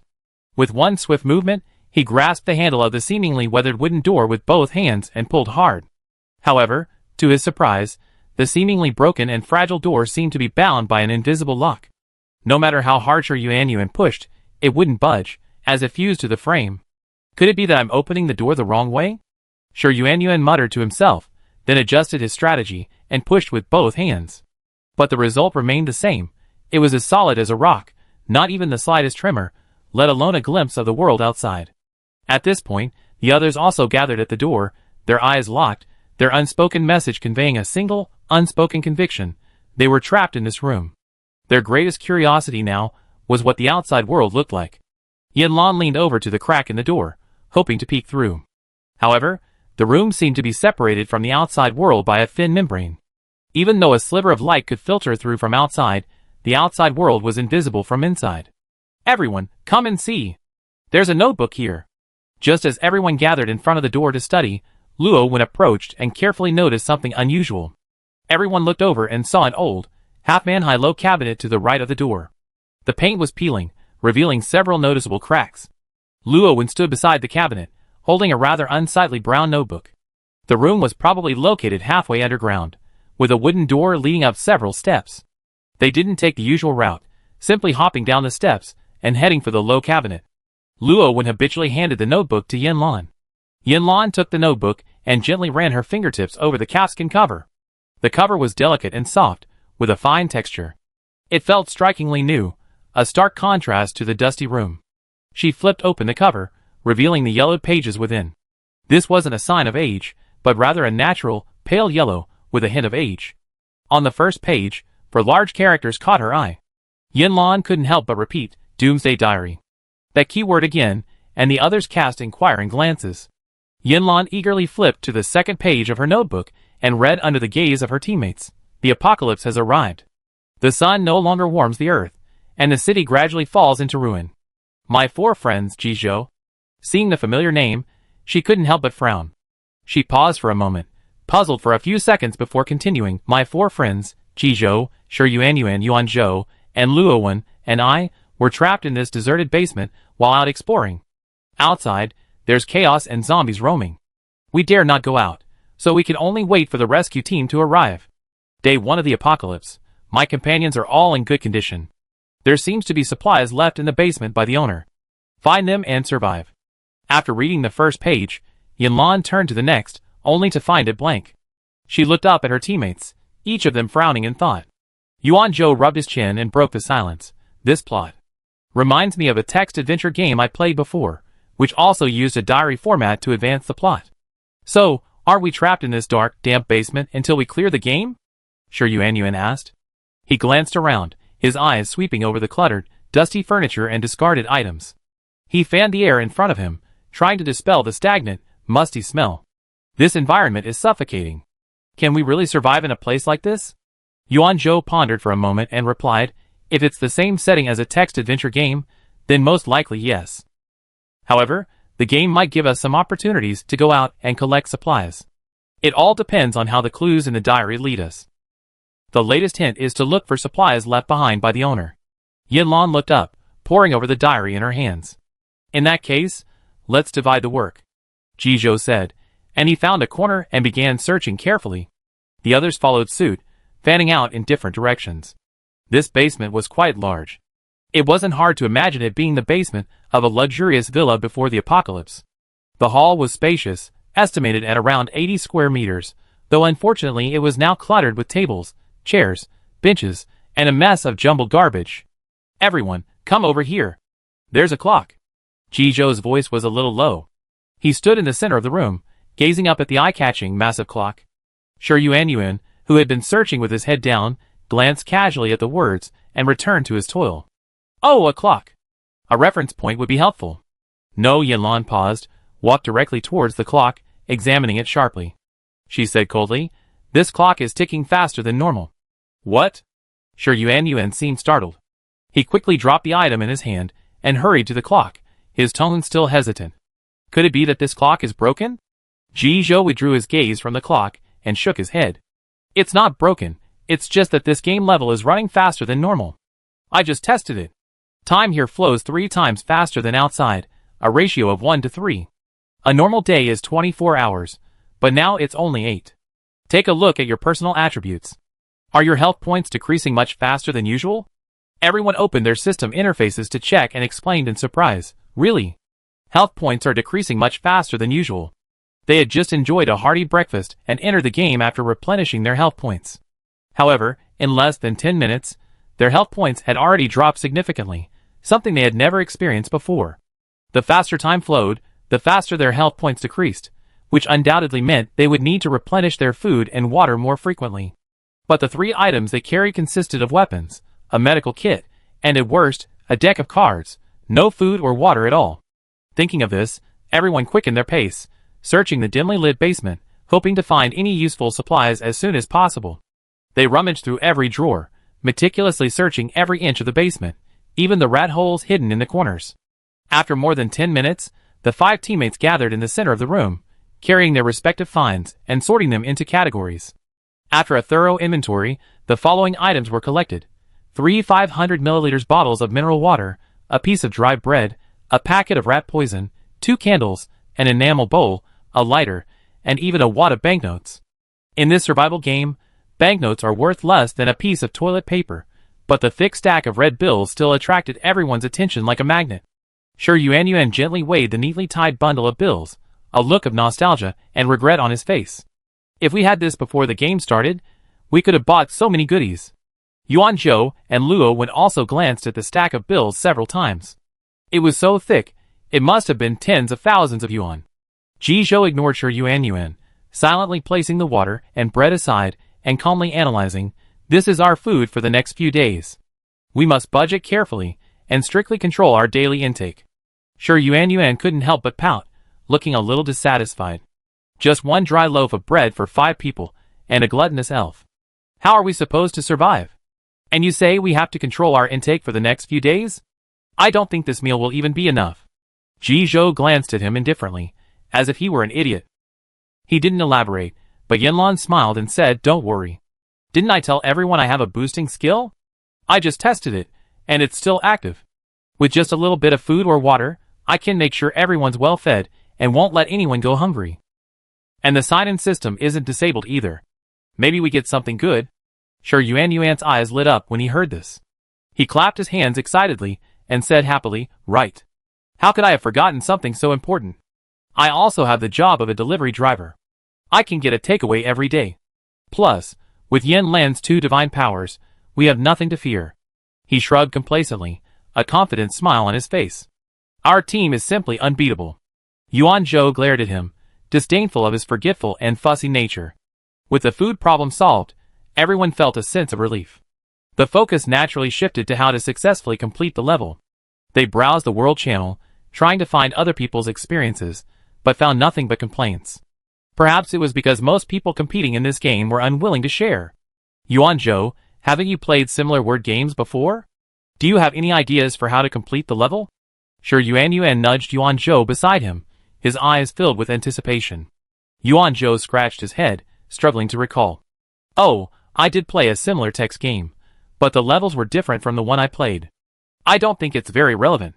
Besides, it's been so long, I can't remember many of the details." Shi Yuan shook his head, TSK.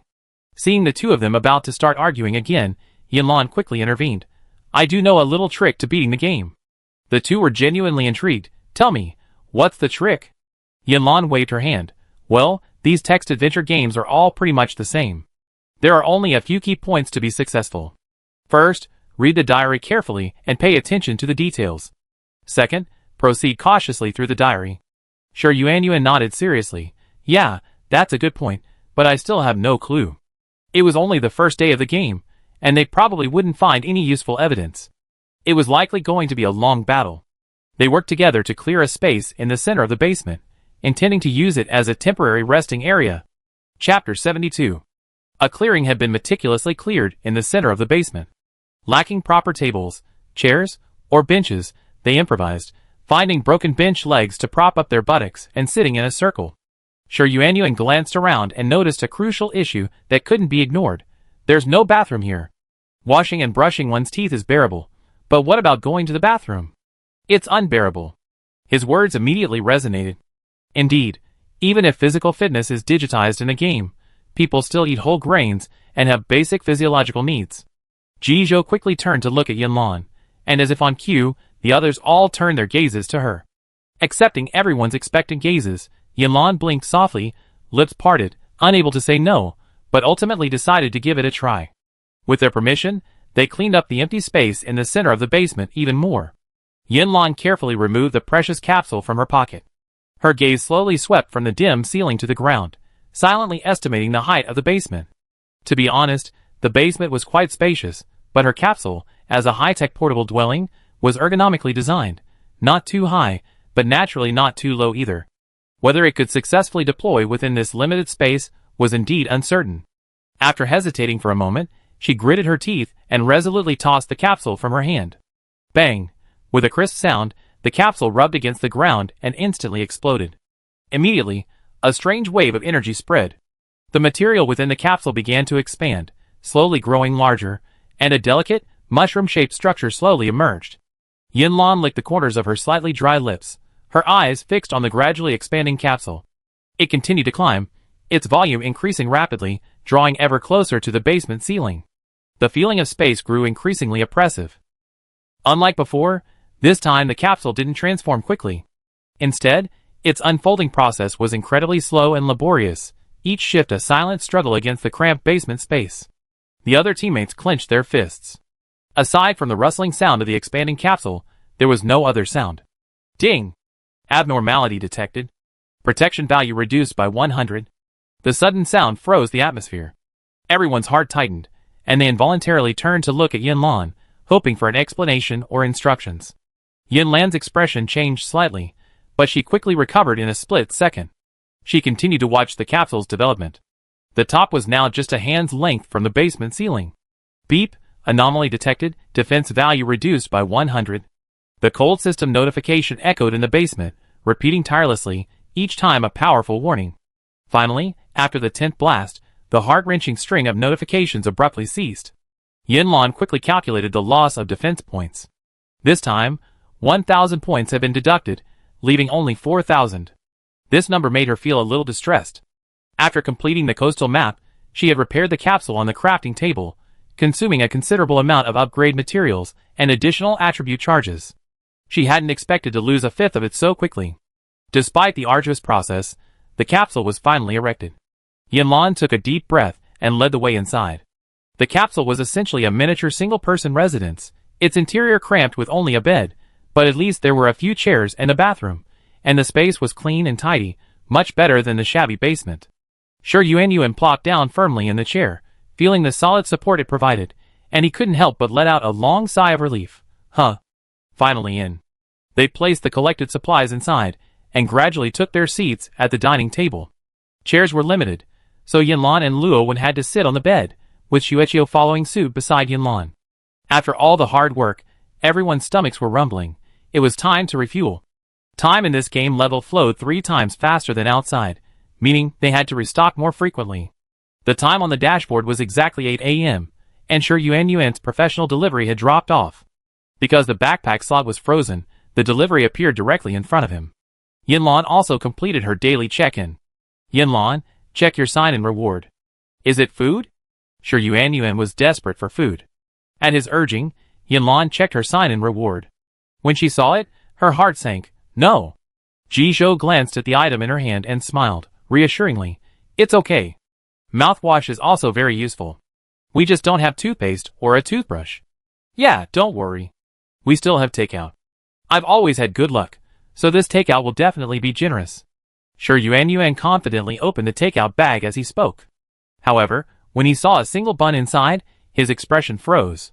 He held the bag high above his head, examining it over and over. His expression shifted from confusion to disbelief. How is this possible? Who has the guts to order just one bun? The packaging and delivery fees must be exorbitant. Yuanzhou and Luo also leaned over to join in the search. They also couldn't believe there was only one bun. However, something even more heartbreaking was yet to come. Yinlan silently raised the watermelon-sized bun and the 10-pack of wet wipes in her hands, giving a wry smile. Class drops should be at least halved, since my skills are restricted. The sign-in system's rewards are useless. Everyone automatically ignored the wet wipes in Yinlan's hand and looked at the enormous bun. It was a bolt from the blue. This. If it were before, it wouldn't just be the size of a watermelon, it could have been the size of a yoga ball. Their skills and classes had been significantly impacted, and they were trapped in this closed basement. How were they supposed to survive? It wasn't just them. The group chat was filled with complaints. Class drops are drastically reduced. I'm the only pro player in our team, and they all rely on my food to survive. Yet all they give me is this tiny cookie? Exactly.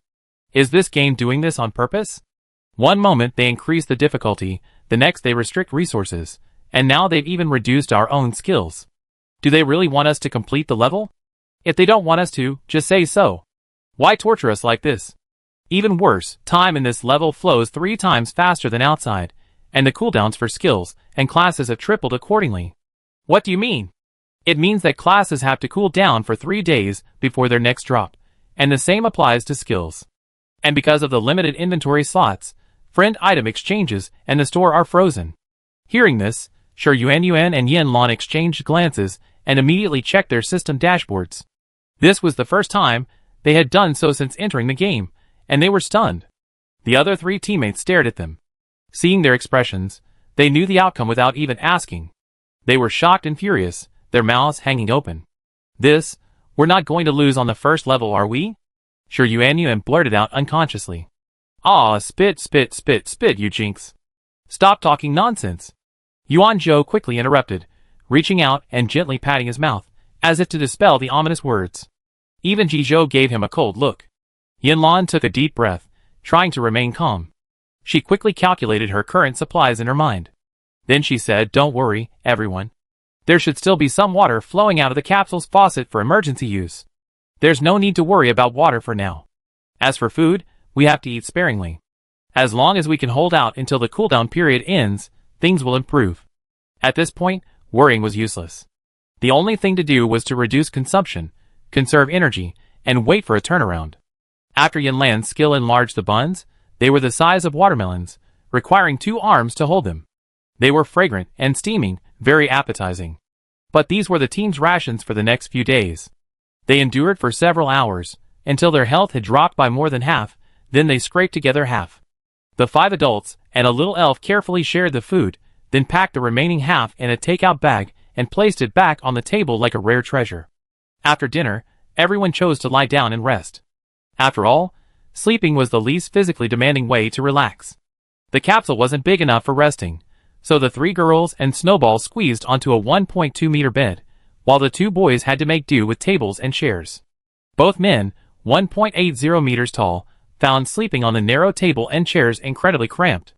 Their long legs couldn't even straighten, let alone turn over. But there was no other way. Many players in the group chat simply sat on the floor or leaned against the basement walls. Despite the simple conditions of their capsule, they were able to take a short nap. Time sped by, and they only slept for a few hours before the giant clock in the basement chimed, waking the 5 of them drowsily. The girls sleeping in the beds were fine, but the boys sleeping on the tables and chairs looked much more miserable. Sure, Yuanyuan rubbed his waist and moaned continuously. Ji Zhou didn't say anything, but his slightly unsteady steps silently betrayed the discomfort and fatigue of the previous night. Waking up, their mouths were inevitably dry. They took mouthwash and went to the bathroom one by one to wash up. Resources were limited, so they only lightly wet their palms and gently wiped their faces. The capsules were originally capable of providing independent water and electricity, but unfortunately, power generation requires sunlight, and water production requires access to abundant moisture outdoors. Now that the capsules were tucked away in a closed basement, these conveniences were naturally unavailable. The bathroom was cramped, barely enough space for one person to turn around. Yinlan entered first, quickly washed up, and hurried out. Because of last night's poor sleep, the teammates were generally in poor spirits. Their faces were dull and lifeless, like eggplants dehydrated by the scorching sun, each one wilting. After observing her teammates for a moment, Yinlan went outside the capsule. On the low cabinet to the right of the basement entrance, the small brown lambskin notebook lay quietly, seemingly waiting for her to turn the pages. Yinlan walked over, gently flipped open the notebook, and upon seeing the contents, a flash of surprise flashed in her eyes. Then she excitedly exclaimed, "Look! There's a second page! Chapter 73. This is a crucial clue to clearing the game." Upon hearing Yinlan's call, the group rushed out of the capsule. The last to emerge was Sure Yuanyuan, tears still lingering on the corners of his mouth. In this place with scarce supplies, he didn't care to be so particular. In a panic, he wiped his hand with his sleeve and anxiously urged, "Quick, take a look. What's written here?" Yinlan didn't waste time. Seeing everyone gathered, she cleared her throat and began to read Doomsday Diary. The next day, everyone's mental state was relatively stable. Yesterday, we thoroughly searched the entire basement. Unfortunately, aside from a small amount of food and water, and some seemingly worthless scraps, we found nothing. This food alone is definitely not enough for us to survive. After discussion, we decided that we must send 2 teammates out to search for resources today, one to the left, the other to the right. After reading this paragraph, Yinlan gently closed the diary and spread it flat on the low cabinet, ensuring that everyone could clearly see the entry. She raised her head, glanced at the group, and said seriously, "The last sentence in the diary is crucial. We need to send 2 teammates to search for supplies today." Ji Zhou nodded, saying without hesitation, "That's right. The situation outside is still unknown, so I go on this first expedition." Everyone agreed with Ji Zhou's decision.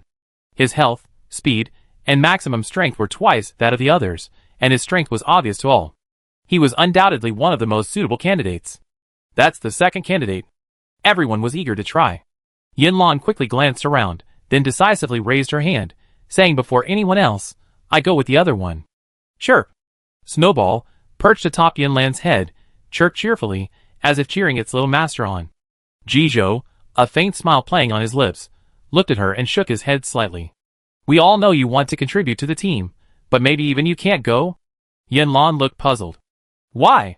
Jizhou gently flipped open the diary's first page, pointed at the text, and patiently explained, "From the very beginning of the game, your role has been determined.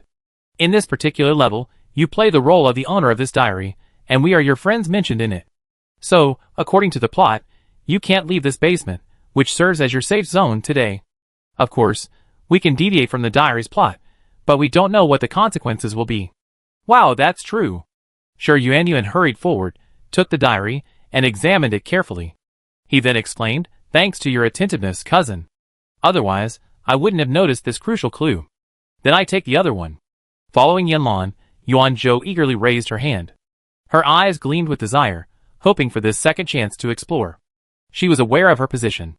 She wasn't the team's strongest fighter like Jizhou, nor a professional player like Shi Yuanyuan, nor did she possess Yinlan's outstanding overall strength. Even Luo Wen's indispensable role in logistics made her feel inferior.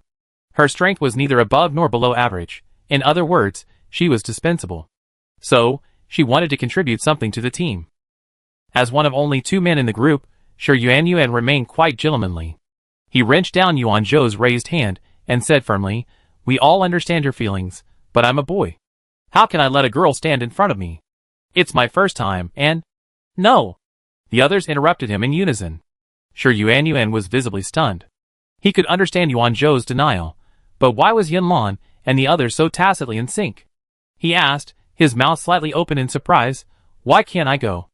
Jizhou calmly analyzed, "We don't fully understand the conditions for clearing this game yet, but based on my speculation, it's likely that as long as at least one team member survives to the end, we'd be considered cleared. Given the treacherous environment outside, you and Yinlan, as the skilled/professional players in our team, should remain in a relatively safe area during the initial stages, responsible for collecting and accumulating supplies for the team to ensure the smooth progress of our subsequent operations." This made sense. If the 2 teammates sent out successfully brought back food, Yinlan could use her abilities to amplify it, and every day Shi Yuanyuan survived would earn them an extra takeout meal. Even if the 2 teammates didn't return, they would still have enough food to last until the end. The early stages are undoubtedly the golden period for team development, and no one objected to Jizhou's statement. Finally, Yuanzhou secured the final spot to go out and search for supplies. Overjoyed, she vowed to herself to bring back abundant resources for the team. Once the candidates for the outbound trip were decided, they decided to take action immediately without hesitation. Shi Yuanyuan was now responsible for the storage and distribution of the team's food and water. He returned to the capsule, retrieved the remaining half of the bun, and carefully divided it into 2 equal portions. He then meticulously broke one of the portions into 2 equal portions again, handing each to the 2 men about to depart. As for the precious small loaves of bread, they were the team's last emergency supplies, and he decided not to use them for now, saving them for a rainy day. Jizhou looked down at the fist-sized buns in his and Yuanzhou's hands, his gaze involuntarily shifting to the other side. Yinlan's group of 3 adults, plus a voracious elf, only had as much as theirs combined. He felt a warm feeling in his heart, but was about to speak when Yinlan interrupted him. "Don't refuse again. We're staying in the basement, where it's relatively safe and requires less activity, so our energy consumption is naturally low. You, however, will be out exploring, not only facing numerous dangers, but also exerting immense physical effort. You need these supplies even more." Jizhou looked into Yinlan's determined eyes, pursed his lips, and ultimately did not refuse. He silently rewrapped the bun in the torn takeout bag and carefully placed it in his pocket. Seeing this, Yuanzhou swallowed his unfinished words, and secretly resolved to return safely as soon as possible and live up to his teammates' earnest expectations. The 2 team members, who were about to leave, quickly checked their weapons and equipment, accepted the mineral water offered by Shi Yuanyuan, and stood at the basement door, bidding farewell to their remaining teammates one by one. "Be safe. We'd be waiting for your safe return. Well, you should also stay vigilant at home and take good care of yourselves." This conversation was a bit corny, like the cheesy conversation of an old married couple. Yinlan only said a few words before hinting that they could set off. Jizhou walked up the ascending steps and gently pushed open the wooden door. The door had remained motionless yesterday, but today, with a gentle push, a crack appeared. The diary had indeed quietly driven the plot forward. As the door cracked, Yinlan's eyes darted, trying to peek into the world beyond. The sky was gray and gloomy, and the surroundings were dilapidated, giving off a desolate, long uninhabited feeling. Seeing Jizhou and the others leave, the pin-up elf followed suit. Seeing it could accompany them without a hitch, Yinlan's eyes lit up. However, as she attempted to take a step forward, wanting to personally experience the world beyond, she felt an inexplicable force pull her back. She stumbled a few steps, barely keeping herself together, a look of frustration on her face. It seems this door restricts access to us remaining players, but it seems to be unimpeded for non-player Pokemon. Helplessly, she and the rest of her teammates retreated back inside. Snowball, accompanying Yuanzhou, was a significant help. Having slept for nearly 8 hours, they had no desire to sleep anymore. After a quick cleanup of the capsule, only a dozen minutes had passed. Being cooped up in the basement for too long was taking its toll, so Yinlan suggested searching the basement again. Maybe we can find the supplies we missed earlier. Sure, Yuan and Luo were equally bored, so the three of them quickly set to work, meticulously searching every nook and cranny of the somewhat cluttered basement. Yinlan paced slowly through the basement, her eyes darting between each item. Despite their repeated searches, they seemed to have found no valuable supplies beyond a few inconspicuous pieces of white paper. She felt a wave of disappointment, almost giving up hope, when her gaze suddenly sharpened. Something seemed to be hidden in the corner beam. It was a satellite dish, similar to those used by the elderly in olden days, with only a small section protruding, easily overlooked without careful observation. Yinlan's heart trembled, her intuition telling her that something hidden in such a secluded place must have a special significance and purpose. The beam was too high to reach on her own, so she turned and called for Yuan and Luo for help. The three of them gathered at the wall, briefly discussing their strategy, and then began to act. After the trials and tribulations of several dungeons, Yuan's physical condition had greatly improved, becoming exceptionally strong. He stopped not far from the wall and slowly crouched down, his feet firmly planted on the ground, like a solid foundation. Seeing this, Yinlan gently removed her shoes and carefully stepped onto Yuan's shoulders. Luo went nervously and cautiously supported Yinlan, just in case. "Are you standing firmly?" Yuan's deep, powerful voice echoed through the basement. He tilted his head slightly, checking with his peripheral vision whether Yinlan was stable on his shoulders. "Yeah, all right. Yinlan replied softly, holding onto the wall in front of her for initial stability. As Yuan slowly stood up, Yinlan, using this strength, slowly adjusted her body until she was fully standing. Yuan's height of 1.83 meters and Yinlan's height of nearly 1.7 meters, combined, they were finally able to just barely touch the high beams above. Yinlan's legs trembled at first at this height, but Yuan, as if sensing her uneasiness, quickly and firmly grasped her legs, offering her unwavering support and encouragement. The height was still a little insufficient, preventing her from directly seeing what was happening on the beams. Seeing this, Luo gave instructions from below. "Yinlan, a little further up is the beam. Yes, move a little to the left. Okay, right there. Reach out and feel for it." Chapter 74. Under Luo's precise guidance, Yinlan decisively extended her hands and carefully groped along the beams. The beams hadn't been cleaned for a long time, and were covered in a thick layer of dust, making her touch less smooth. As her palms brushed across the beams, she unexpectedly came into contact with a soft object. The touch made her heart tighten, and she nearly screamed in fear. But then she realized she was suspended in midair, and any large movement could be dangerous. She stifled her scream. It was just a dead spider. Gathering her composure, Yinlan continued her careful exploration. This time, she was certain she had touched a wire, and next to it, another unknown object. Without time to think, she quickly retrieved both objects and handed them to Luo, who was waiting below. Then, she gently ran her fingers over every possible hiding place, carefully checking the surroundings once more to ensure nothing was left behind. Only then did Yuan lower her back to the ground. After Yinlan landed safely, the three of them immediately formed a circle, crouched down, and began to examine the items they had just taken down with full concentration. Could this antenna have another use? Yuan asked, his brow furrowed. He examined the antenna carefully, then turned his gaze to the eye-catching metal box next to it, wondering, what is this? Yinlan shook her head slightly. I don't know. I just happened to find it near the antenna. The metal box was ingeniously designed, with a sliding track on one side. The three of them exchanged glances, and tacitly decided to open it, and take a closer look. With a crisp click, the lid of the iron box slowly slid open, revealing a neatly folded sheet of paper. Yinlan carefully removed the paper, and gently unfolded it. Then, focusing her eyes on the title at the top, she clearly read, Radio Station Installation Manual. Radio Station Installation Manual? Sure Yuan's face flashed with surprise. He quickly approached the paper, and, shoulder to shoulder with Yinlan, they began to study it carefully together. As they delved deeper into the contents, their expressions grew increasingly solemn and focused. Finally, after finishing the manual, all three of them shared a look of excitement. Luowen spoke first. With this radio, can we establish communication with the outside world, sending and receiving messages? Yinlan nodded affirmatively, her face equally excited. Yes, I suspect this could be one of the key clues to completing the game. Sure Yuan, however, pointed to the instructions and raised a practical question, but we don't seem to have enough parts. It says that a complete radio requires 4 antennas, a receiver, a transmitter, a power supply, and a walkie-talkie. But we only have 1 antenna. Yinlan clutched the precious instruction manual tightly in both hands and said, It's okay.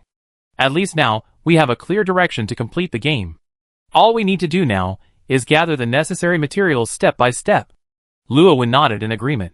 Yes, Yinlan is right. Let's quickly tell Jizhou and Yuanzhou this good news. They're out scavenging for supplies now, and they might be able to find the parts we need soon. Okay, I contact them. Sure Yuan quickly sent the instructions to the Get Rich Together group. After confirming that their 2 teammates had successfully received the message, Yinlan and the other 2 put down the system panel and stood up with a look of relief. The basement was dim.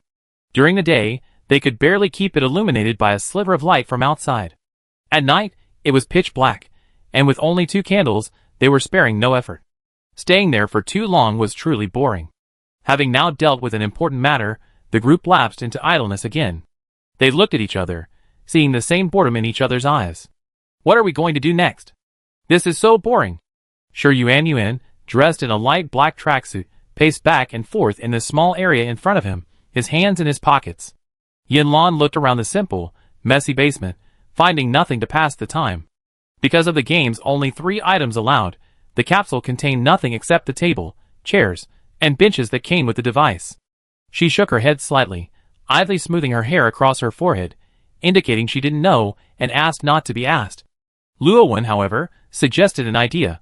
How about we try airplane jumping? Yinlan's eyes lit up, and she was eager to try it. Sure. I've done this before, and it doesn't require any props. The 2 of them hit it off immediately, but Sure Yuan was a bit bewildered. What is airplane jumping? Sure Yuan was initially confused, but after Luowen's explanation, images of his childhood, drawing squares on the ground with his friends and jumping around, gradually emerged in his mind. He sighed sharply. This wasn't a game for little girls, and he was a towering 6 feet 8 inches. Yet, facing endless empty time, he had no choice. So, he simply gritted his teeth and agreed. Okay then. The game's time sped up, effectively only 8 hours. Normally, it would have passed quickly, but here, every minute and every second seemed magnified. During these long 8 hours, the 3 of them hadn't eaten, and the 2 teammates who had gone out exploring hadn't brought back any good news. Time seemed to freeze.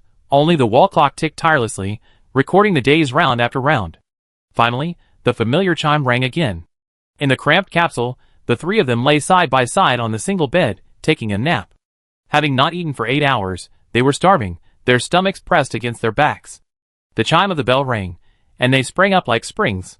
Sure Yuan was the first to rush to the dining table, muttering to himself as he walked, Finally, we made it through these 8 hours.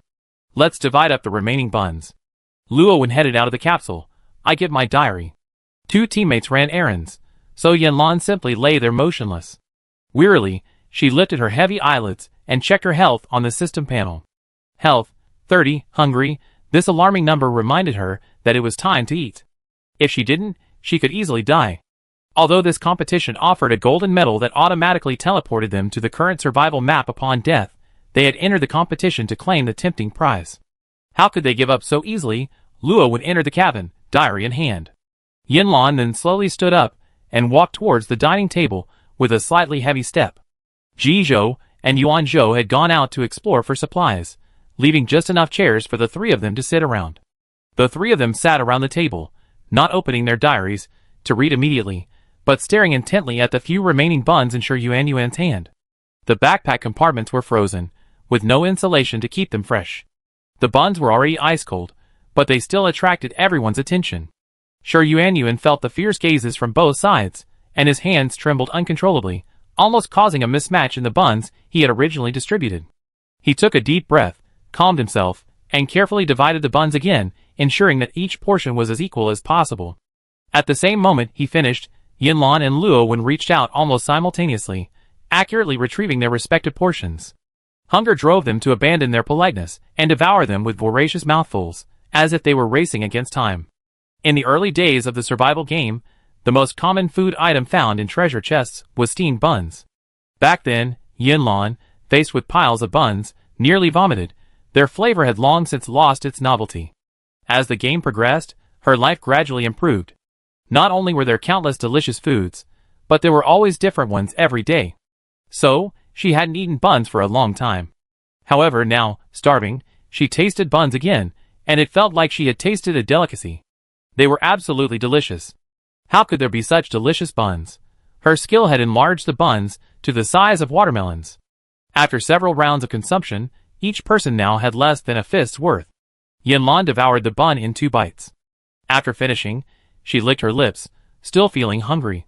So, she stood up and poured herself a glass of water, which she drank in 1 gulp. The coolness of the water comforted her stomach for a moment, and her hunger eased a little. Opening the system panel again, her health had risen from 30 to 50, putting her a little further away from death. After finishing their meal, the three of them regained their strength and turned to the diary Luo had just brought in. Yinlan's fingertips gently brushed the cover, and she flipped open the book. The first and second pages were still filled with the original content, but new handwriting appeared on the 3rd page. Doomsday Diary, Day 3. The remaining teammates weren't in a good mood, probably because they'd been stuck in this cramped basement for so long. The food supply was dwindling, and most of the drinking water had been used up. If this continues, we starve to death. My teammates and I were bored in the basement when finally, there was a knock on the door. It was the teammate who'd gone out to look for supplies. Just as I finished reading the last word in the diary, there was a knock at the basement door, accompanied by Ji Zhou's familiar voice. Yinlan, Yuanyuan, come open the door. I'm back. When Sure Yuanyuan heard his cousin's voice, he turned without hesitation and ran to the door. Yinlan was overwhelmed with inexplicable confusion, but she couldn't make sense of it for a moment, so she instinctively followed Sure Yuanyuan. Just as Sure Yuanyuan's hand was about to touch the cold doorknob, Yinlan suddenly realized something. She thrust out her arm, grabbed Sure Yuanyuan, and shouted hurriedly, "Wait!" Sure Yuanyuan was startled by Yinlan's sudden voice, his movements frozen. He turned and asked, "What's wrong?" "My cousin's back." Yinlan pulled him behind her and calmly spoke to the person outside. "Why are you back so soon?" Ji Zhou continued to smile. "What's going on? It wouldn't be bad if I came back earlier. I went to a warehouse. There's lots of food there, chocolate, bread, and lots of cakes." "Yinlan, don't you like cakes? Open the door quickly." Yinlan swallowed. The person outside the door had imitated her perfectly, even remembering her preferences. But she knew it wasn't Ji Zhou. Chapter 75. The knock on the door came suddenly, almost as soon as they finished reading the diary. It was the familiar voice of their companion, and they instinctively opened the door without thinking. Yinlan felt a little strange at first, but now that she had calmed down, she understood the reason. Ji Zhou had said a few hours ago that he was going to a farther place to search for radio parts, and it would take at least 10 hours for him to return. The radio parts were a crucial clue to their progress.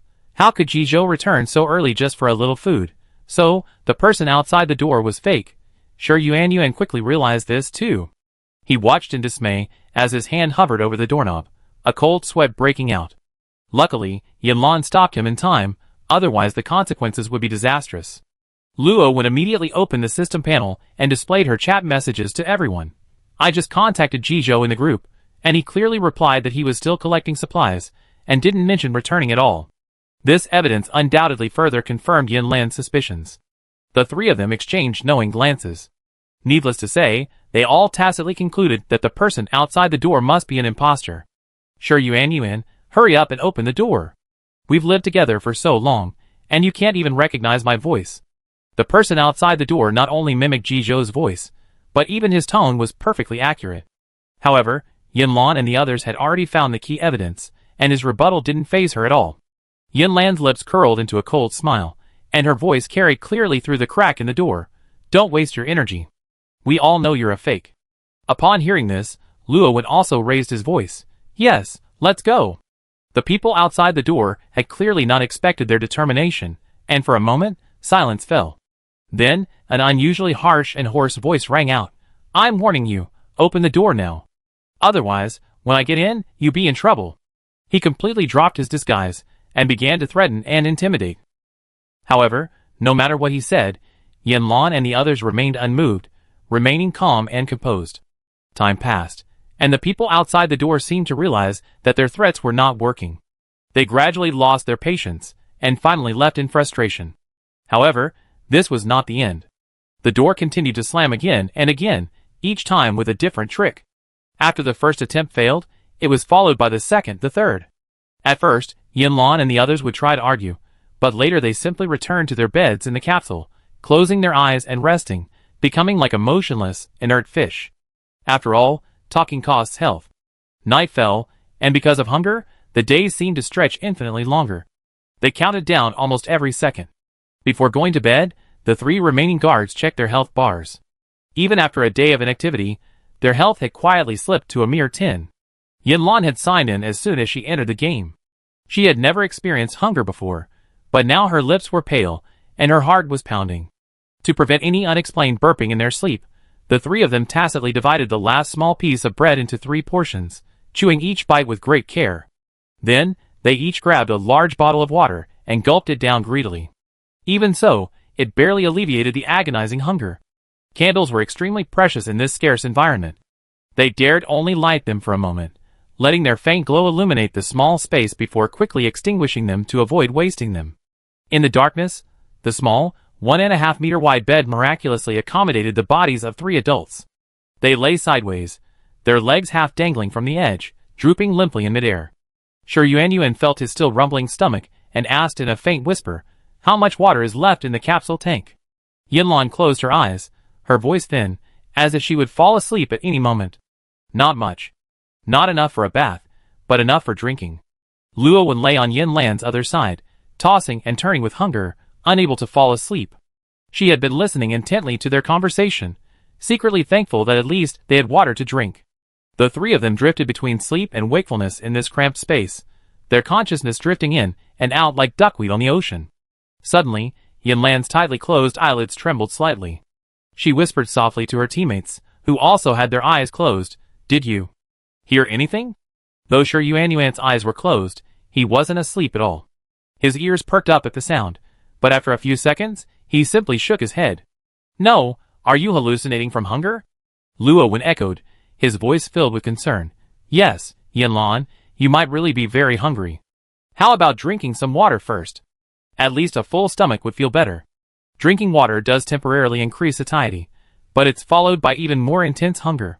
Drinking too much water makes it easier to go to the bathroom, and getting up to go requires exercise, which also consumes health points. Thinking of her scarce health points, Yinlan shook her head slightly, wondering if she was truly deaf from hunger and hearing things wrong. So, she recalibrated her breathing, and gently folded her hands over her abdomen, trying to find some solace in this gesture. Knock, knock. Knock, knock. It's me, Yuan Zhou. And Snowball. Come open the door for us. In the darkness, the 3 of them opened their eyes almost simultaneously. This time, they all clearly heard voices, not only Yuan Zhou's, but also Snowball's crisp chirping. Luo Wen quickly opened the system panel to confirm. The message flashing on the screen was like a ray of sunshine on a winter's day, bringing them hope. It's Yuan Zhou. She's really back, and she said she brought food. Luo Wen shouted excitedly, his voice filled with joy and anticipation. At the word food, Sure Yuanyuan felt an instant surge of energy. He leaped from the bed, not even bothering to put on his shoes, and headed straight for the basement door. He shouted, I'm coming! I'm coming! As he ran. His eagerness and excitement completely belied the hunger and fatigue that had lingered before. Yinlan also quickly stood up, a long-lost smile on her face. Finally, she wouldn't be hungry anymore. Finally, the basement door slowly opened, revealing the familiar figures of Yuan Zhou and Xueqiu. Yuan Zhou, dusty and exhausted, carried a bright red supermarket shopping bag bulging with a variety of supplies.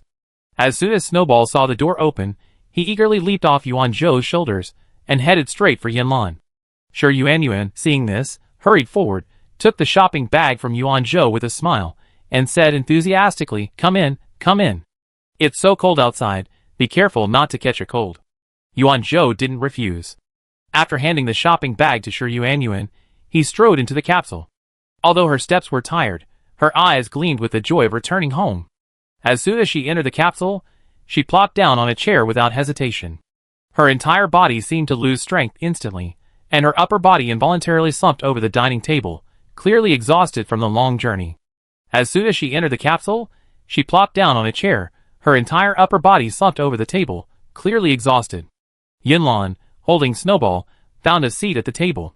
Seeing Yuan Zhou's exhausted appearance, she didn't disturb him. Instead, she silently picked up an unopened bottle of water and gently placed it in front of her.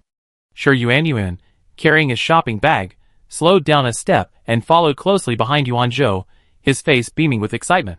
He placed the shopping bag steadily on the dining table and then enthusiastically greeted everyone. Come on, open it, and see what treasures Yuan Zhou has brought us." As the shopping bag opened, each item was revealed to the crowd. Sure Yuan took out the items one by one. After so many years in survival games, he had seen all sorts of wonderful things, but now, even the most ordinary bottle of mineral water surprised him. "Wow, look! There are 2 bottles of mineral water." Sure Yuan excitedly exclaimed, "Now we each have a water bottle." "That's great." He then pulled out a towel, a package of sausages, and a small Oreo cookie, each of which garnered everyone's attention and admiration. However, the most exciting thing was that Yuan Zhou had actually found 2 antennas and a power supply. These were crucial materials they needed to build a radio. Yanlan carefully checked the instructions. In addition to the existing materials, to build a radio, they needed an antenna, a signal transmitter, and a receiver. The bag of sausages contained 10, and Yuan Zhou had eaten 2 on the way, leaving only 8 left in the bag. Yanlan, Luowen, and Sure Yuan, already dizzy with hunger, eagerly grabbed a sausage each, ripped the package open with their teeth, and eagerly devoured it. Yuan Zhou slumped over the table the entire time. Although exhausted, his gaze remained tenderly fixed on his teammates. Seeing their satisfied expressions after eating the sausages, she felt an indescribable sense of pride. She had lived up to her teammates' expectations. The sausages were made of starch and meat, each one as thick as 2 thumbs, and were incredibly filling. Just one sausage restored her health to over 50. It was late at night, and the 3 girls huddled together in bed. Sure Yuan had shoved a few chairs together and slumped down on them. Not to mention, now that they were full, their sleep quality improved significantly. The agony of tossing and turning due to hunger was gone.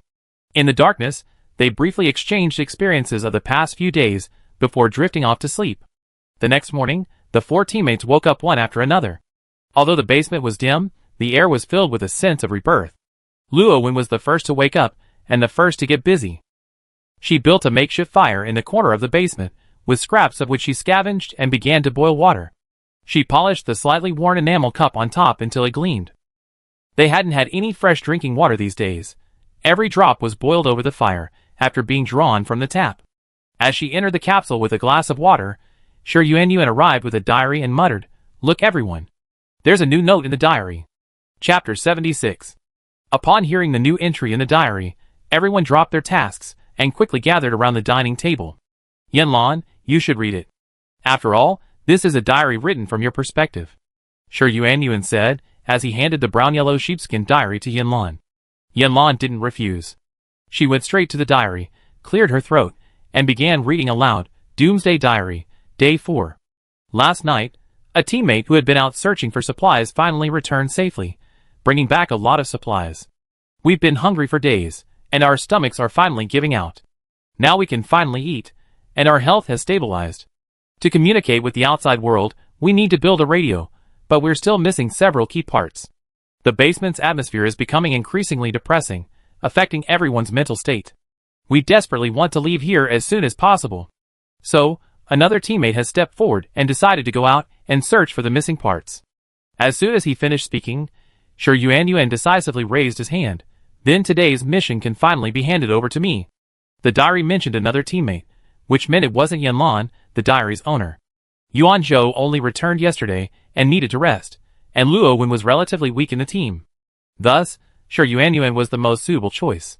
Yuan Zhou glanced around at his teammates and sighed, "Our team is still quite harmonious. I've seen many participating teams on the World Channel quarreling and turning against each other in order to avoid going out to investigate. In comparison, the atmosphere within our team is truly remarkable." Shi Yuanyuan's lips curled up at this, his face as proud as a peacock. "Of course, look who's on our team." Yanlan and Luo Wen also smiled at him, their eyes filled with care and warmth. This competition is a level-clearing competition. Players who clear the levels and place at the top will naturally receive generous rewards. But even if they don't complete the levels, as long as they participate to the end, they can still receive a participation prize. The prerequisite for receiving a prize is that the player remains alive at the end of the game. Many people form temporary teams solely for the rewards. Exploring is dangerous and arduous. Returning safely is fine, but dying out there is not only suffering, but also a pure sacrifice for their teammates. So, while their choice may be somewhat selfish, it's also understandable. Ultimately, the relationship between teammates isn't deep, and there's no trust between them. But there are many friendly and harmonious teams, like Yanlan's, and there are many in Zone H38 alone. There were quite a few, like Lu Xiaokui's team, the Yang Shui sisters, and Xie Yuan's team. Shi Yuanyuan was about to tell his cousin in the Get Rich Together group chat that he was about to go out exploring when he accidentally caught a glimpse of the expiring class cooldown on his profile screen. He excitedly screamed, "Look everyone! I only have a few seconds left." Yanlan, upon hearing this, quickly checked her check-in system and skill cooldown status. A bright smile spread across her face. "Me too. That's great." Excited, Shi Yuanyuan quickly clasped his hands together, closed his eyes, and prayed devoutly, "Ancestors in heaven, grandparents, parents, aunts, and uncles, please bless Yanlan and me with double the item drops today. After the match, I burned tons of paper money for you." With the first cooldown period over, everyone's spirits soared. Perhaps Shi Yuanyuan's prayers had paid off, as his takeout order actually contained a whole, steaming, fragrant roast chicken. Yanlan also signed in, and received a palm-sized 5-nut mooncake. Shi Yuanyuan's eyes hesitated between the mooncake and the roast chicken. Finally, with a pained look, he glanced past the roast chicken and settled firmly on the packaged mooncake. "Yanlan, use your enlargement skill on the mooncakes. They're very filling and easy to store." While roast chicken was delicious, with backpack compartments now blocked, it couldn't retain heat or freshness. Long-lasting and filling food was paramount, so everyone unanimously chose the humble 5-nut mooncake. Yanlan nodded, then turned her palm downward, and a surge of power flowed from her palm, slowly pouring into the mooncake. As the skill unleashed, the mooncake began to slowly expand, from its original palm size to the size of a plate. But it didn't stop, it continued to expand. The onlookers held their breath, clenching their fists in excited prayer, "Bigger, bigger!" Finally, the mooncake stopped expanding and transformed into a gigantic mooncake pot, reaching a diameter of 40 centimeters and a thickness of over 5 centimeters. It felt heavy in their hands. Shi Yuanyuan fondly caressed the enormous mooncake. Snowball danced happily around the table, as if selecting what to eat.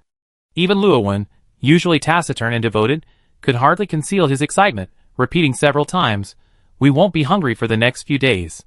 With food plentiful, there was no need to be cautious and conserve. The freshly baked, fragrant roast chicken was happily shared by 4 adults and an elf, everyone enjoying it to their heart's content. After a hearty meal, Shi Yuanyuan prepared to go out and forage for supplies. Luo Wen thoughtfully packed some food for him to take with him. Shi Yuanyuan gratefully accepted the food, pocketed his pistol, and set out on his forage spree. That night, a swarm of rats burst into the basement. Their sharp teeth devoured anything edible, even the rotten wood.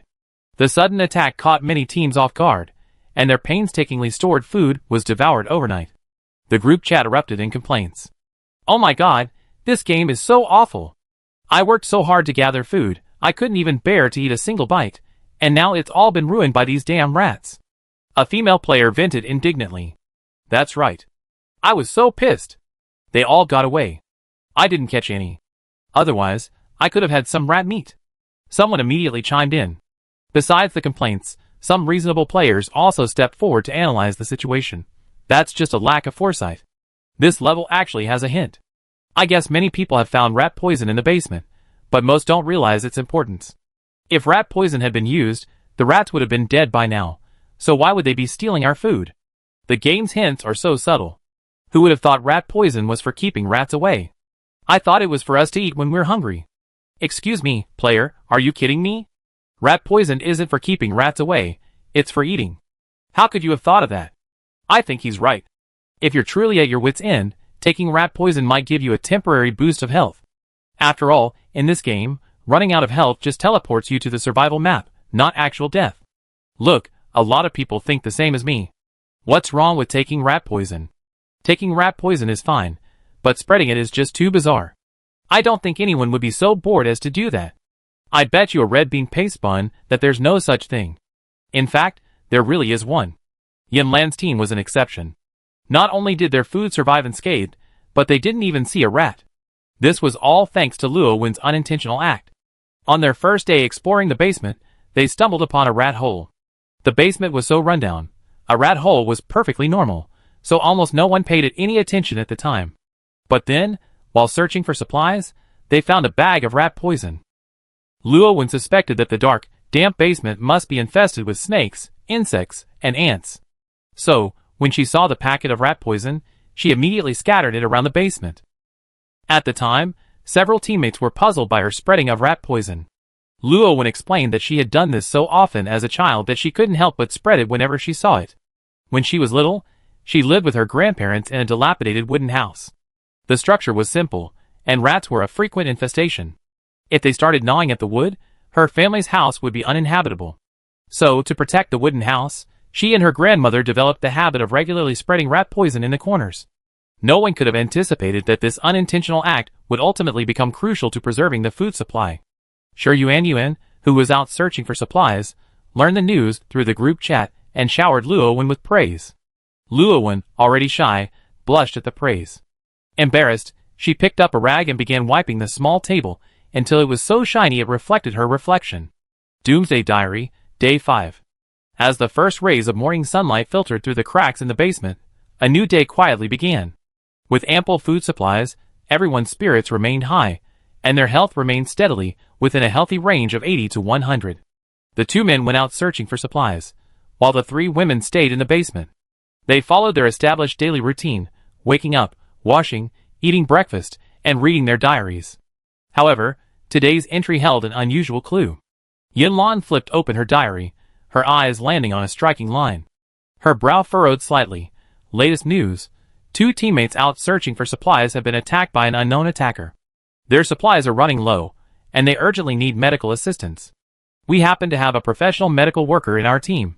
She'd be perfect to go and provide assistance. After reading today's diary entry, they both turned their gazes to Luo Wen almost simultaneously, both of them expressing deep concern.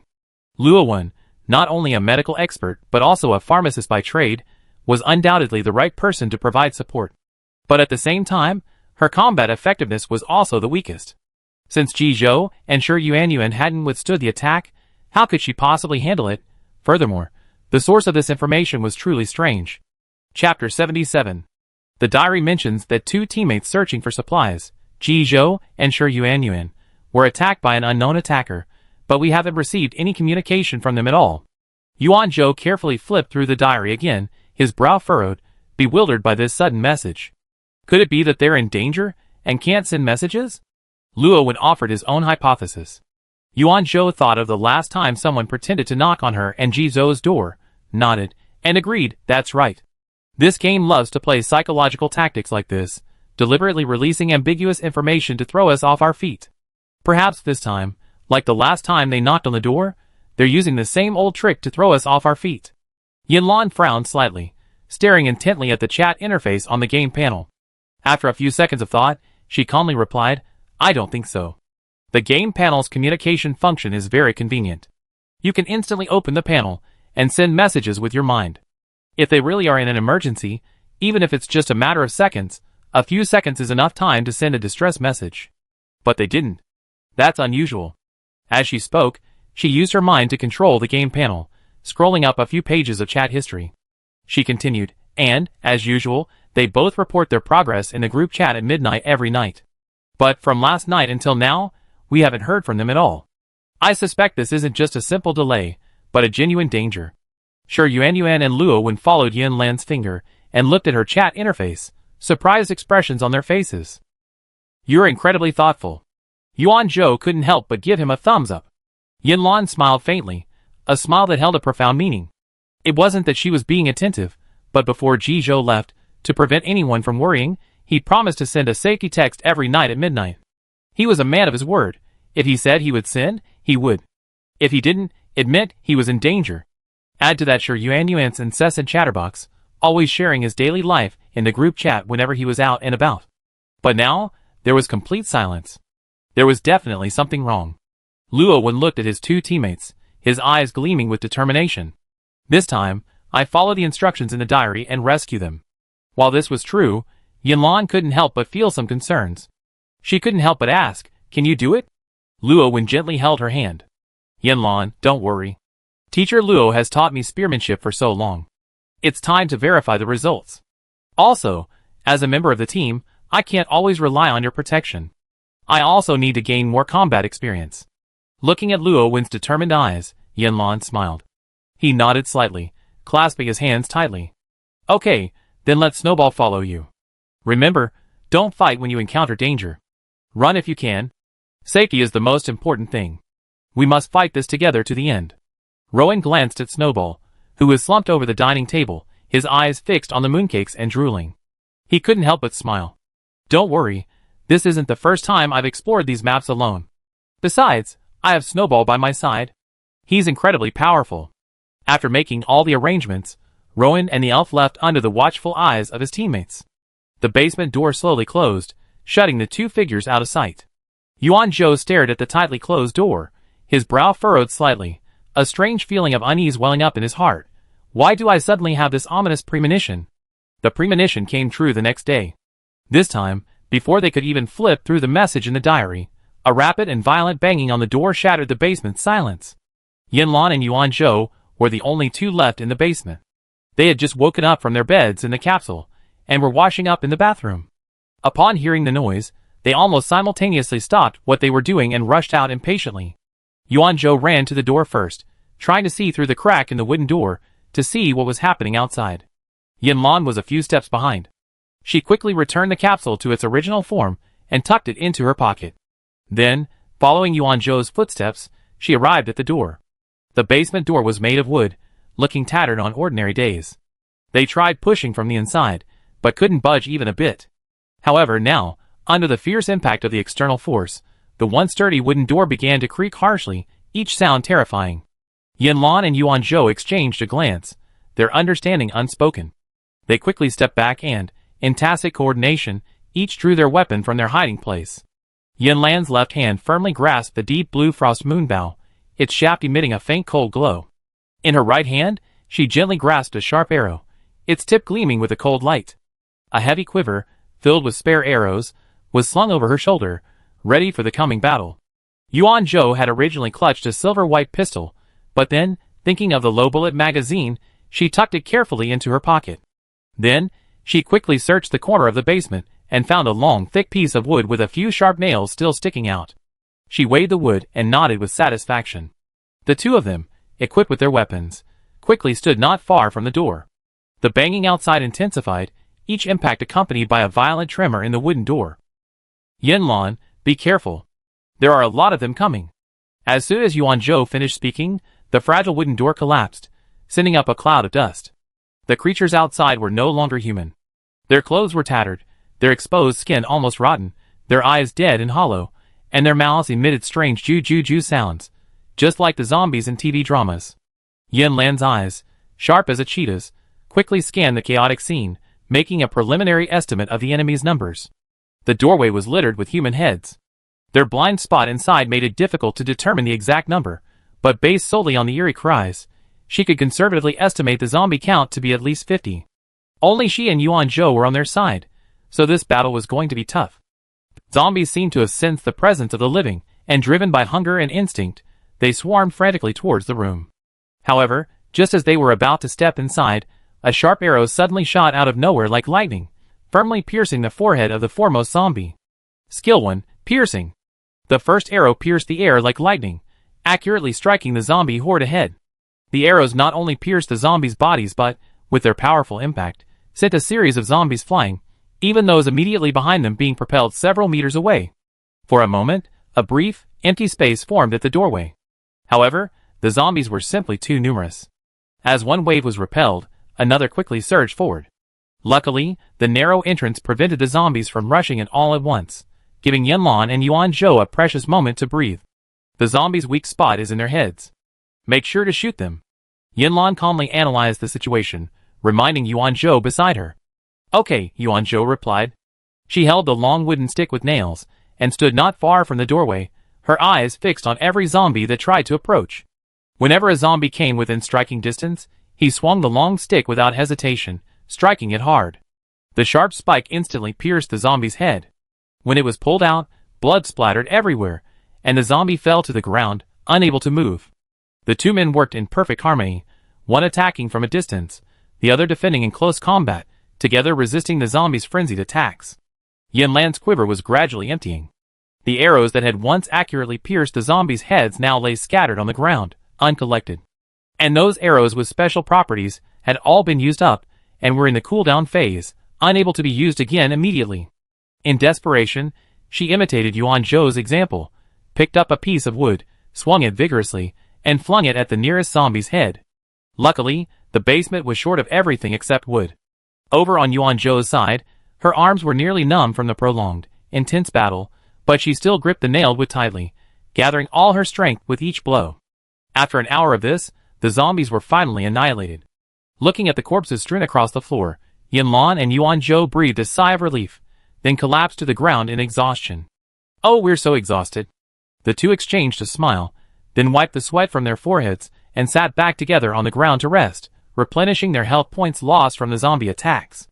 Although the wooden door was gone, they still couldn't leave the basement, as if there was an invisible barrier, yet those outside could still enter. The two felt both frustrated and amused by this bizarre setting, leaving them with no choice but to clean up the mess. Some zombies took advantage of the chaos to swarm into the basement, and they pulled arrows from their heads and collected their weapons. A quiver held 30 arrows, and the recovery rate was now less than half. Most were shot before they even got in. After finishing, the two men dragged the zombie corpses one by one to the door. Unable to leave, the corpses piled up there helplessly, forming a gruesome wall of corpses. Yanlan and Yuanzhou looked at each other, their thoughts fading. They found a few wooden boards from the basement and constructed a makeshift barrier at the doorway, shielding them from the disgusting zombies. For the next few days, Yanlan and Yuanzhou were forced to share the room with these zombies, the air filled with an increasingly strong stench of decay, almost unbearable. Just as they were about to be suffocated by the stench, their teammates, who had been out exploring, finally returned. Jizhou, Shi Yuanyuan, and Luo Wen appeared at the doorway simultaneously. They first worked together to clear the zombie corpses piled up at the doorway, then carefully removed the remaining arrows from the zombies' foreheads. With the last zombie dragged away, the gate, which had been blocked for days, finally became empty, and the suffocating stench of the dead gradually dissipated. Yanlan and Yuanzhou stood inside, eagerly gazing at their teammates. Chapter 78. Installation complete. Cheers rang out from the basement. During this expedition, several teammates had found and brought back all the remaining parts needed to build the radio. Jizhou and Shi Yuanyuan, referring to the instructions, quickly assembled the components. Great! Are we going to start receiving signals now? Shi Yuanyuan's voice was filled with excitement, his fingers lightly brushing the upright antenna. Jizhou calmly pressed the power button, his fingers nimbly flicking across the FM dials. He responded, yes, we start now. Unsure of the specific channel signal, he tried each one individually. As he moved, the radio initially echoed with the distinctive rustling of electronic components. After switching through several channels, a faint, indistinct human voice finally pierced the noise barrier and reached him. The crowd onlookers held their breath, their eyes flashing with surprise and nervousness, all eyes fixed on Jizhou and the radio. Jizhou quickly and precisely made several fine adjustments on the machine, and then the muffled voice gradually became audible, every word clearly audible to everyone. Is anyone there? Can you hear me? We are the emergency rescue team. Please come back if you can. This reassurance was like a pill, bringing a sigh of relief to everyone present. Yes, yes, we need help. Shi Yuanyuan responded excitedly, overwhelmed by the hope of passing the checkpoint. Don't worry. Please tell me your name, your current address, and the number of people traveling with you. Shi Yuanyuan's voice was filled with urgency. My name is Shi Yuanyuan. Besides me, there are 5 other teammates and a Pokemon here. As for the address. Here, he looked around at his teammates with a hint of embarrassment. When Luo heard the address from the radio, she stood up and searched the low cabinet by the door. When Shi Yuanyuan asked, she was already approaching with a house number. Shi Yuanyuan saw this and quickly stood up, taking the number. His eyes fixed on it, he read out each word. Doomsday Street, 35. Okay, 35. Doomsday Street, we've got it down. Don't worry, we'll be there in half an hour. Please keep the line open and wait for our help. The radio communication ended there. While waiting for help, they began to take inventory. Jizhou and Shi Yuanyuan's outing had been quite fruitful. Not only had they successfully found all the parts needed to assemble the radio, they had also brought back a good deal of food. They unexpectedly found 2 backpacks to carry their belongings. They were bulging with a variety of supplies. 10 500 milliliters bottles of mineral water, 10 loaves of bread, 10 Snickers bars, 20 biscuits, and 5 instant noodles. The ham in the basement had been completely devoured, and even the wok-sized mooncake had been eaten a quarter. However, due to its original size, the remaining portions would still be enough for several people to eat for several days.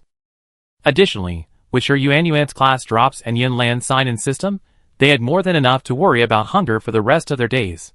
They gathered all the scattered supplies one by one, and stuffed them neatly into the 2 backpacks. Afterward, everyone sat down on the floor. Time was running out, so Yinlan didn't open the capsule again. She was already dirty enough anyway, so a little dirtier wouldn't matter. Once the rescue team arrives, we should be able to pass this level easily, Shi Yuanyuan asked expectantly, clutching the large backpack he was responsible for. Of course we will. Yuanzhou nodded, his face also beaming with the promise of passing the level. Just then, Yinlan suddenly whispered, "Did you notice? The World Channel leaderboards have been updated." Everyone quickly opened their game panels. Even the usually calm Jizhou showed a subtle hint of eagerness in his movements. They had participated in this competition for the generous ranking rewards, and now that the results were in, they naturally took it all the more seriously.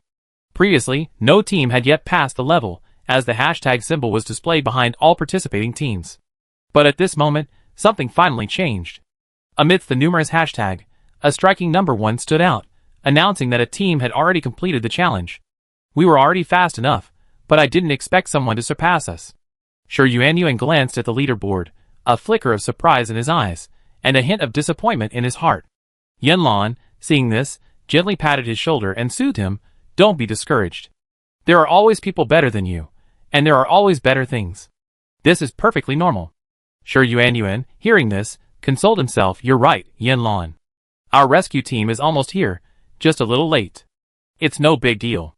For the next level, we redouble our efforts and make up for what we've lost." Everyone exchanged glances, then simultaneously extended their palms, stacking them one on top of the other, and shouted in unison, "Go!" Just as they finished shouting, a distant roar came from the direction of the door, the sound of helicopter propellers cutting through the air. Then, a clear, powerful voice cut through the noise. "We are the emergency rescue team. Are there any survivors down there?" "Yes. Yes. Yes. We're in the basement." 5,000 meters above, the helicopter, like a giant steel bird, darted through the thin clouds. The hatch on one side was wide open, letting in a cold wind mixed with thin air. The 5 teammates clung to the cabin wall, their faces pale. Shi Yuanyuan stood at the far end, clinging to the nearby railing. His voice was particularly piercing amid the deafening roar of the propellers. "Are we really not jumping with an instructor? We don't know how." At this moment, a tall man in a green military uniform stood by the hatch. He wore sunglasses, his hands clasped behind his back, and stood tall and straight. In response to Shi Yuanyuan's question, he simply glanced at him and replied in a robotic, NPC-like voice, "Don't worry, this parachute is foolproof and extremely easy to operate." 10 minutes ago, Yinlan and the participating team were rescued by the rescue team and taken to a helicopter. They had happily assumed the helicopter would take them directly to the next competition venue, but they were unexpectedly asked to jump from 5,000 meters mid-flight. Yinlan and her group reluctantly put on their parachuting gear, each one's face etched with hesitation. No one wanted to be the first to jump. After all, for them, with no skydiving experience, this was an unprecedented challenge, both mentally and physically. "Attention, There are only 3 minutes left before the jump. All contestants, please be prepared. Those who fail to jump in time will be eliminated from this round. The man in the green uniform remained upright, his words cold and icy. The words eliminated struck everyone like a hammer, instantly igniting their inner fighting spirit and even diminishing their fear of heights. Jizhou took a deep breath and quickly adjusted himself. He buckled the safety belt around his waist, firmly grasped the shoulder straps with both hands, and resolutely walked towards the open helicopter door. Under everyone's gaze, he turned and said, "I go first, everyone follow. We meet up on the ground." Without hesitation, he turned and jumped from the helicopter. The teammates in the cabin all looked out, silently sweating for him. With no parachuting experience at all, he jumped without hesitation, remarkably impressive. A few seconds later, Jizhou's figure transformed from a dot into a circle, the parachute successfully deployed, holding him securely. Seeing someone had already done a demonstration, Yinlan's fear immediately dissipated. The parachute in this game really did seem simple. "I'm going down too. See you on the ground?" With that, she took a deep breath and jumped. While Snowball could fly, he had never soared above 5,000 meters. He huddled in Yinlan's collar, experiencing this thrilling free fall with his master. Despite her mental preparation, Yinlan couldn't help but feel a sense of helplessness and fear when she finally found herself in the boundless sky, surrounded only by the whistling wind and the receding ground. Finally, the parachute arrived as promised, gently lifting her and Snowball, slowing their descent. As she felt the protection of her safety vest at her back, her rapidly beating heartbeat gradually calmed. Jizhou was the first to jump. Yinlan had intended to follow his trajectory, so they could quickly reunite after landing, but reality forced her to abandon this idea. Although the parachute was foolproof, she still couldn't master its glide direction, and could only let the wind carry her and Jizhou further and further apart. After gliding slowly for a while, their altitude gradually decreased, and Yinlan finally landed firmly on solid ground. She quickly freed herself from the parachute's restraints, emerged from the bulky canopy, and looked up at the sky. After she jumped, several other teammates also completed their jumps. Although it was too far to see their faces, based on their respective glide directions, she could roughly tell that one of them had landed not far from her. "Snowball, we're going to reunite with the rest of the team." She gently rubbed Snowball, who was curled up on her shoulder, trying to comfort him. Snowball's paws were still a little weak from this first time skydiving. Before the jump, the man in the green military uniform handed each participant a game map. The map depicted a massive circular island. The island was vast, with its terrain primarily consisting of vast plains, interspersed with naturally formed hills and depressions. All participating players were placed on the outer edge of the island. To clear this round, each player received a pass card and inserted it into a specific identification machine. These 3 machines, the only verification points on the entire island, were clearly marked on the map, all located in the center. Yinlan held the map tightly in her hand, her eyes constantly wandering over the area, so their first step was to find at least 5 pass cards, and the second step was to head to the center of the island. Chapter 79. During this round, the backpack slots, system store, trading center, and supply exchange functions remained frozen, but fortunately, the game panel remained functional. Yinlan quickly surveyed her surroundings, confirmed her safety, and immediately reported her safety to her teammates in the Get Rich Together group. "Is everyone okay?" Presumably, her teammates had already landed, and the group chat quickly replied, "Jizhou, fine, how about you?" "Sure Yuan, I'm fine too. My supply backpack is intact." "Luowen, me too. My medical kits are all here." After confirming the safety of her teammates, Yinlan breathed a sigh of relief and suggested, "Since everyone has landed safely, let's reunite. Where I landed is a towering tree, the tallest in the area, with a small pond next to it, making it very conspicuous." "Where are you all? Are there any landmarks nearby?" Yuan Zhou immediately responded, "I've seen the tree you mentioned. I should be a little behind you. There's only a small hill nearby, so I have a pretty good view." Luowen looked at the information from several teammates and gave his own location. "Then I should be between you and Yinlan. Before I landed, I saw a small pond ahead and a small hill behind me." Sure Yuan rubbed his ears sheepishly.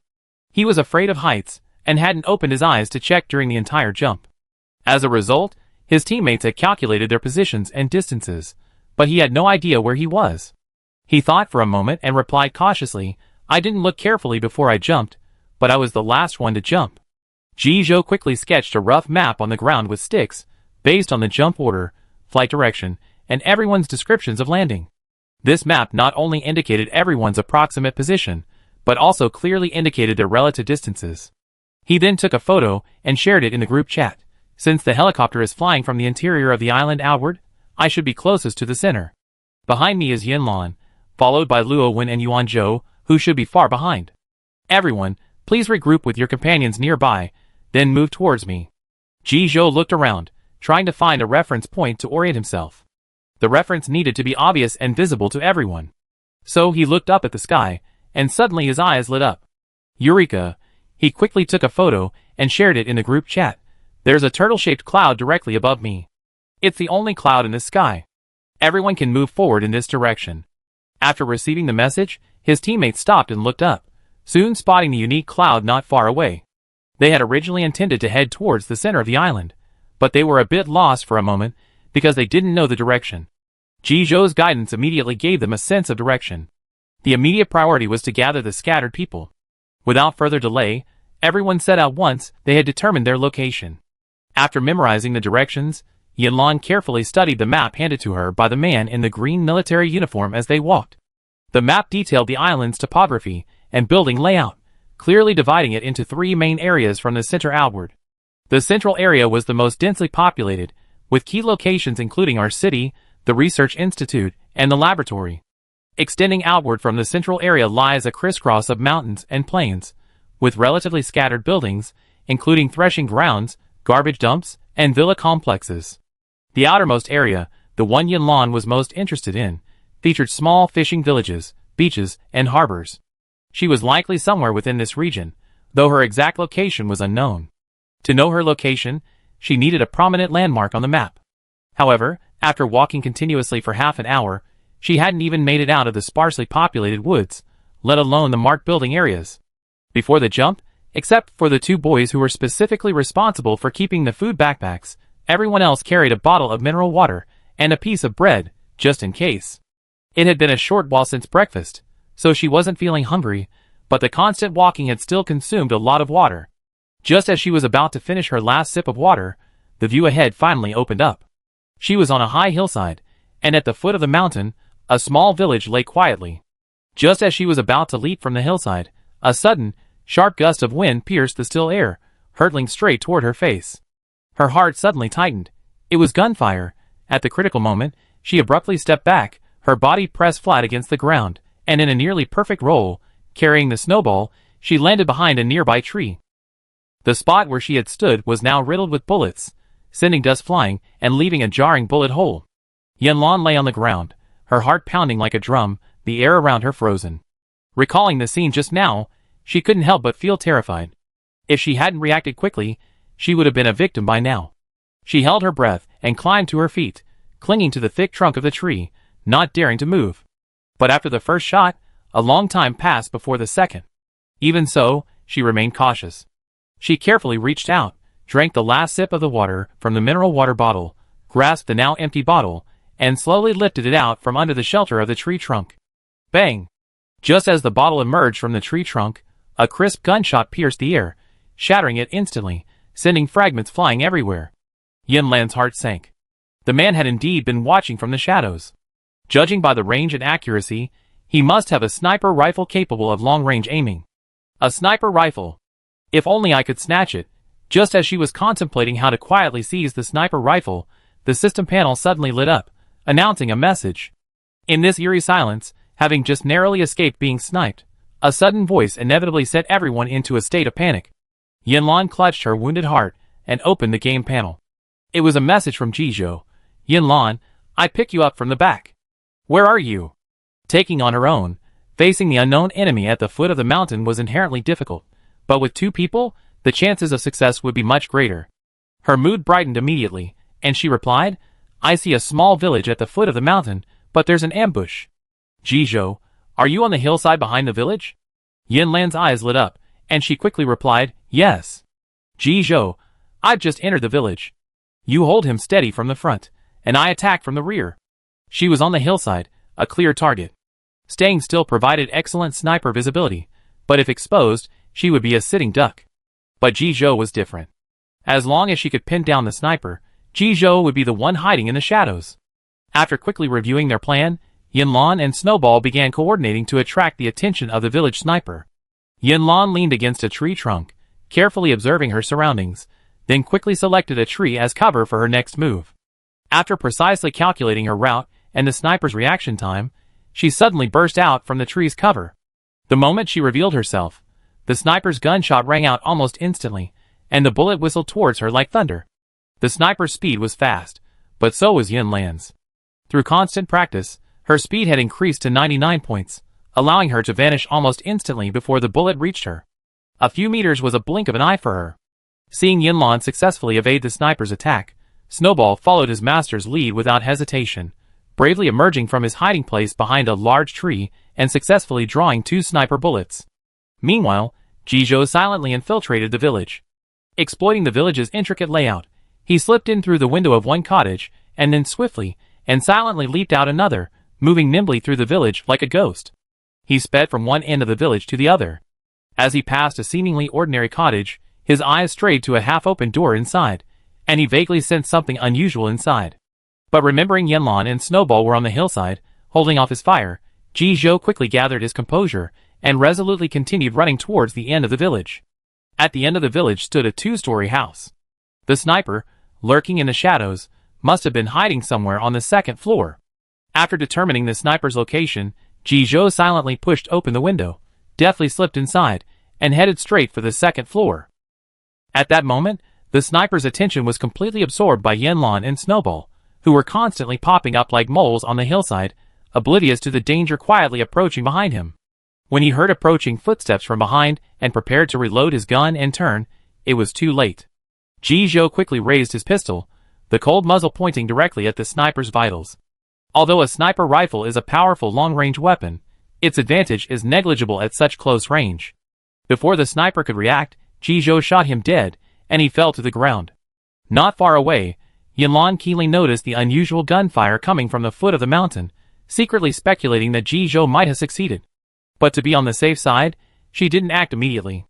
Instead, she remained alert and waited for a few seconds.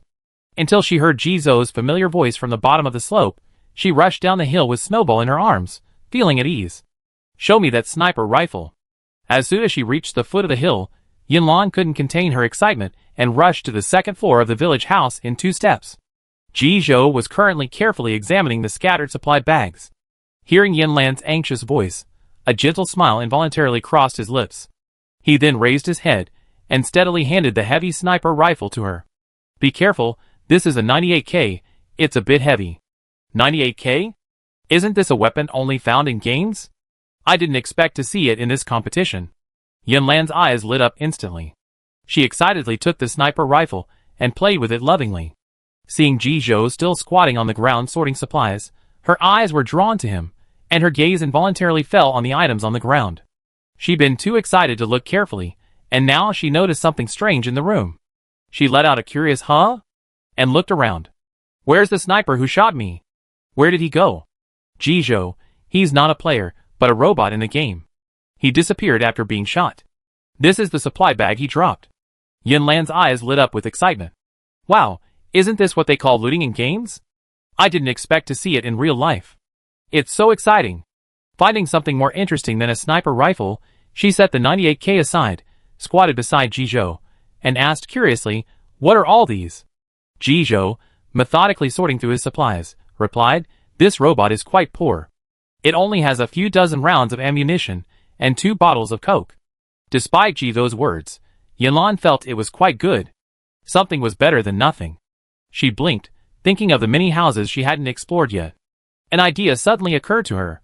"How about we go to other rooms and see if we can find some supplies?" Jizhou's heart stirred at this, recalling the scene he had just glimpsed when passing by a certain house. He nodded in agreement. "Good idea, let's go." Chapter 80. Except for the 2-story building at the end of the village, the rest consisted of ordinary, low-rise cottages. Though uninhabited, these houses were clean and tidy. Even more surprisingly, some were quite well equipped. Not only were they equipped with simple bathrooms, but the bedrooms also contained sturdy wooden beds, tables, and chairs. The houses were spacious, undoubtedly far superior to the resting conditions during the previous round. Equipped with Snowball the elf, Jizhou, and Yinlan searched from the end of the village to the beginning, stopping along the way and picking up a number of useful items, primarily bullets and coke. Jizhou had found 2 backpacks during the previous round, and he was responsible for keeping one. It was now overflowing with various items. Ammunition was a valuable commodity, and Yinlan was reluctant to throw any away. She carried any that didn't fit in her backpack. When the two finished searching one of the houses and walked out side by side, Yinlan's attention was immediately drawn to a telephone booth on the side of the street. She walked forward curiously, circling the phone booth and examining it closely, her eyes sparkling with surprise. I never thought a phone booth like this still existed here. I've only seen it on TV before, and seeing it in person today is truly amazing. Jizhou's lips curled up as he gazed tenderly at her back, then followed her. Yinlan walked around the back of the phone booth to the front, peering through the slightly worn glass door at what was hidden inside. Her eyes lit up instantly, and she couldn't help but exclaim, "Jizhou, come and see. There's a backpack hidden in there. We were just wondering where to put it." She eagerly pushed open the glass door and delicately pulled the backpack out from the corner. The moment she saw the backpack's attributes, her eyes widened again with surprise.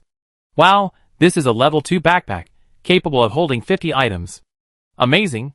She quickly stuffed all the supplies she gathered into it. Amazingly, within the 50-item capacity, no matter how many items she stuffed in, its volume and weight remained the same. It was truly miraculous. Just as she was happily packing her backpack, the sudden clang of a motorcycle echoed. The two of them exchanged glances. Someone's coming.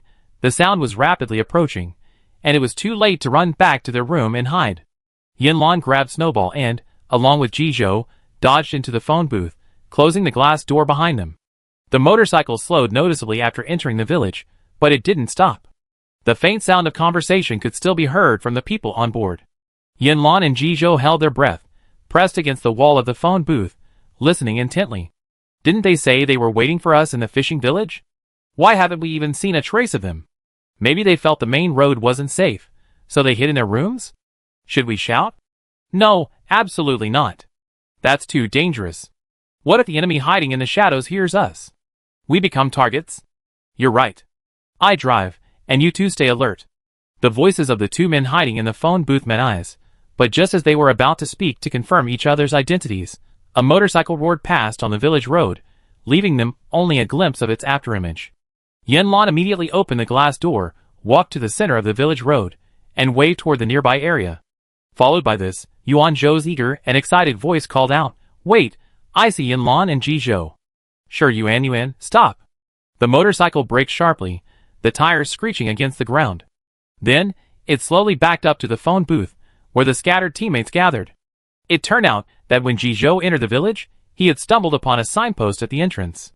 The address on it matched the address on the map they had in hand. Sure, Yuan and his team had followed that map to find their way here. In the 2-story building at the end of the village, Sure Yuan excitedly described his experiences along the way. Yuanzhou, Luowen, and I, the three of us, were close enough to meet up quickly. We had originally planned to rejoin you, but along the way, we encountered a heavily armed group. Every one of them was armed with a rifle, and their firepower was incredible. But we weren't pushovers either. We quickly took them down, and even seized a lot of supplies along the way. Each of us got a bulletproof vest, and Luowen even got a level 2 helmet, which can withstand hundreds of points of damage. The two teams quickly gathered their loot. After a thorough inventory, they were surprised to find that they had accumulated no fewer than 100 rounds of ammunition and several rifles. These included ammunition suitable for sniper rifles, like the 98K, as well as pistols and rifles. It seems we're lucky this time. We won't have to worry about ammunition anymore. Sure Yuan squatted down, looking at the magazines scattered on the ground, a smile spreading across his face. They only had dozens of bullets when they first entered the game. Although they used them sparingly during the days of exploration, they soon used up their ammunition. Later, they had no ammunition and fought with the enemy and were almost injured. If Luowen had not arrived in time to save them, he would probably be looking for treasure chests on the road at this moment. Yinlan's face lit up as well. This round was all about competing against the game's bots, finding a pass, and then heading to the central area to verify it on a specific machine. While the bots lacked intelligence, they were well equipped. If they also gathered enough weapons, their chances of victory would undoubtedly increase significantly. After resting for half an hour and replenishing their food and water, they unfolded the map and decided to head towards their next target. There's a villa area here, close to us. Why don't we explore it today? Jizhou tapped a spot on the map and looked at his teammates for their opinions. The central area was still a long way off, and before reaching it, they needed sufficient supplies and equipment. As Jizhou had said, this villa area was undoubtedly the best choice, and everyone nodded. However, when the group descended to the meeting point on the side of the building and saw the slightly flimsy sidecar, they looked at each other in dismay, and the atmosphere became even more awkward. Can this car fit the 5 of us? Yanlan asked tentatively. She had never seen this kind of sidecar before, and was deeply skeptical of its performance. Sure, Yuan remained silent for a few seconds, his mouth slightly open. Then, he patted his chest and assured her, it definitely can fit. This sidecar is plenty powerful, even if 5 more people come. They had searched the entire fishing village, but couldn't find any other means of transportation. Walking that distance was impossible, so they had only this sidecar to rely on. 3 people sat in the center of the motorcycle. Sure, Yuan, who was somewhat experienced, sat in the driver's seat, Luo went in the middle, and Yuan Zhou sat back, clutching the handrails. In the sidecar, Yanlan and Jizhou had to squeeze together to save as much space as possible, while Snowball perched obediently on Yanlan's shoulder, curiously peering around. The 3-wheeled vehicle looked overloaded, but in reality, it rode remarkably smoothly. The journey to the villa area was long, expected to take several hours. Along the way, they encountered numerous bots. Their teammates worked in perfect harmony, shooting them down before they even got close. At first, they would get out of the car to loot, but the loot consisted of only bullets and only once a grenade. As the number of battles increased, they gradually lost interest in these conventional supplies, preferring instead to simply shoot the bots in the head and move on. Time was running out. They needed to find the pass and verify it quickly. Passing through a lush, verdant forest, the view suddenly opened up, and the outline of the villa area gradually emerged. The wide road, the uniform red bricks and green tiles, the meticulously trimmed shrubs, and the vibrant colors of the flowers. If it weren't for the threat lurking in the shadows, this place would undoubtedly be a desirable resting place. It seems deserted. From the steadily moving sidecar, Jizhou peered through the scope of his sniper rifle at the distant villa complex, his tone tinged with uncertainty. Are you sure? Sure, Yuan gripped the handlebars tightly, his fingers exerting a slight pressure. He sat in the front, driving, and, unarmed, he couldn't help but feel a little nervous. Jizhou once again slowly scanned every corner of the villa complex with the scope, cautiously saying, "We didn't see any obvious signs of movement, but I don't doubt they're well hidden. To be on the safe side, let's not go in directly. Let's circle the perimeter of the villa complex first, and observe the situation." "Okay." Sure, Yuan responded decisively, then swiftly changed direction, stepped on the accelerator, and the sidecar roared toward the edge of the villa complex. The others in the car quickly responded, pulling their submachine guns and rifles from their backpacks, checking and reloading their ammunition, ready to respond to any possible emergency. The roar of the motorcycles grew closer, and suddenly, as if startled, the men and machines in the villa complex emerged from their hiding places, submachine guns in hand, and recklessly fired at the motorcycles. "Here they come! Get ready!" Jizhou shouted swiftly. Everyone quickly pulled the trigger, fearlessly returning the favor. Bullets hurled wildly toward the villa complex, like a raging fire dragon. The air suddenly filled with the smell of gunpowder. Sure, Yuan cried out in surprise, as countless bullets rained down on him. A few of them unfortunately struck the motorcycle's tires, causing them to hiss and leak air. Sure, Yuan's anxiety intensified, and the vehicle became unstable, its trajectory swerving. "Yuan, hold steady." Jizhou's voice echoed again, steady and powerful. He simply stood up, pulled a grenade from his backpack, pulled the ring, calmly aimed at a window in the villa, and hurled it. With a resounding boom, the villa was instantly engulfed in flames and smoke, sending a flurry of human and robotic vehicles flying. This slightly reduced the enemy's firepower. But the villa complex was vast, and every time they passed a villa, it seemed as if a mechanism had been triggered, sending the robots swarming out and firing wildly. This place was far more difficult than in a small fishing village. "We can't handle it, retreat," Jizhou said calmly. Sure, Yuan gritted his teeth, gripping the handlebars with both hands, using all his strength to steady the motorcycle, preventing it from losing control in the hail of bullets. The 3-wheeled vehicle roared as it carried the team members away. After the group of people and machines in the villa area saw them leave, they stopped firing and retreated back into the house. Chapter 81. On a small hill not far from the villa complex, a sidecar came to a stop in a secluded spot. Ji Zhou once again peered through the scope of his sniper rifle, carefully scanning every corner of the villa complex, from windows to doorways to rooftops. His sharp eyes spared no blind spots. "How's it going? Are they chasing them?" the teammates behind him asked anxiously, their eyes fixed on his movements.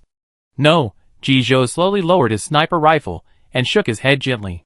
"It seems they've limited their activity to that one villa."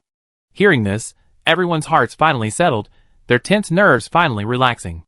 They leaned exhausted against the nearly wrecked sidecar, breathing heavily, their faces expressing relief at having survived. This was their first experience of such intense firepower, a thrill mixed with tension. They had played similar games before, but experiencing it for real was a completely different experience. Crucially, this one wasn't a life-threatening one. If they died, they would be teleported back to the highway. "Ouch, Yuan, you're hurt." At this moment, Luo Wen suddenly cried out in surprise. With the danger gone, everyone's attention returned to their companions. Everyone's gaze shifted to Shi Yuan, who saw a clear pool of blood on his arm.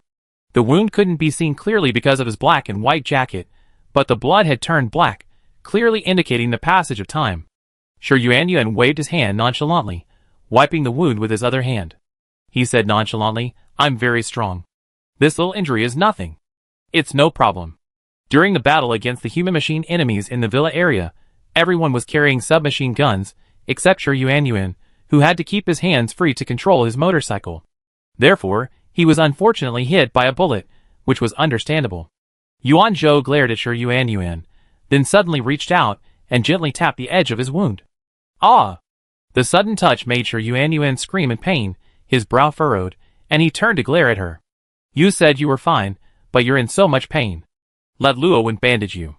Yuan Zhou's tone was tinged with anger, but more of it was heartache. Luo Wen seemed to have seen through Shi Yuan's thoughts and said kindly, "Don't worry. I just happened to drop a roll of bandages yesterday. We have more than enough." This round was entirely a battle of firepower, and injuries and bleeding were common. Medical supplies were particularly important. He felt a little bad about depleting the team's medical supplies on just the first day of the competition. However, seeing his teammates' resolute and concerned eyes, Shi Yuan finally relented. A warm feeling welled up in his heart, and he said gratefully, "Well, just be frugal when you bandage it. A little skin break won't be a big deal." Luo Wen heard this, smiled helplessly, and softly replied, "Okay, whatever you say." She was a true professional. She deftly disinfected Shi Yuan's wound, then expertly wrapped it with bandages, finishing with a beautiful bow, as if she were completing a work of art. "All right." Luo Wen clapped his hands, extremely satisfied. This was a secluded hillside, shaded by trees. Presumably, there weren't many people around, so Yanlan set up the capsule, and the group pushed open the door to rest inside. Shi Yuan, as an injured patient, was granted the privilege of a private bed. He half leaned against the headboard, his hand resting on the cushion, his face etched with indignation. "Those damned robots actually blew up our only means of transportation. I went to such great lengths to find it. I'm going to make them pay." Ji Zhou, standing nearby, glanced at him. Seeing that, despite a bandaged arm, he looked energetic and even danced, his worries largely dissipated. He casually said, "I do see several four-wheeled vehicles parked around the villa." Shi Yuan's eyes lit up upon hearing this. "Then we must find a way to seize them. This map is incredibly vast, and successfully completing it without the aid of transportation is nearly impossible. Thus, everyone shared the same goal. They must obtain that vehicle." However, Luo Wen posed a practical question that was troubling everyone. "But how do we seize it? There are so many robots in the villa area. We'd be discovered if we get close, and it would be difficult to escape unscathed." The question was indeed a thorny one, but Yanlan suddenly had an idea.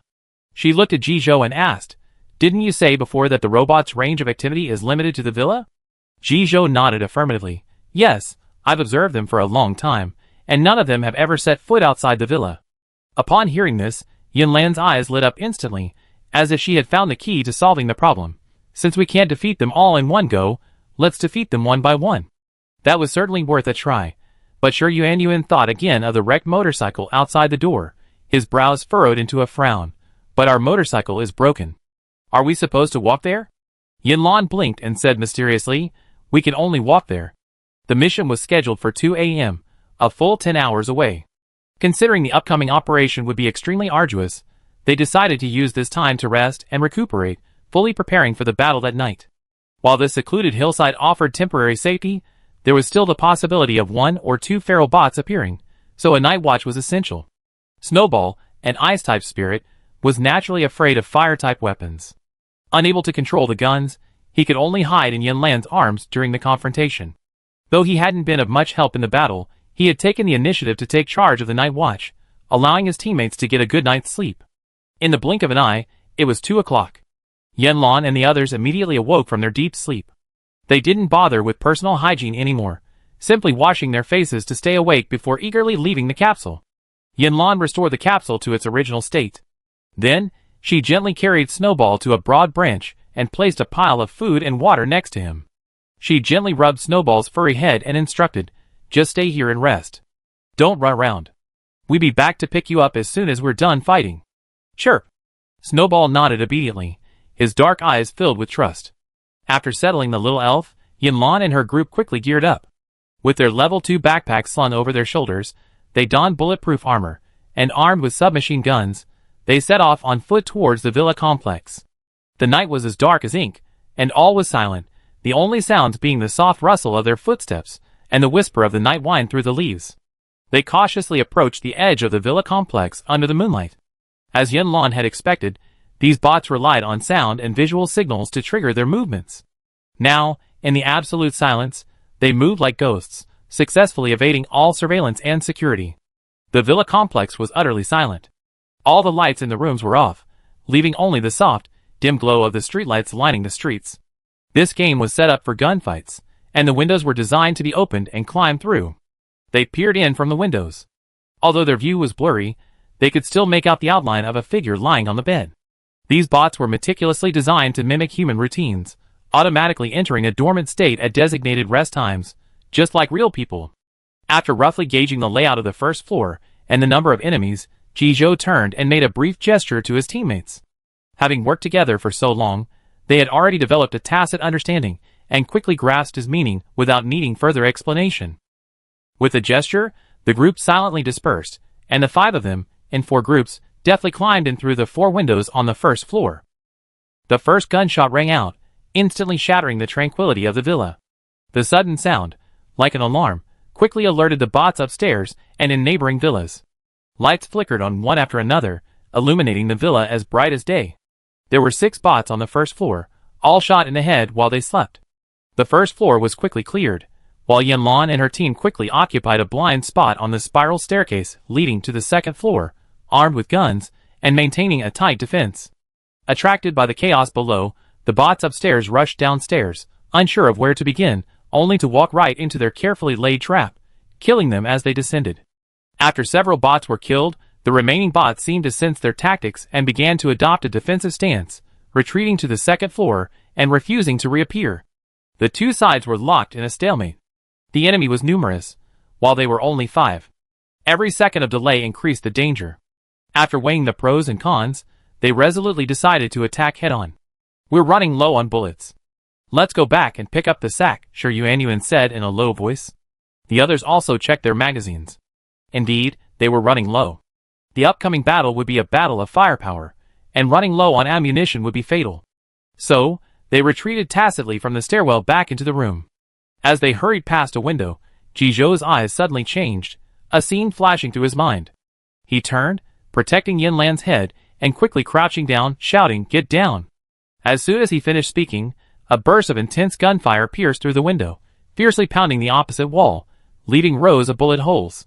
Everyone breathed a sigh of relief. If it weren't for Jizhou's foresight, they would have been killed by now. The bots upstairs were watching closely, and the bots next door were constantly ambushing. Tonight was destined to be a sleepless night. To avoid being hit by the bots on the next floor, they cleverly exploited the blind spots in the terrain, crawling slowly along the ground. After struggling to loot the loot, they returned to the stairwell to reunite. Everyone had fully loaded their ammunition, with some extra in their pockets, and unexpectedly found a number of grenades and gunpowder fragments. Jizhou looked at the projectiles, and came up with an idea. The building they were in was located on the edge of the villa complex. On the other side lay the vast expanse of night, uninterrupted by the nearby human and machine weapons. He could use this as cover. Chapter 82. So, Jizhou arrived at his designated combat position and, without hesitation, launched several grenades and gunpowder charges directly into the core area of the second floor. Soon after, a series of deafening explosions rang out, and the second floor was instantly engulfed in flames and smoke. Yanlan and 3 other teammates had already been waiting at the stairwell, holding their breath, awaiting the decisive moment. As expected, the explosions rang out, and they took advantage of the enemy's confusion and rushed to the second floor with the swiftness of a tiger descending from a mountain. The scene on the second floor was horrific, with casualties galore. Some wailed and clutched their injured limbs, while others, engulfed in flames, writhed on the ground in agony, trying to extinguish the relentless flames. The entire floor was in chaos. Faced with the sudden attack from Yanlan and the others, they were powerless to fight back, and could only watch helplessly as the smoking muzzles of their guns pressed against their heads. With this clever tactic of suppressing the enemy with firepower followed by close combat, they were unstoppable, advancing triumphantly and successfully seizing the 3rd and 4th floors of the villa. Every time a humanoid robot was killed, its body vanished within seconds, transforming into a supply pack scattered across the ground. The villa was now filled with these supply packs, the sheer number staggering. As daylight crept in, exhausted after several hours of fierce fighting, they casually ate a few supply packs to replenish their ammunition, then found a room on the second floor and entered. Finally, a break. Shi Yuanyuan let out a long breath, and was the first to approach the empty bed in the room, lying down without hesitation. Seeing this, the others followed suit, each finding a bed to lie down on, eyes closed, savoring the rare peace and relaxation. This room was probably a dormitory for the human and machine resting, with 6 bunk beds neatly arranged in an orderly fashion, and a shared table in the middle. For Yanlan and the other 5, there was more than enough space. It felt unusually spacious, even luxurious. After all, since entering the competition, they hadn't experienced the feeling of sleeping alone in a bed for a long time. Jizhou, in particular, had been cramped in the capsule, where the only available bed was reserved for the girls, and he had always slept on a hard chair. That feeling was something only those who had experienced firsthand could truly empathize with. After a brief half-hour break, everyone's frayed nerves gradually relaxed, and they each opened their game panels to follow the latest updates and battle progress from other players. Look everyone, our team's ranking has climbed to 2nd place. Shi Yuanyuan explained excitedly. Upon hearing this, everyone rushed to the World Channel to check. It turned out that the system had automatically updated the rankings since they entered the competition venue, but they had been so busy fighting that they hadn't checked in time. Besides them, many other teams had also entered the competition. It seemed they had missed a lot of information yesterday. Ding dong. Just as everyone was immersed in posting messages, a crisp notification suddenly rang from the system panel, and everyone's eyes turned to Yanlan. She had received a message. Yanlan raised her brow slightly, feeling a little strange. Since entering this competition, she hadn't received any messages from other players in a long time. Today was the first time. I clicked on it, and saw it was a message from Lu Xiaokui. Lu Xiaokui first sent a photo of their team. The 6 people in it were familiar faces, but their expressions were particularly tired. The background was a dim basement. Clearly they were still stuck in the first game. Lu Xiaokui's words danced across the screen, her characteristically lively and optimistic tone. Hey. Good morning, Yanlan. Were you amused by our battle damage photo? Yanlan's lips curled up unconsciously, having already guessed Lu Xiaokui's intentions. She replied directly and sincerely, Are you having any problems?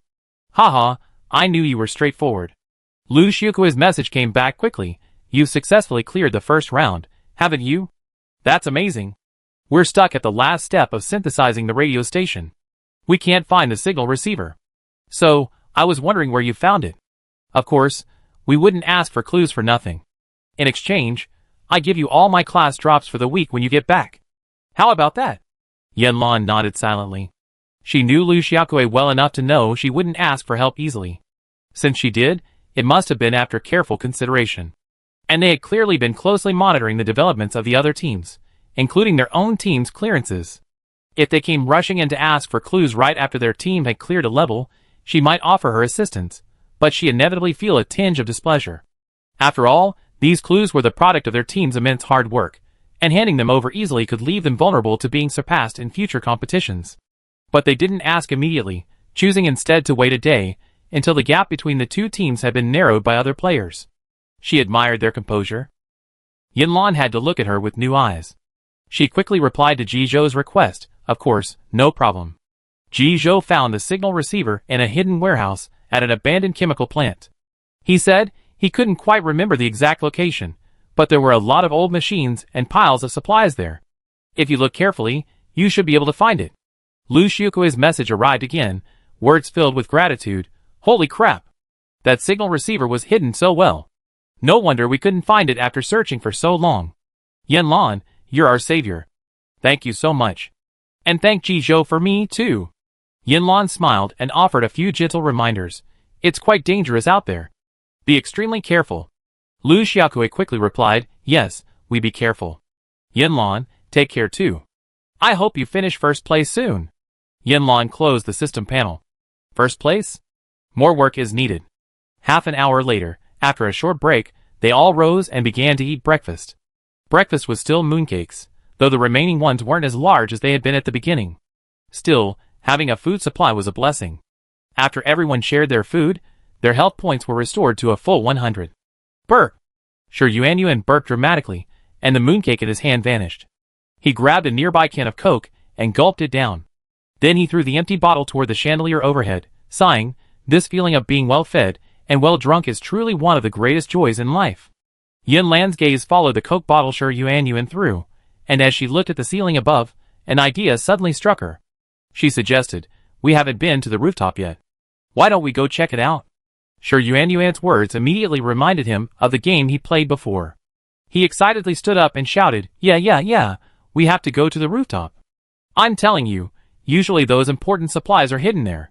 Yuan Zhou glanced at him skeptically, then asked with a hint of sarcasm, oh? Really? Shi Yuanyuan couldn't stand provocation and questioning, so he quickly headed for the door. If you don't believe me, let's make a bet. There's definitely a treasure upstairs. With that, he strode towards the door, eager to verify his claim. Just as he was about to step out of the door, Ji Zhou's voice came from behind him, a gentle reminder, be careful. Don't get spotted by the enemy AI. This was like a bucket of cold water, instantly dampening Shi Yuanyuan's high spirits. He abruptly stopped, his body swaying involuntarily, as if he had gone from a proud rooster to a cowering chicken. This scene elicited a chuckle from his teammates behind him. Outside this room was the second-floor living room, which had several windows, allowing the AI from the neighboring building to peer through them. Shi Yuanyuan retreated to the back of the group, and Ji Zhou led the way, carefully avoiding the sight of the neighboring building, and they reached the rooftop. The rooftop was plain, with an unpainted cement floor and a low, rustic railing. Seeing it reminded Yinlan of scenes from the countryside drying grain. I told you, there really are supplies there. Shi Yuanyuan stood at the stairwell, excitedly pointing at the colorful supply box in the center of the rooftop. This box was completely different from any they had seen before. Its vibrant colors and heavy wooden exterior clearly indicated something special was inside. Victory was within their grasp, but they couldn't just go over. On the adjacent rooftop, a group of robots were watching them intently, ready to attack at any moment. And the tempting supply box was incredibly heavy. Any carelessness in carrying it could make it a target for the enemy. Cousin, tell us how to take them out. Shi Yuanyuan gazed at the supply box, eager to try. Ji Zhou, armed with his scoped sniper rifle, swept the rooftops across the way. No rush, wait until they show up. He carefully observed the rooftops' location, deftly circling to the small room connecting it to the staircase. He then crouched on the sloping rooftop, set up his sniper rifle, and, from a commanding vantage point, took precise aim at the enemy. Yinlan, Shi Yuanyuan, and the rest of the team dispersed across the rooftop, each finding a hidden spot and quietly lying in ambush. The enemy was outnumbered, and in this situation, patience was more important than impulsiveness. This was a test of endurance, and Yinlan and her team displayed incredible fortitude, never slacking off even after lying motionless for extended periods. The bots, having been unaware of any movement from the other side, began, based on their inherent logic, to mistakenly believe the enemy had left. They gradually relaxed their vigilance and resumed their activities. But as soon as they emerged, bullets blazed in. Time ticked by, and finally, after holding out for a full 2 hours, all the bots on the opposite rooftop were killed. Yinlan and her team immediately seized this golden opportunity, and swiftly carried the heavy, colorful box of supplies inside. Let me see what's inside. Shi Yuanyuan, unable to contain his excitement, quickly opened the box, revealing the contents one by one. Chapter 83. The first thing they caught there I was a set of top-tier protective gear, a level 3 helmet, and level 3 armor. Based on their experience over the past 2 days, even seeing level 2 armor was rare, let alone this legendary level 3 armor. Not only were their protective values extremely high, but they were also incredibly durable, capable of withstanding multiple fatal blows. They tacitly gave the level 3 armor to Luowen. Luowen, knowing he had the weakest combat power, didn't refuse, but felt a warm warmth in his heart. The second item was an all-purpose medical kit, capable of restoring you to full health as long as you had a breath left. The third item was a clearance card, simply inscribed with a few large characters, but it was their crucial proof of victory. However, when Shi Yuanyuan pulled out the last golden medal card, a hint of disappointment crossed his face. Only one?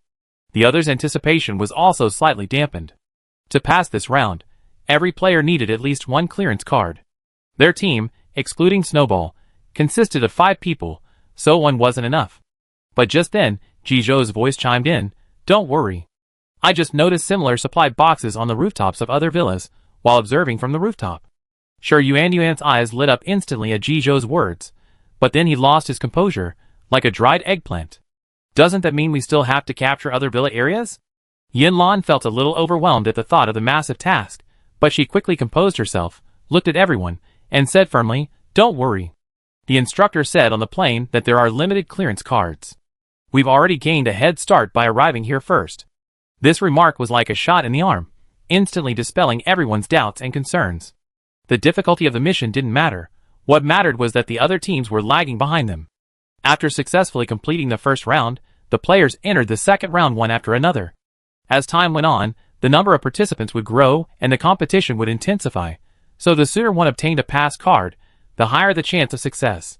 They had chosen to capture the first villa at night, when the human and robot crews were resting and their guard was at its lowest. However, to expedite the process, they no longer had time to wait for nightfall. After a brief but quick exchange of ideas at the stairwell, the group quickly ate something and prepared for the next attack. It was now broad daylight, and a daytime attack would undoubtedly be more difficult than a nighttime one. Under the strong sunlight, unless one could find a well-concealed hiding place, anyone's presence would be completely exposed, significantly increasing the risk of action. Secondly, the enemy was extremely numerous. Based on a preliminary analysis of the current situation at the villas, it can be inferred that each building in this complex is being guarded by at least 50 human bots. With only a small team of 5, their task of quickly capturing their objective in such a short period of time is undoubtedly challenging. After fully understanding the current situation, Jizhou calmly inquired, "How many grenades do we have left?" These throwing firearms have a wide attack range and high damage. With accurate and precise throws, a single bomb can decimate an entire area. More importantly, the use of these weapons relies heavily on the user's reaction speed and ability to adapt on the spot. Compared to human bots with fixed behavioral patterns and limited flexibility, these players, with their independent thinking abilities, are undoubtedly more capable of unleashing their power. Upon hearing this, everyone eagerly checked their backpacks. Yinlan was the first to hold up an apple-sized grenade. "I have one." Luowen also handed over his grenade. "I have one too."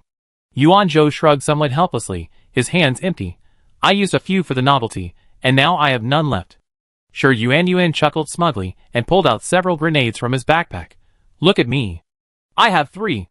Jizhou had been in charge of throwing grenades from the beginning, so of course he had none left. So after everyone's grenades were combined, there were still 5 available. Jizhou packed all the firearms into his backpack and stood up resolutely. "Let's use grenades to explore the way first. If things don't go well, we just charge." The others also rose from their beds. All right. The capture of the second villa was an unusually long process. They sought a cautious approach while maintaining speed, and fought a full day of arduous battle. Only when night fell, and the clock struck 10 p.m., did they finally defeat all the stubborn human bots one by one and obtain the pass on the rooftop. After the battle, everyone was grimy, but fortunately, aside from a few scratches, no one had sustained any serious injuries. Ignoring the dirt on their faces, they locked the doors and windows on the first floor and cleverly set up improvised barriers.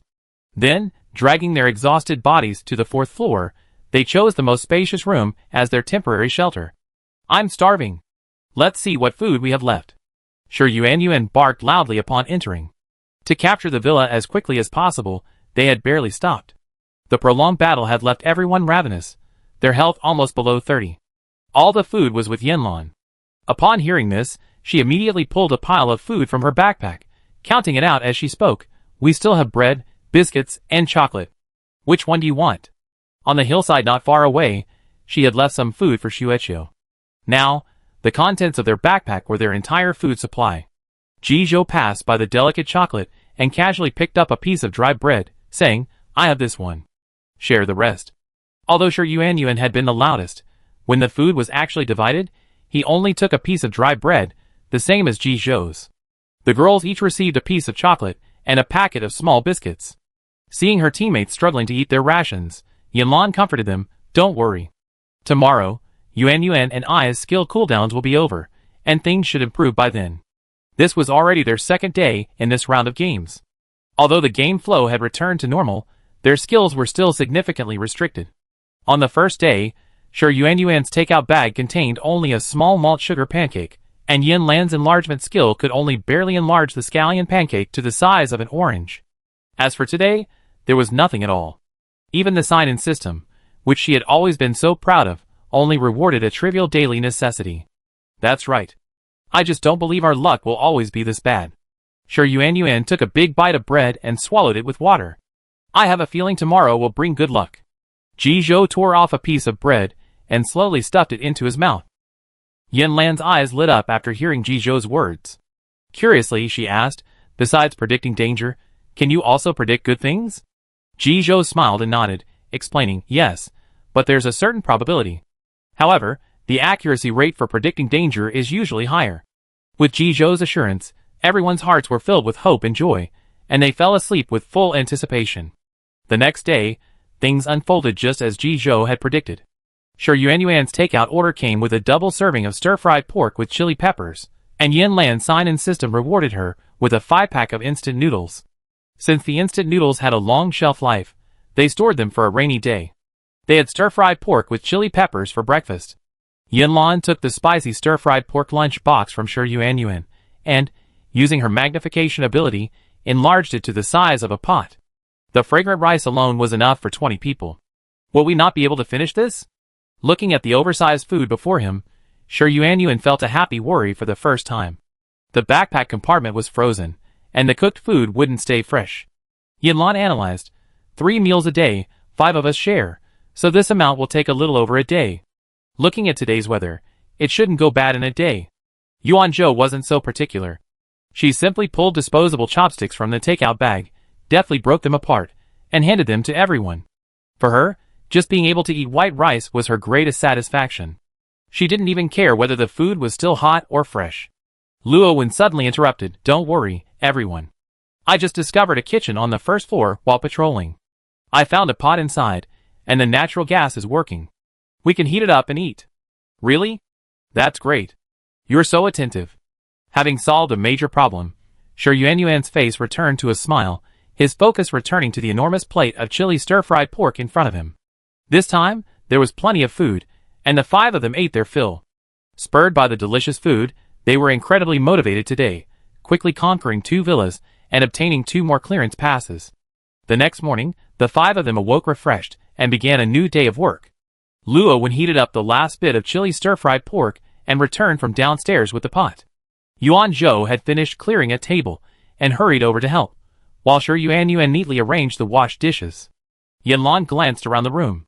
Seeing that Jizhou hadn't returned yet, she volunteered, I go to the rooftop and call Jizhou down for dinner. They had rested in the villa for the night, and Jizhou, fearing any unexpected situation, had gone to the rooftop early in the morning. While Yanlan tiptoed up, he was lurking on the roof tiles, closely monitoring his surroundings with the high-powered scope of his sniper rifle. He seemed to have become one with his surroundings, not even the slightest movement escaping his ears and eyes. He didn't turn around when he heard Yanlan's movement behind him. His ears twitched slightly, but his gaze remained focused on the scope. Yanlan sensed Jizhou's tense nerves and asked quickly, What's wrong? Is there something going on? Jizhou's voice tinged with urgency. Someone's coming, and it looks like there's more than one team. We need to be prepared. Yanlan's heart tightened at the words. The essence of this game was a brutal competition, with each player striving for that single victory. The appearance of other players undoubtedly foreshadowed conflict and danger. Instantly realizing the urgency of the situation, She turned and rushed down the stairs as fast as she could, saying goodbye to Jizhou as she went. "I go tell the others." "Okay, go tell them, and don't forget to hide the car," Jizhou instructed. What should have been a warm and peaceful breakfast became a tense and hurried affair due to this sudden news. Everyone put down their bowls and chopsticks, no longer caring about the freshly heated food, and quickly devoted themselves to preparing themselves. This round of games was already the 4th day, and they had long since adapted to the format. Faced with the sudden change, they simply said, "Prepare for battle," and each took action. Yinlan and Luo Wen went to gather their supplies, while Shi Yuan and Yuan Zhouhe went downstairs to hide in the four-wheeled vehicle next to the villa, returning to the rooftop at the last minute. As soon as they were in hiding, the group of players Jizhou had mentioned roared towards them in 4 off-road vehicles, driving side by side, aggressive and conspicuous. The fact that they had assembled so many vehicles and accomplices in such a short period of time showed their strength to be formidable. If they knew they were players like them, and still had 4 clearance cards, there was no telling what would happen. So Yinlan and her team's strategy was to pretend to be bots, hide in the villa, and wait and see. If the group of players could leave on their own, that would be best. If they insisted on staying, Yinlan and her team would have to adapt and respond accordingly. Chapter 84. At this moment, in an SUV not far away, a shabby-looking man, with a flamboyant red head, was proudly carrying an assault rifle. He half leaned out the window, waving to the vehicles on either side, a cocky grin on his face. "Haha, these are just a bunch of bots. We don't have to be afraid. I'm here," so charged forward with confidence. The SUV was filled with newly minted friends. They shared a common rapport, and the bold words of the afro-haired man instantly ignited their passion. They followed his example, half leaning out of the windows, brandishing a variety of guns and letting out bursts of roars. Yinlan and the others, hiding on the rooftop, couldn't help but curl their lips at the sight. They'd seen arrogant people before, but never one as arrogant as this. Most players cautiously approached from the edge, fearing to startle anything. Instead, they drove their SUVs recklessly into the heart of the villa complex, completely ignoring the ambushes of human and machine guns positioned to the left and right. The high-pitched roar of the engines quickly echoed throughout the complex, like a piercing alarm, instantly attracting the attention of the human and machine guns in other buildings. Then, the sounds of rifle and submachine gun fire rang out in unison, instantly enveloping the entire complex in a cacophony of gunfire. The 2 neighboring villas, previously cleared, were remarkably quiet amid the hail of gunfire, a stark contrast to the surrounding clamor. To avoid revealing their true identities, Yinlan and the others engaged with such force that their guns practically flew off the target.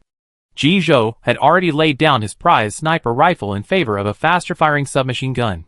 Amidst the chaos, the previously arrogant group of players finally suffered a bitter defeat. They were caught off guard by the barrage of bullets, sparks flying around their vehicles, and shattering car windows. In panic and anger, they began to retaliate with curses, but their earlier arrogance had clearly faded. "Brother Chung, didn't you say these bots were stupid? How come their firepower is so strong?" A young man with a buzz cut was grazed by a bullet and quickly ducked into his car, complaining in frustration. The red-haired man known as Brother Chung was instantly humiliated, his face darkening like the bottom of a pot. He had simply been addicted to these shooting games before playing, giving him more theoretical experience than others. Who knew this place was so different from the games? The bots here were not only powerful, but also incredibly accurate. At this moment, he was filled with regret and resentment. However, just as his mood was waning, his sight was suddenly drawn to a villa not far away. Amid the gunfire, the villa seemed remarkably quiet, like a secluded haven. His eyes instantly lit up, as if he saw hope of escape. He quickly pointed at the villa and urged, "Hurry! There's no one there. Let's go there to hide." Under his command, the SUV quickly turned, following the winding road out of the center of the villa complex, and sped towards the seemingly safe villa. Jizhou, standing on the rooftop, had a commanding view from his vantage point, taking in everything. He calmly analyzed the SUV's trajectory and speed, quickly deducing its intentions. He gripped his assault rifle tightly, his gaze piercing, and said in a deep voice, "They're going to take refuge in the villa next door. Block their path." The teammates hiding on the rooftop tensed at this, their firepower ramped up again, firing relentlessly. Within this villa complex, they could have easily dealt with the guarded robots with their small, but elite force. But the sudden arrival of another team of players, like an uninvited guest, disrupted this tranquility and strategic planning. If the opponent were from the same district, Perhaps they could discuss cooperation and seek mutual benefit, but their previous arrogance foreshadowed a contest that could not be underestimated. If they were to gain a foothold, it would be like inviting a wolf into their own backyard. Yinlan and her teammates felt as if an invisible rage ignited their hearts. Every bullet carried their furious will, and one after another, they precisely raked the rear of the seemingly fleeing car. Seeing them slipping away, Jizhou quickly switched to sniper mode, his sharp eyes locking onto target after target through the scope. Bang! With a resounding gunshot, the tires of the red-haired man's SUV exploded, and the vehicle instantly lost control, stumbling along the road like a drunken giant. This scene, like a signal flare, triggered panic in the remaining vehicles, who sped up in an attempt to flee this dangerous area. However, they couldn't escape fate's hand. Under Jizhou's precise sniping, within seconds, all the remaining vehicles had lost a tire. The group's faces contorted, their eyes drooping, and they were on the verge of tears, shouting, "Brother Chung, didn't you say these robots can't use snipers?" That was definitely the sound of a sniper rifle. The red-haired man was also bewildered, muttering to himself, "If the AI in the game is really so powerful, how can players like us survive? Wouldn't we be sitting ducks?" Just then, another gunshot rang out, accurately hitting the rear of their SUV. The driver, already struggling with mental fatigue, was even more flustered by the shock. In his panic, he mistook the accelerator for the brake, causing the SUV to jerk to a screeching halt. The sudden stop sent cold sweats through everyone in the car, as if they could feel the cold muzzle of a gun pressed against their backs. The red-haired man, driven forward by inertia, nearly smashed through the windshield. He spun sideways, eyes wide open, and roared at the driver, "You're trying to kill us!" He slammed the back of the driver's seat. The player behind the wheel, already stunned by the hail of bullets, was suddenly jolted awake by a deafening roar, jolting him awake as if from a nightmare. His eyes snapped back to focus, and seeing the angry looks of his comrades around him, he suddenly understood everything. With trembling hands, he restarted the car. This time, he dared not delay even a moment. He floored the accelerator, and the battered SUV shuddered away into the distance. Without a target, the bots in the villa area lost their target and resumed their normal behavior. As Yinlan and the others saw the group of players leave, they emerged from the shadows. Luowen said with lingering fear, "That was a close call. They almost got into the villa." Sure Yuan smirked, "Humph. With our marksmanship, how could we let them in so easily?" That was indeed true. Unlike most players, who didn't start using guns until this round, they had already purchased guns and ammunition from Yinlan in the previous map. After days of diligent practice, their marksmanship had already reached a pinnacle of perfection. Waking up early in the morning, they hadn't even had breakfast before embarking on a thrilling gunfight, and they were all starving. The group hurried downstairs to the room where they had rested. A pot of food sat on the table in the middle of the room, now completely stale. Luowen immediately put down his gun and picked up the iron pot on the table, saying as he walked out, "Everyone, wait a moment. I go downstairs and heat it up." Yinlan followed, saying, "Then I help you." At 8 p.m., a silver sedan quietly drove out of the villa complex. Taking one last look at the neighborhood where she lived for several days, Yinlan turned around and looked at her companions. "Let's go pick up Snowball and head to the central area together." Sure Yuan, who was in the driver's seat, couldn't help but smile. "You know what? Even though I've only been away for a few days, I still miss that little elf." Yuan Zhou heard Snowball's eyes light up with love, and her hands frantically touched the air. "It's been ages since I've petted it. This time, I'm going to pet it as much as I can." After saying this, she looked at Yinlan expectantly. "Yinlan, you have to help me. Every time I just pet it twice, it runs away." Just 2 pets. Yinlan's mind unconsciously flashed back to the time when she violently abused Snowball the first time they met. The smile on her lips froze. Saying no would break her heart, but if she did, Snowball would lose several more layers of fur. She raised her head, her eyes casually glancing towards the passenger seat. Although Jizhou had been sitting quietly in the car, his gaze remained fixed on Yinlan, so he picked up her signal the moment she looked up. He turned his head to the back seat and deftly changed the subject. "We've cleared enough checkpoints this time to head directly to the central area. Have you gathered all the necessary supplies?" Sure Yuan, concentrating on driving with both hands on the steering wheel, immediately raised one hand to chime in. "I found a can of gasoline, enough for us to cover 100 kilometers. Yinlan breathed a sigh of relief. "I've researched the route, and it might take several days to get there, with 2 stops along the way. I tell everyone about it during our break." Jizhou nodded and looked at the remaining 2, Have you got enough ammunition? Each of them had been assigned a task, with Yuan Zhou and Luo Wen responsible for collecting the bullets. As soon as he got back to the mission, Yuan Zhou's distracted thoughts immediately settled. He said seriously, Luo Wen and I searched the villa for supplies, and found 1,000 rounds of submachine gun ammunition, and 1,200 rounds of rifle ammunition. Well done. Ji Zhou nodded in satisfaction. He glanced casually at Yanlan, and when he saw her furtive thumbs up, his lips curled up. Ever since Yanlan and the others left, Snowball had been living alone in the woods on the hillside. He had expected to find a pitiful little elf upon his return, and Yanlan had already prepared words to comfort it. Instead, he was surprised to find laughter and joy in the woods. Chapter 85. Swish. Under a clear blue sky, a silver-white sedan sped by like lightning, finally coming to a steady stop on a ramp not far from the city entrance. In the driver's and passenger seats sat two young men, with vaguely similar facial features. In the back seat sat three young women of similar age. One of them was cradling a soft, furry pet on her lap, pouting adorably. This group was Yanlan and her companions. After taking Snowball, who had been enjoying himself playing with the surrounding animals, and almost reluctant to leave, from the hillside, they finally arrived at the city center after 3 days of trekking. Cousin, why don't we just drive into the city? Sure, Yuan was a little confused by Ji Zhou's instructions. Wait a minute, and see what's going on. Ji Zhou's eyes were fixed on the nearby city entrance, the sniper rifle's scope constantly open for a closer look. Several days had passed since their first day in this round of PUBG Mobile. The tips for clearing the previous round had gradually spread among players, attracting more and more players to this round. However, the limited number of clearance cards, and the first-come, first-served principle, made every player eager to grab the first opportunity. But searching every inch of this unfamiliar map on their own was clearly unrealistic. So, some players resorted to a more direct approach, stealing others' clearance cards. Verification machines were concentrated in the central area, and the city entrances became the ideal ambush locations. After figuring out these connections, the atmosphere inside the car suddenly became solemn and silent. Everyone stared wide-eyed, nervously watching every movement at the city entrance. However, after waiting for a full 5 minutes, the entrance remained deserted, not a single figure appearing.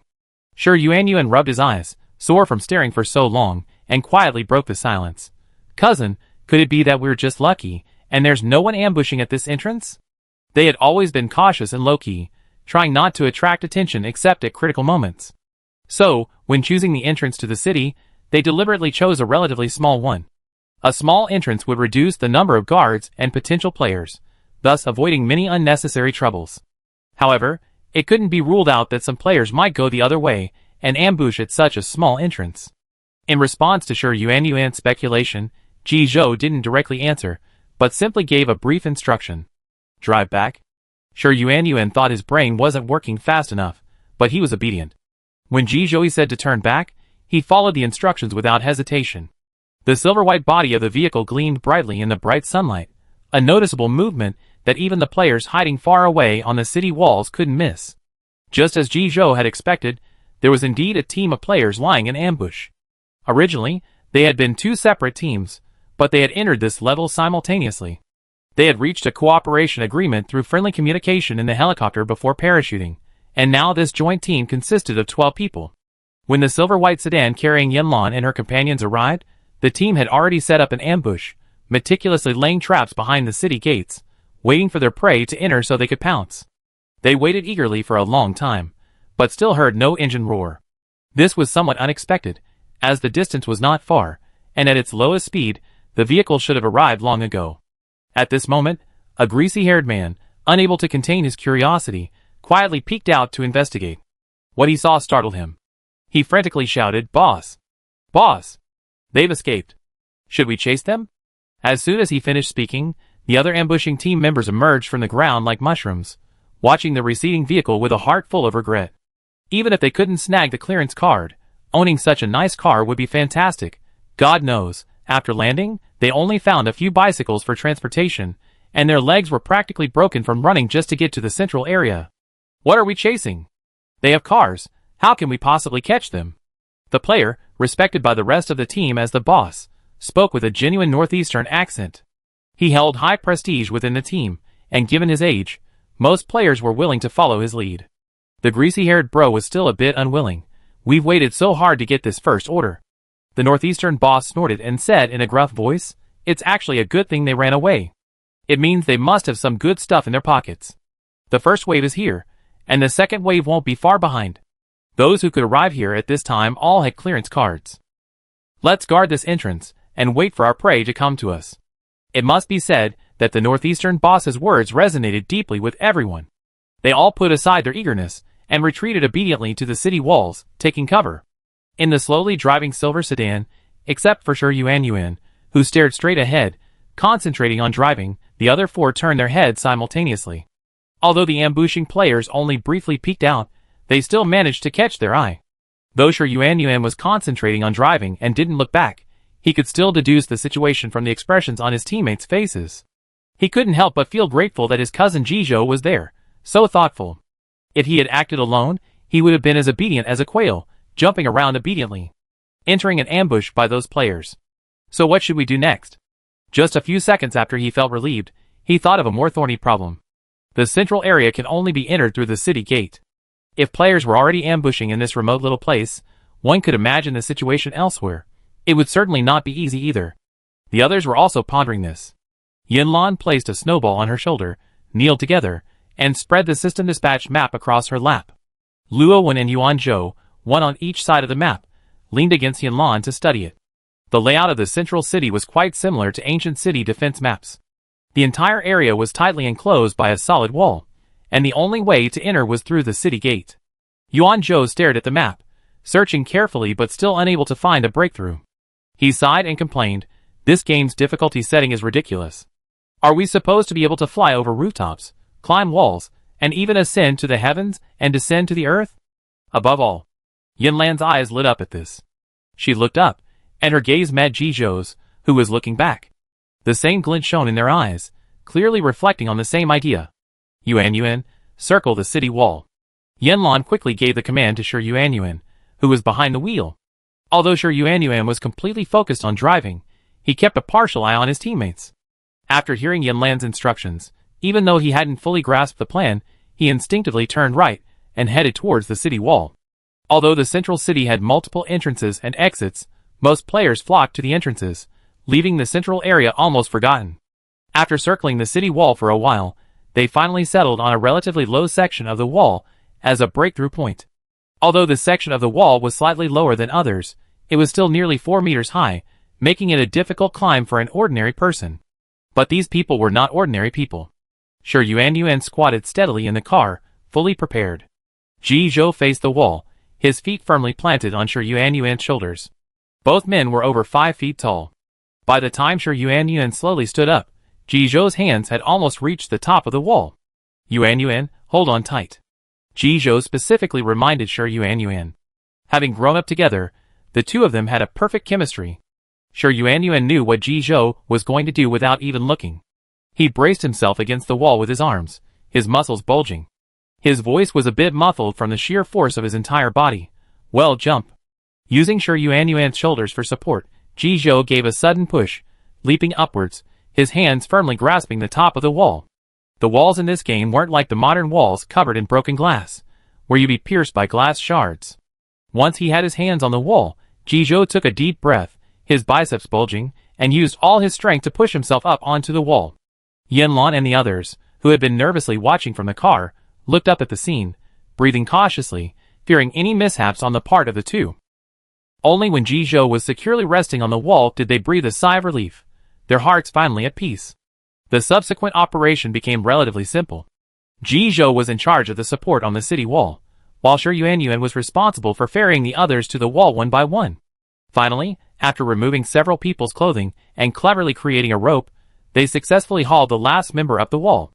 Once on the wall, descending was even easier. Aside from a brief numbness in their feet upon landing, they suffered virtually no injuries. As for Snowball, it effortlessly flew over the wall with a simple flap of its wings. Standing atop the wall, the group stood side by side, curiously surveying the scenery within the central area. This place was completely different from any they had experienced before, filled with the unknown and the new. "Are we not going to use the car anymore?" Thinking of the silver sedan just across the wall, Shi Yuan felt a little regretful. In this game, vehicles are extremely rare. In all their time, They only encountered a small motorcycle and a small car. Missing one would be a significant loss of support. Everyone knew how valuable cars were, but there was nothing they could do now. They all shook their heads with regret. No need. After restocking on food and water, they followed the map's directions towards the nearest verification machine. Although the lack of a car slowed them down considerably, none of them were the type to be pretentious. They walked non-stop, reaching the nearest verification machine in a few hours. Perhaps because the players were all blocking the city gates, ambushing them, the vast central area was sparsely populated. The few passing AIs were too weak, and Yanlan and the others easily dispatched them. The group took out their pass cards and verified them on the machine. A door appeared on the ground behind the machine. Everyone walked in. The last teammate entered, and the door vanished. Simultaneously, new changes appeared on the leaderboard. Are we just giving up on the car? Sure, Yuan gazed at the silver sedan parked quietly on the other side of the city wall, his heart filled with reluctance. In this game, vehicles are like rare treasures. Throughout their journey, they had only encountered a small motorcycle and this car. Losing it would undoubtedly mean losing a vital asset. Everyone knew the value of the car, but at this moment, there was nothing else they could do. They could only shake their heads with regret, nothing else. Let's just leave it at that. At the foot of the city wall, they briefly replenished their food and water, then followed the map's instructions, heading towards the nearest verification machine. Perhaps because most players had chosen to ambush at the city gate, the vast central area was sparsely populated. The human bots they encountered along the way were extremely weak, and were easily defeated by the few of them. Without the aid of a car, their progress slowed considerably. Fortunately, none of them were pampered, and they continued their journey without stopping. After several hours, they finally arrived at the nearest verification machine. Everyone took out their pass cards and verified them on the machine. As they passed the verification, a door slowly appeared on the ground behind the machine. They entered the door one by one, and when the last teammate entered, the door disappeared. At the same time, new changes quietly appeared on the leaderboard. Chapter 86. Inside the doorway was a haze of chaos. It was so quiet that one couldn't see one's hand in front of one's face. Just when Yanlan felt she had been inside for a bit too long, the haze began to slowly dissipate, and everything in front of her gradually became clearer. All her teammates vanished, even the snowball that had been perched on her shoulder. But reality didn't give her much time to think. Countless dark shadows were charging straight at her. Shit! Hidden weapons. Yanlan, who had only been in this dungeon for less than 3 seconds, had no time to dodge. Almost reflexively, she covered her head with her hands, which managed to block most of the damage. Hidden weapons struck her body one after another, feeling like pebbles.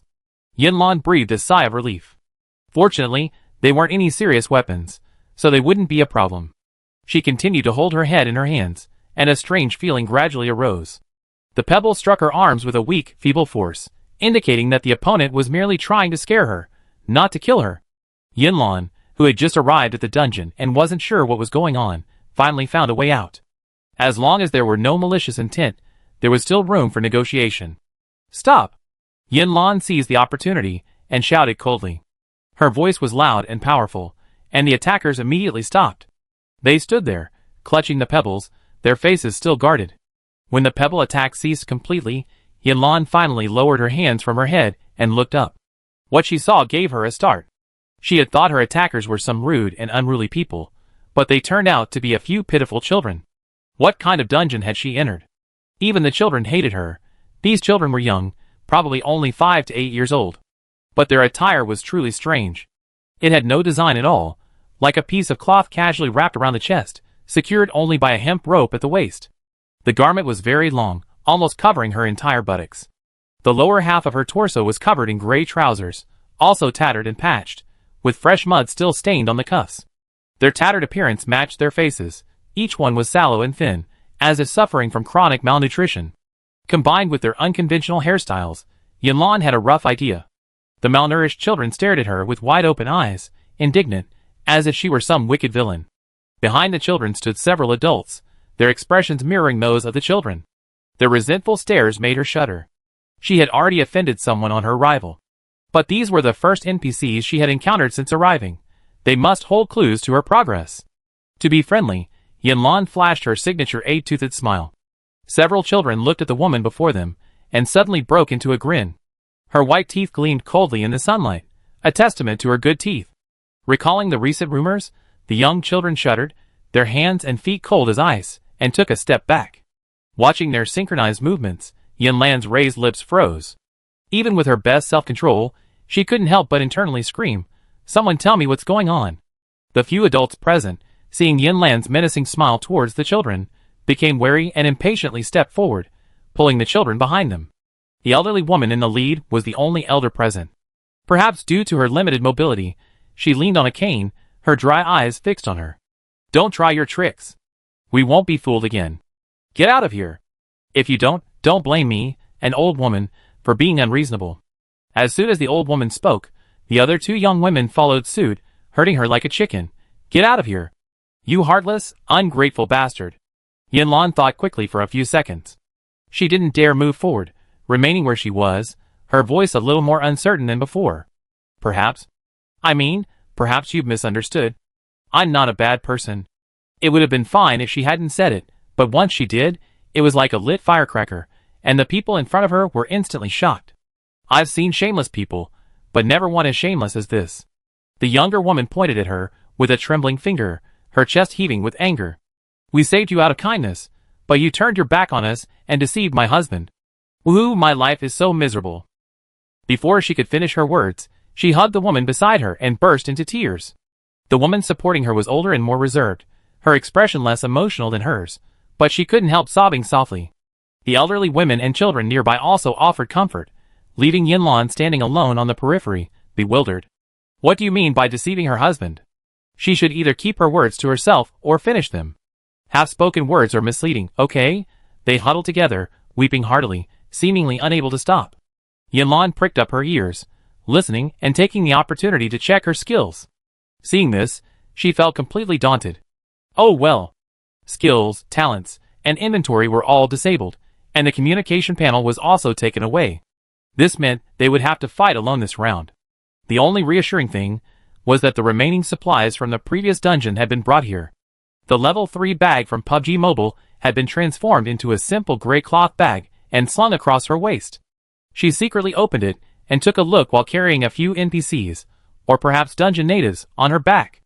The guns and ammunition, perhaps out of place in the context of this round, had all been confiscated. What remained were some common food and daily necessities. There were 5 white steamed buns, 2 brown breads, 2 bottles of mineral water, 2 bottles of Coke, and a few pills. At the end of the previous round, they had very few supplies left. The food and water were mostly in the hands of the girls. Jizhou and Yuan only had guns and ammunition in their backpacks, and now it was likely that the game had confiscated them. So, there was probably nothing left in their cloth bags now. Thinking of their tragic fate, Yinlan couldn't help but feel a moment of heartache. After taking inventory of their supplies, the indigenous people had finished crying. From their fragmentary words, Yinlan pieced together the story. This round of the game was set in ancient times during a period of war and famine, with corpses everywhere, and people exchanging their children for food. The family's surname was Wang, and they had been farmers for generations. Old Lady Wang lost her husband when she was young, and raised her 2 sons with extraordinary difficulty. The 2 sons later married and had children, but the 2 daughters-in-law were not able to conceive, and several consecutive births were daughters. Old Lady Wang was not a son-in-law, but after raising children as a widow for so many years, she understood the importance of having a son in the family. But then, war broke out in the country, and men were sent to round up all the men in the village. The villagers were horrified by the news. Everyone knew that all the soldiers recruited last year had died on the battlefield, not a single one returning. Old Lady Wang had worked so hard to raise her 2 sons, and with a strong labor force, her family was safe from bullying. Now that they were being drafted, how would the elderly, weak, and disabled survive? Just then, they heard a legend, and the entire family secretly migrated. On the way, they encountered the half-dead Yinlan. The Wang family, though poor but kind-hearted, saw the pitiful young girl and rescued her. They even gave her most of their remaining rations, reluctant to eat them themselves. Yinlan was lucky enough to survive. Unexpectedly, upon waking, she ran to the government office and denounced the Wang family's 2 sons. Old Lady Wang's sons were arrested and sent to the battlefield, and Yinlan received a reward of 200 taels of silver. Old Lady Wang and her 2 daughters-in-law hugged each other and wept uncontrollably. Yinlan stood there, bewildered, wanting to say it wasn't her, but when she opened her mouth, she realized she couldn't explain herself, so she obediently retreated from their sight. The women of the Wang family finally stopped crying. Old Lady Wang, leaning on her cheap cane, leaned forward and glanced around. Her voice was dry and hoarse from crying, and not having had water for a long time. "Big brother, second brother, my eyes are blurry. Can you help me see if that wicked bastard has left?" The eldest and second daughters-in-law, who had been supporting the old woman, were overjoyed to hear this. They eagerly looked around, and the three little girls even began searching the area. The eldest daughter-in-law's eyes sparkled. "Mom, I didn't see her." The eldest daughter-in-law's mouth cracked. "Mom, she's really gone." The little girl also ran back, clapping her dirty hands excitedly. "Grandma, I didn't find her." After hearing the confirmation from her younger generations, Old Lady Wang finally confirmed Yanlan's departure. She breathed a sigh of relief, her eyes crinkling as she nodded repeatedly. "Good she's gone, good she's gone." Yanlan, who had been observing from a distance, was overcome with mixed emotions by the family's reactions. They had been eager for her to leave, and she wondered if anyone else had been assigned the same identity as her. This dungeon didn't have any completion hints like the previous round. She had to uncover all the clues herself. The first group she encountered upon arriving were the Wang family, and there was a high probability that their presence would be connected to them, so she absolutely couldn't leave. Thinking this through, Yanlan quietly followed them, neither revealing herself nor letting them notice her. Old Lady Wang, her daughter-in-law, and her granddaughter rested for a moment, then each carrying a cloth bag on their back set off on their journey. They weren't heading back to Wangjia village. It seemed they were seeking that legendary place to escape. Also, with both sons imprisoned to fight the enemy, whether they could return was another matter. Even if they were lucky enough to return years later, they wouldn't necessarily live to see that day, as the orphans and widows of the village faced heavy taxes, arson, murder, and looting. Even though Old Lady Wang deeply missed her son, she wouldn't dare risk the lives of several of her family members. Although her two daughters-in-law hadn't given birth to a son, they were kind-hearted and filial to her. Her three granddaughters were also adorable. Even though they were barely waist-high, they were considerate of the family's hard work and often helped with chores. Thinking this through, Old Wang straightened his back slightly and, supported by his second daughter-in-law, trudged forward. Chapter 87. The remaining members of the Wang family were the elderly, the weak, the sick, and the disabled. Combined with chronic malnutrition, they often walked for a quarter of an hour and rested for a quarter. Yanlan felt extremely uncomfortable following behind. At this pace, how long would it take to reach the refuge? As expected, they were preparing to sit down and rest again. The two daughters-in-law helped Old Lady Wang to an old wooden stake, blew away the fallen leaves, and helped her sit down. They then found a random stone nearby to rest their butts. The three little girls, having worked in muddy fields since childhood, weren't particularly particular. They found a relatively clean spot and sat down. They looked at Old Lady Wang's bag, swallowed, and then pretended to look away. Old Lady Wang froze, not missing her granddaughter's gaze. She pursed her dry lips and hesitated for a moment before reluctantly taking out the bag she had been carrying. The eldest daughter-in-law's bundle contained the family's clothing. The second daughter-in-law's was a backpack filled with tattered pots, pans, and utensils. Only Old Lady Wang had copper coins and grain. Wangjia village had recently experienced a brigandage raid, and the few copper coins the family had were sewn into her clothes. There was only a small bag of grain, which Old Lady Wang had wrapped in layers of cloth bags, fearing a single grain would leak out. When the two bags were opened, the coarse cloth bags inside revealed the precious grains common to ordinary people, millet and beans, a mixture of black and white, less than 3 pounds. The girls stared at them, their mouths watering. Old Lady Wang carefully pinched half a handful of millet. With so little food, they wouldn't be able to last them until they found a refuge, and with only a few copper coins to buy food, they had to save as much as possible in the early stages. She was about to take out half a handful of rice, when she caught sight of her granddaughter's pitiful look. Unable to bring herself to do so, she closed her eyes and grabbed a full handful of millet from the sack. The second daughter-in-law had been observing Old Lady Wang's movements. Before Old Lady Wang could even reach out of the sack, a chipped earthenware jar had been pulled from the backpack and eagerly handed to Old Lady Wang. Old Lady Wang placed the grain in her hand over the jar's mouth, and with a rustling sound, the grain fell into the jar. Looking down, she saw that it wasn't even full at the bottom. But the second daughter-in-law was particularly satisfied. In the past, half of the millet porridge she made from the porridge would go to the sick Yanlan. Now that the glutton was gone, they could each get a generous portion of grain. Thinking of the feeling of the warm porridge filling her stomach, the second daughter-in-law stared at the jar with bright eyes, her throat moving up and down. What a wise decision to send Yanlan away. Holding the earthenware pot tightly in her hands, she stood up with a thud and walked forward without hesitation, saying, "Mom, I'm going to wash the rice." Observing her second daughter-in-law's childish behavior, old lady Wang didn't blame her. Instead, she chuckled helplessly and shook her head. "Look at you, a mother of a child, and still so greedy." The eldest daughter-in-law, watching her younger sister-in-law cradling the earthenware pot like a treasure, also smiled a wry smile. She stood up, patted her butt, and said to old lady Wang beside her, "Mom, you rest first. I go gather some firewood." It was almost dark, and after dinner, they had to rest. To avoid being seen, they had chosen a narrow path in the wilderness. Burning firewood at night would also protect them from wild animals. The eldest daughter-in-law stood up, and her two daughters and her younger sister-in-law's daughter followed suit, gathering some branches and firewood nearby. Old lady Wang didn't refuse, remaining seated on the tree stump, her gaze softly fixed on her daughter-in-law and granddaughters busying about nearby. She was old, and this kind of strenuous work could easily injure her if she wasn't careful. Now that they were fleeing, she didn't want any unnecessary incidents that would delay their progress. As Yanlan watched the Wang family begin to settle down, she also began to consider her whereabouts for the night. Spending the night in the woods, they would definitely need a fire, but to avoid being too close and attracting the Wang family's attention, she moved back a bit. After retreating far enough, she stopped. The spot was relatively flat, surrounded by tall trees, perfect for camping. She stepped into the dense forest and easily gathered several thick branches. At the foot of a large tree, she arranged the branches and gathered some dried leaves from the surrounding area for kindling. The area was littered with thick branches and fallen leaves, so there was plenty of firewood. The level 3 pack from PUBG Mobile transformed into a simple gray cloth bag, which she slung tightly behind her back. It had been empty before, but now it was bulging with life. Yanlan opened her backpack and rummaged through it, happily pulling out a lighter.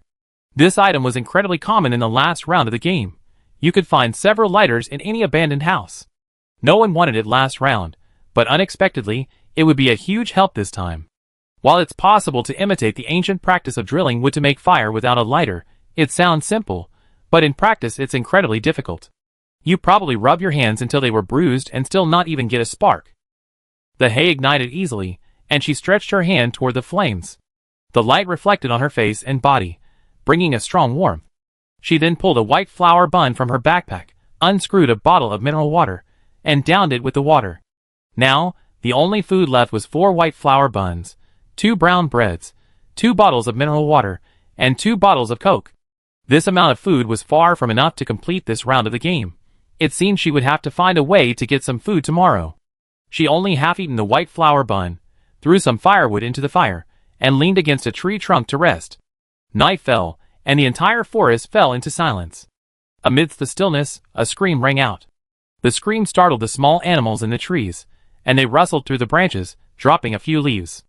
Yanlan, who had been lightly sleeping against the tree trunk, suddenly opened her eyes and twitched her ears. Something had happened at the Wang family. The moon hung high in the treetops. It was 2 o'clock in the morning, the time when people are most sleepy and least alert. She pulled out a bonfire about the length of her arm and ran towards the Wang family's location. Before going to bed, she added a few thick sticks of firewood, and the flames were now burning brightly. Like Yanlan, the Wang family had built a bonfire after dinner and huddled together to rest. However, they were so exhausted, and their hunger made them dizzy and drowsy, that they fell asleep as soon as they closed their eyes. No one was keeping watch, and when the fire went out in the middle of the night, no one added any more wood. This gave some creatures lurking in the shadows an opportunity. Perhaps old lady Wang was a light sleeper due to her age, and her bladder was bloated from the watery porridge she had eaten for dinner. She woke up at the rustling sounds around her. Unexpectedly, the moment she opened her eyes, she was met with those lustrous green eyes in the moonlight, which frightened her so much that she almost fainted. Auntie Wang De and Auntie Wang Er, who were nearby, also woke up at the noise, thinking that her mother-in-law was struggling and needed help. But who could have imagined a pack of wolves with gaping jaws approaching from the front? They were so frightened that they lost all sleep. They quickly shook the children awake and grabbed whatever they had nearby, taking defensive positions. When Yanlan arrived, Mrs. Wang held her cane, Aunt Wang held a clay pot, Aunt Wang held a stone, and even the eldest daughter, Wang Damei, held a stone. The group faced the wolves face to face in fear. The youngest, Wang Samei, had never seen such a scene before. Her mouth drooped with fear, and she almost burst into tears. But Wang Ermei, beside her, was quick to cover her mouth before she could say a word. She whispered comfortingly, "Third sister, don't cry. If you cry, the wolves will carry you away." The Wang elders standing in the way felt a pang of bitterness in their hearts. Not only would they be carried away if they cried, but they would be carried away even if they didn't cry. During the war years, chaos and famine coexisted. The common people were starving, and so were the wild beasts in the mountains. So when they saw the hungry wolves' eyes, glowing green with hunger, they already knew their fate. "Big sister, your mother, second aunt, and I will hold the line.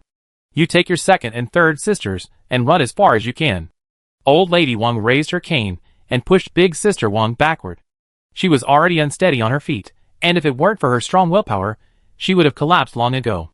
Big Sister Wang's eyes welled up with tears, her throat choking and unable to speak. The wolves had been observing their strength. Seeing the women across from them show signs of fear, they slowly approached. The elders of the Wang family saw the wolves approaching, their legs trembling with fear. They involuntarily began to retreat, but they still stood in front of the children. "Ayo!" The leading wolf howled at the sky, as if conveying some command. Then, hearing the cry, the wolves behind him lunged forward. The wolves lunged, and the elders of the Wang family frantically attacked with their crude weapons. At this moment, they had only one thought in their minds: they won't survive the night. At the critical moment, several stones flew from the side, hitting the wolves precisely in the eyes. The wolves paused in pain. While they were catching their breath, Yanlan stepped in front of the women of the Wang family, sweeping forward with a burning torch. She moved swiftly, and the flames brushed against the wolves' fur, causing them to howl in pain. Wild animals are naturally afraid of fire, and the force of Yanlan's earlier blows was immense. Several wolves' eyes instantly turned purple. They realized they were not to be trifled with, and their attacking stances shifted to defensive ones. "Hurry, stand up! Use fire to drive them away." Yanlan spoke calmly, as the Wang family elders froze in shock. "Oh yes, use fire." The old woman of the Wang family was the first to react. She didn't ask Yanlan why she was there, or why she saved them, but she had a hunch that they might not die. For blazing torches stood in a row, forming a solid defensive line. The two sides faced off, and this time, the Wang family showed no fear. Finally, the hungry wolves seemed to realize they couldn't defeat the other. They cautiously sized up the young woman in the lead, then slowly retreated, turning and disappearing into the woods. All was silent, and the tense nerves of the Wang family, adults and children alike, finally relaxed. The old woman's crutch slammed into the ground again, and she felt a sharp pain in her foot, unable to suppress a cry of pain. It turned out she twisted her ankle during the confrontation with the wolf. She already had difficulty walking and needed a cane, so it wasn't surprising she twisted it without it. "Mom, are you okay? Grandma, are you okay?" When the two aunts and the little girls heard Old Lady Wang's cries of pain, they immediately dropped their tools and went to support her. "It's okay, I'm a rough woman. This little injury is nothing." Although Old Lady Wang tried to comfort her family, the twitching expression on her face couldn't be hidden from those around her. The two aunts lowered their heads and remained silent. They knew their mother-in-law was being stubborn, but they didn't know any medicine and had no money for treatment. What else could they do? They could only let their mother-in-law endure it. Chapter 88. Old Lady Wang twisted her ankle and sat on a rock, gritting her teeth and rubbing it. Yanlan saw this without saying a word, but silently pulled a flashlight from her backpack, unscrewed the opening, and headed into the woods behind her. After what had just happened, the Wang family was in shock.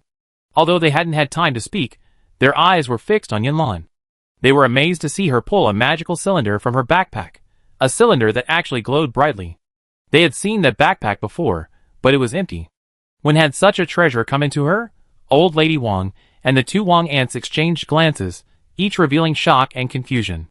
Only the three young girls expressed curiosity and envy. What a wonderful thing! If only they could have won, they wouldn't have to worry about walking at night anymore. But before they could ask, the man ran away without a word. The Wang family stared into the pitch-black night, and an eerie silence fell. They wanted to chase Yanlan away, but ever since she just saved their lives, everything seemed different. Before they could fully grasp the reason, a rustling sound came from the woods, and in the blink of an eye, Yanlan's figure reappeared in the clearing ahead. Old Mrs. Wang closed her slightly parted mouth and turned her back, not looking at her. Aunt Wang, a slightly reserved woman, didn't dare approach her mother-in-law, seeing she hadn't offered a greeting.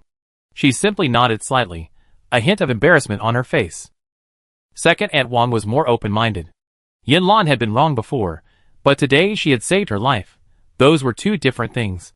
She could hold a grudge, but she also owed gratitude. Old Lady Wang and Aunt Wanda didn't intend to intervene, so second Aunt Wang, leading her daughter and two young nieces, stepped forward. She was truly grateful to Lan. They had all thought they wouldn't survive the night, but it was Lan who had saved them. Her smile was truly heartfelt. "Miss Yan, thank you so much this time." After saying this, she quietly nudged the three sisters beside her. Sister Wang Danyi quickly grasped her aunt's intention and, along with her two younger sisters, bowed to Lan in gratitude. "Thank you, sister." According to the previous plot, Lan had tricked the two sons of the Wang family into exile. She had originally thought that if she didn't win their forgiveness this time, it wouldn't matter. She could help them a few more times and slowly win them over. Unexpectedly, she had an unexpected reward. Lan looked at second Aunt Wang and the little girls before her and smiled warmly. It seemed like these girls might be a breakthrough. "I wasn't far away. I heard your cries and rushed over. I'm glad everyone's okay." She then handed over another handful of herbs and glanced at Old Lady Wang, who, though her back was turned, perked up to listen to their conversation. It seems Aunt Wang twisted her foot. If she doesn't get it treated promptly, it might be red and swollen tomorrow. Second Aunt Wang wasn't thinking much and was about to take it when she heard her mother-in-law snap. "I don't accept your kindness. Who knows if you're hiding a dagger behind your smile like before?" She shuddered, retracted her hand, and looked across at Lan awkwardly. Lan knew the family was frightened by the previous incident. She knew it would take some time for the Wang family to completely let down their guard, but she wasn't in a hurry. She simply placed the herbs on the ground, turned, and walked towards the tree a few meters away. But before leaving, she kindly offered a few words of caution. "If you don't treat your swollen feet promptly, you might not be able to walk tomorrow. This medicine is simple. Just crush it and apply it to the wound." The Wang family was fleeing, and being unable to walk was absolutely unacceptable. Sure enough, after a few moments of self-deprecation, Old Lady Wang finally applied the medicine, persuaded by second Aunt Wang. The cool herbal remedy instantly soothed Old Lady Wang's swollen ankle. She quickly glanced at Lan, who was lighting a fire nearby, a hint of something strange in her eyes. After their experience with the wolves, everyone was hyper-focused and hadn't slept much. Lan, to look after Old Lady Wang and her family, had only closed her eyes briefly to rest. So, when they woke up the next day, everyone was generally not feeling well. Old Lady Wang rubbed her old arms and legs, her eyes glancing repeatedly at the cloth bag beside her, but finally steeled her resolve. "Daughter-in-law, let's make some porridge. We have a long journey today, and we need something to fill our stomachs and give us strength." Although she said she wanted something to fill her stomach, she only took out a handful of rice. Even a child would eat more than that. Lan paid no attention to the Wang family. After a few seconds of thought, she headed deeper into the woods. Her backpack contained only dry food, but no meat. Since she loved meat, she planned to hunt some prey. Ever since Lan saved their lives from the wolves yesterday, the Wang family's little girls had a much better opinion of her. Seeing Lan walking alone into the woods, they couldn't help but open their mouths, but nothing came out. Only after Lan completely disappeared did they turn and anxiously say, "Grandma, she's gone. It's just right that she's gone. Are we still keeping her here?" Old Lady Wang's face was sullen. Aunt Wang, a quiet but thoughtful woman, glanced at her mother-in-law's uneasy face and understood what was going on. As if sensing her eldest daughter-in-law's gaze, Old Lady Wang turned her back to sort out her bundle, which she reorganized again and again. The second daughter-in-law was quickly preparing a pot of thin porridge. Before she turned down the heat, she added a handful of wild vegetables to thicken the porridge, giving everyone a larger portion. The wild vegetables, soaked in the rice porridge, soon released a delicate green fragrance. The Wang family hadn't had enough to eat for a long time, so they cherished every meal as if it were a delicacy from the land and sea. Now, they gathered around, watching second Aunt Wang intently.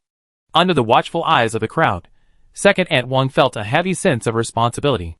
She carefully placed 2 leaves under the handles of the pottery jar and solemnly lifted it from the fire. Just as she reached out, a loud sound echoed from behind her. Her hand trembled, unprepared, and it bumped against the scalding wall of the earthenware pot. Startled, she immediately withdrew her hand, whirring non-stop. After spending some time together, everyone was particularly familiar with Lan's voice. They turned around at the sound, especially the 2 little girls, whose faces were filled with barely contained delight. But even more delightful was what Lan was holding. "Oh my God! It was a pheasant!" So plump. And two of them. The earthenware pot of wild vegetable porridge gurgled with bubbles, signaling that it was ready to be served. But everyone's attention was drawn to the pheasant in Yinlan's hands, completely oblivious to the delicious dish beside them. You didn't leave. Old Lady Wang was momentarily stunned, yet also a little excited. Well, I didn't leave. I'm still sending you south. We were just going hunting, Yinlan said, setting down the now-dead pheasant in her arms. She pulled a few pheasant eggs from her backpack and handed them over. Here, beat these eggs and add them to the porridge. Okay. Second Aunt Wang was behind her mother-in-law, and the eldest aunt blew pitifully on her now painless fingers. At Yinlan's words, her eyes lit up, and she swiftly emerged from behind. Without a word, she took the eggs, quickly cracking them into the porridge and stirring them with a bamboo chopstick. Old Lady Wang stared at the pheasant eggs, now shattered into a frangipani flour. For a moment, she was at a loss for words, but when she thought of what she had fed Yinlan, the guilt she felt instantly vanished. The rice porridge with eggs was quickly cooked. Second Aunt Wang accepted Yinlan's kindness, their previous grudges long gone. She even offered greetings. Miss Yin, would you like to join us for some? Yinlan glanced at the bubbling rice porridge, a mixture of white, yellow, and green. While it smelled pleasant, she found it quite unappetizing. She fished a white flour bun from her bag, raised it, and shook it. No, I have something to eat. Eating pheasant so early in the morning would cause stomach upset, so she planned to have a light breakfast and pheasant for lunch or dinner. Oh my god, this is white flour. I've seen adults in town eat it before. I heard it's incredibly delicious. As soon as the white flour bun was brought out, the little girls couldn't help but exclaim in amazement. It wasn't that they were being overly surprised. Yinlan was truly unusual. Yesterday, she produced something that glowed at night, and today, she produced steamed buns this white. You have to remember, ordinary people wouldn't even see white flour. It was a precious staple that only officials could afford. Yinlan didn't give any more away. After all, there were only 2 steamed buns and 2 pieces of black bread left in her bag. This might be her rations for the next few days, so she had to be frugal. The Wang family's little girls hadn't been planning on eating, but they couldn't help but exclaim in surprise. Yinlan also gave them 3 eggs. Eggs! That's meat. They hadn't had meat in ages. Yinlan ate her steamed buns with mineral water, while the Wang family sipped their rice porridge mixed with eggs and wild vegetables, their eyes narrowed in happiness. After eating and drinking, the family set off on their journey. Aunt Wang and Second Aunt Wang led the way, with Big Sister Wang supporting Old Lady Wang in the middle. Next came Second Sister Wang and Third Sister Wang. Yinlan walked at the end of the group. She wanted to go ahead, but she didn't know the way. The group was a group of elderly, weak, women, and children, and the pace was very slow. Yinlan, with nothing to do, would occasionally wander into the woods and pull out a couple of bird eggs or a small turtle dove. She would give some of her game to the 2 Aunt Wangs or Big Sister Wang, presumably asking them to help carry it, but the Wang family knew it was definitely for their own food. Second Aunt Wang turned her head to look at the pheasant and rabbit stuffed in her backpack, and she felt a surge of energy. This Miss Yin was truly skilled. Even a professional hunter couldn't kill a single game in an hour, yet she would constantly bring in a chicken, then a rabbit, as if these woods were her home. When not hunting, Yinlan would pick herbs along the roadside. Whenever she did, Wang Damei would accompany her to help. Seeing her interest, Yinlan would teach her, teaching her to identify various herbs and their effects. She didn't know many herbs, having learned them during her time with Luowan, saying it was for emergencies when she wasn't around. At most, they could treat injuries, headaches, and fevers, but that was definitely enough for an ordinary family. Wang Damei was so moved by Yinlan's willingness to teach her that she practically knelt down and kowtowed to her. After all, this was a skill that could support one's life, just like the village doctor who could support his family simply by treating colds and fevers. Wang Damei studied diligently, and the rest of the Wang family, seeing Yinlan's generous teachings to their younger generation, became even more respectful. Everything was moving in a positive direction. Chapter 89. They walked like this for several days. It was midday, and the sun was blazing hot, practically scorching hot. They decided to stop and rest, and to eat something to fill their bellies. Auntie, Second Auntie, there's some roasted chicken left. Put it in the wild vegetable porridge. Big Sister, let's go to the woods and find some cooling herbs to boil and drink to prevent heat stroke. Okay, Miss Yin, go ahead, the others said in unison. After spending these past few days together, everyone had completely put aside their grudges and habitually followed her instructions. Satisfied that everyone was doing their job, Yanlan led Big Sister Wang closer to the woods. Old Lady Wang and the others built a fire. Unexpected events were common in the deep mountains and forests, so Yanlan didn't go far. She walked 5 minutes deeper into the woods before stopping. Turning to the little girl following closely behind her, she said, "Big Sister, I'm leaving the task of finding herbs to you. Can you do it independently?" "Yes. I guarantee it." Big Sister Wang raised 2 fingers and swore solemnly. Big Sister Wang was a quick learner, having learned every common herb. Yanlan trusted her with the task, as she had more important things to do. While walking that morning, the Longhua system voice began to sound, announcing that to help everyone complete the game mission faster, the system had allocated several resource points in this mission world on a first-come, first-served basis. Just as Yanlan was about to ask more questions, the system clicked twice and disconnected. If it weren't for the lingering sound of the electric current lingering in her ears, she would have thought she had been reborn into an ancient famine, rather than participating in a game competition. The system's temporary appearance gave her great hope. She had been feeling disoriented for days, but now she finally had a sense of direction.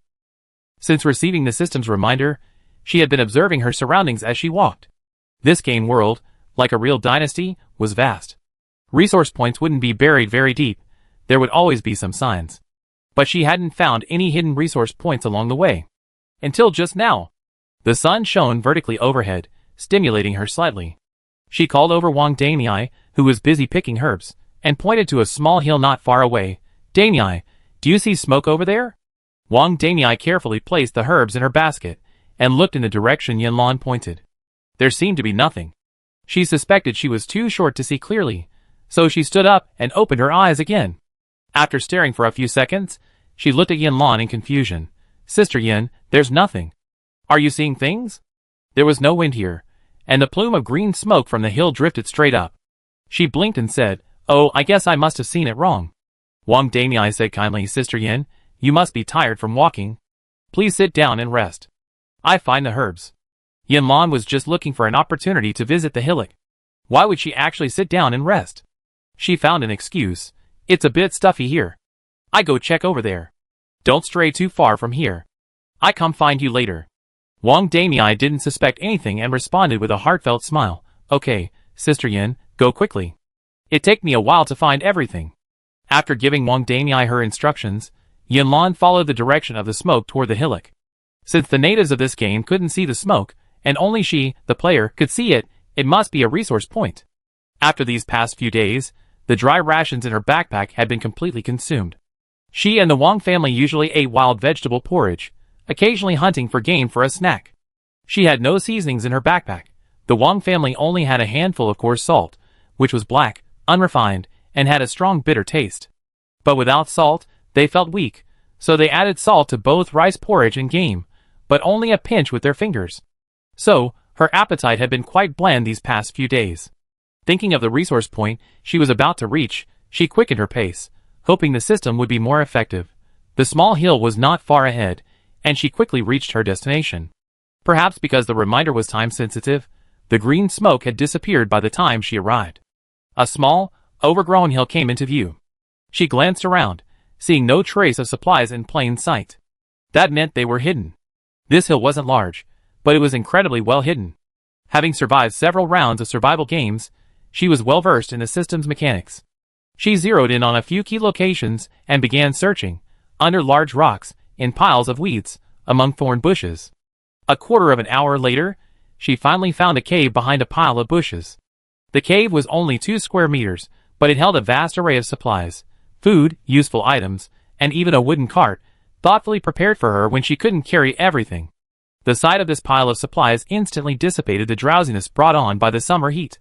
It had been quite a while since they'd been out, and Wang Daniai would have worried if she stayed any longer.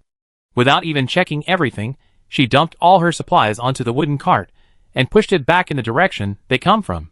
It had to be said that the wooden cart configured by the system was quite user-friendly. Although the wheels were made of wood, they rolled very smoothly, requiring almost no effort. Before reaching the agreed meeting place with Wang Daniai, she heard her screams. If she hadn't been told to wait there, she'd probably be looking for her. Yanlan immediately shouted back, "I'm here." Finally hearing Sister Yan's voice, Wang Daniai, basket in hand, ran towards the source. Sister Yin, where have you been? I thought you were lost and was about to ask Grandma and the others to look for you. Oh my god! Where did you get all these things? Looking at the oncoming wooden cart, Wang Damiai's worry was completely replaced by shock, and she even forgot the proper greetings. Did Sister Yin go looting? Where did all that supply come from? I explain it to you later. Come on, help push the cart. Oh. Okay. Wang Damiai placed the basket on the wooden cart, and she and Yinlan each took a handle and began pushing. Meanwhile, in the makeshift rest area, the wild vegetable porridge was already prepared and lying on the ground to cool. The remaining family sat in a neat row, their eyes fixed on the direction Yinlan and the others had left. 5-year-old Wang Xiaomei couldn't help but glance at the wild vegetable porridge in front of her and swallowed again. Grandma, I'm so hungry. When will my sister and the others be back? Old Lady Wang glared at her fiercely. Eat. All you know is eat. Your sister and the others are out looking for herbs. What's wrong with waiting a little longer? Wang Xiaomei had long been accustomed to her grandma's way of speaking, so she simply pursed her lips and said, "Oh," before turning her gaze back toward the woods where Yinlan and the others had left. Suddenly, she spotted a faint glimpse of a familiar piece of clothing ahead of her and immediately stood up happily. "Grandma, my sisters are back." Wang Ermiai also stood up, excitedly saying, "Grandma, it's my sisters." Huh? They seem to be pushing a wooden cart. At the temporary resting place, everyone formed a tight circle around the wooden cart. The wild vegetable porridge, once cherished by everyone, now stood alone, untouched. Old Lady Wang pointed tremblingly at the pile of things on the wooden cart. "Miss Yin, does this have an owner? Will we get into trouble?" Yinlan naturally knew whether these things had an owner or not, but she had to find a reason to deceive them. It probably had an owner before, but even if it did, we can't find the owner now. You know, that mountain is deserted. If something is lost, people will only suspect wild animals, not us. Old Lady Wang finally felt relieved. Well, he probably fled the famine and probably won't be coming back. Okay, let's see what's inside. Yinlan was already impatient. Sister Yin, quickly unpack it. The little girls were seeing so much supplies for the first time, but they didn't try to take any themselves. They just stared at Yinlan eagerly. Yinlan reached for the largest bag. Judging by its shape, it must be food. The bag had a gray drawstring, and when the string was untied, the white contents could be seen inside. Oh my, it's rice. Old Lady Wang dropped her pretense and dug into her sack, peering straight inside. Even Aunt Wang couldn't help but smack her lips. Oh my goodness! There must be 7 or 8 dough of rice here. We can finally eat white rice. A dough of rice in those days was 12 jin, approximately 120 caddies, so here, there were probably nearly 100 jin, approximately 100 caddies. Yinlan nodded in satisfaction. She no longer had to worry about staple food. The remaining items were a mixed bag, so she stuffed them all into the 2 bamboo baskets provided at the resource point. Now she was taking them out bit by bit. The first jar was surprisingly full of salt. Second, Aunt Wang, who cared deeply about the taste of food, was the first to grab something to admire. Wow, it's so much whiter than our salt. Mother-in-law, sister-in-law, try it, it's not bitter at all. Old Lady Wang laughed and scolded, "You greedy woman. This salt has been purified, of course it's not bitter."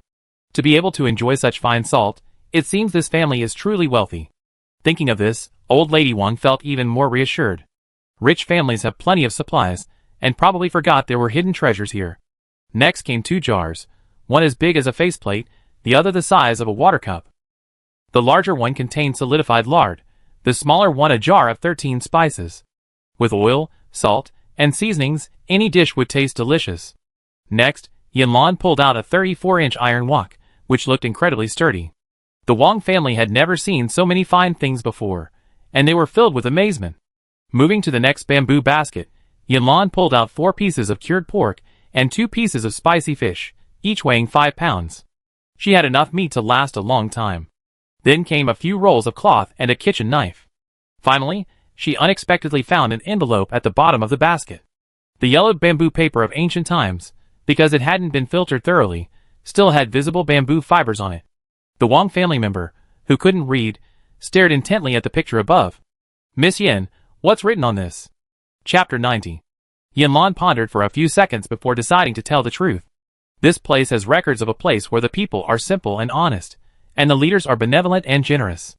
They not only properly resettled the refugees, but also distributed land. Furthermore, during the first 3 years of the protection period, no taxes were required.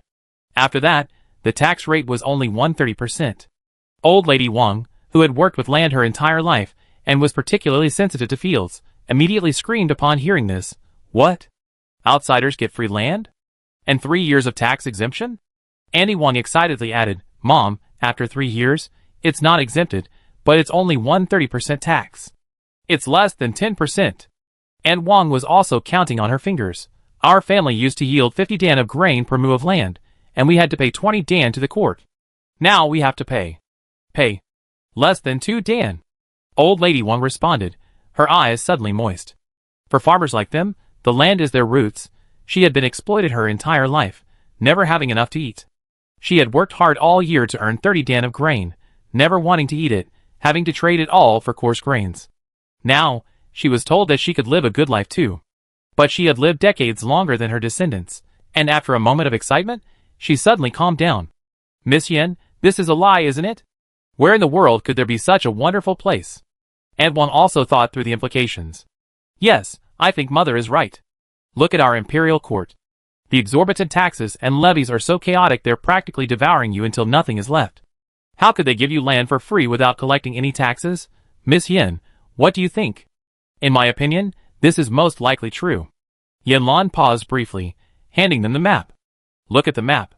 This place is in a low-lying basin, surrounded by mountains. It's understandable that they haven't heard of it. She knew they wouldn't easily believe it. After all, this place seemed too good to be true in a dynasty plagued by famine and war, almost too good to be true. So she didn't push them, saying slowly, but I still respect your opinion. If you don't want to go, we can go south as planned. But this place is truly wonderful. More and more people will know about it soon, and the sooner you go, the better the benefits will be. Old Lady Wang and her 2 daughters-in-law exchanged glances. Yanlan saw a sense of relief in their eyes, and the corners of her mouth curled up unconsciously. She turned her gaze to Mijo, who had been left out for so long. Oh, the rice porridge is completely cold. Let's eat first and think about it slowly. There's no rush. But how could they not rush this matter? Old Lady Wang and the others sipped their porridge from wooden bowls. They usually chewed the hare meat slowly, savoring it several times before swallowing it, but now they gulped it down whole. The only people who still had the heart to eat were Yanlan and the 2 younger girls. After the group finished their meal, they sat down to rest under the shade of a tree. Old Lady Wang glanced at Yanlan several times, seeming to want to say something but stopping herself. Only when she was about to start again, did she casually and slowly approach her. After a long pause, she spoke, Miss Yen, my 2 daughters-in-law and I have thought about it, and feel that you're right. We should go to the place you mentioned first. If it's real, we make a killing. If it's not, we won't lose anything. After all, I don't have much money, so I can't cheat you. If it doesn't work out, we can go somewhere else. Yanlan had anticipated this outcome. She didn't show it, but she felt relieved inside, one step closer to her goal. Okay, then, let's change our route. She pulled out the map again, which contained a highly detailed route map. This time, they might pass by a small village. But it was a famine year, and the current situation in the village was unknown. Furthermore, there were 3 little girls in the group, so they decided not to stop at the village and pass through quickly. That was their original plan, but that evening, as they reached a path not far from the village, a little boy suddenly emerged from the pitch-black woods and ran head-on into Yanlan and her group, who were hurrying along with flashlights. The boy was also surprised, even a little frightened. Without even catching sight of the person's face, he turned and rushed back into the woods. In such a situation, most people would approach and ask questions, and Yanlan was no exception. She followed the little boy into the woods for a few steps, shouting, Hey, don't run. The little boy seemed frightened by Yanlan's words. Not only did he not stop, but he even ran faster, as if there was a flood or a beast behind him. Am I really that scary? Yanlan wondered inwardly. Up ahead, there was a thump, the sound of something heavy falling, followed by a soft cry of pain. Yanlan couldn't help but chuckle. She quickly stepped forward, grabbed the staggering little boy, and asked, Why are you running away when you see us? She had been running so fast before that she hadn't even seen his face. Now, grabbed by the collar, Xiao Yongzi finally had time to take in the people he met on the trail. Among the group were young girls, old ladies, and little girls. During the famine, those little girls hadn't been sold. Their faces were slightly oily, a sign that they recently eaten meat. He rubbed his sore butt and said, "I thought those bandits were back." Bandits? Xiao Yongzi then told them about a group of bandits who had invaded their village. They took everything they could and burned everything they couldn't. They even tried to dig a pit and bury them alive. Luckily, a group of people arrived and chased the bandits away. Are you saying 2 of them had strange hairstyles? Yanlan had grasped the key point. Yes, their auras were clearly different from ours. Although they looked strange, they were genuinely good people. Xiao Yongzi emphasized this point, then continued, though those 2 wore the same linen clothes as us, they had short, indescribable haircuts. They looked very energetic and neat. Yanlan's brows twitched. She had entered the game, and aside from the change of clothes, her hairstyle and appearance remained the same. The others were likely the same, so Xiao Yongzi was most likely encountering contestants like himself. So she asked, "Can we go back with you?" Little Yongzi suddenly became alert, and he looked at the smiling sister across from him with renewed scrutiny. "Look, it's already so late. We've been traveling all day, and our feet are blistered. Especially you little girls, you haven't even stopped to rest in the scorching heat. If we camp out in this deep forest at night, you never know what bad guys we might run into." Seeing the hesitation on little Yongzi's face, Yanlan pressed on, "We're not staying here for free. Look at the wooden cart those 2 ants are pushing. It contains our food supplies. As a reward, we can give you a pound of rice and some meat." Aunt Wang and second Aunt Wang also echoed Yanlan's words. One opened the cloth bag on the cart, revealing the white rice inside, while the other pulled a strip of smoked bacon from a large backpack. Xiao Yongzi's eyes suddenly lit up, and his Adam's apple rose and fell involuntarily. Those bandits had been robbing and killing for money and food. Now that these people had so much food, they wouldn't harm them just for a bite. The bare, leaky house flashed through his mind, and Xiao Yongzi felt even more relieved. Those who are barefoot are not afraid of those who wear shoes. No matter what the outcome, the most important thing for now is to fill their stomachs. He pretended to be hesitant for a few seconds before slowly saying, "Well, I can take you there, but most of the houses in the village have been burned down, and there are only a few rooms left to live in. I hope you don't mind." Yanlan shook her head repeatedly. No, we're grateful for a place to stay." Xiao Yongzi nodded and began to lead the way. This place wasn't far from the village, and it took about a quarter of an hour to reach the village entrance. Although it was night, the moonlight, along with Yanlan's flashlight, allowed the view on both sides to reach its full extent. The small village was laid out in a strip. The original wooden houses had been burned down to bare stumps, and the air was thick with the smell of smoke. But as they walked through the village, it was completely silent. Not a single soul was visible. Xiao Yongzi noticed their confusion and offered an answer.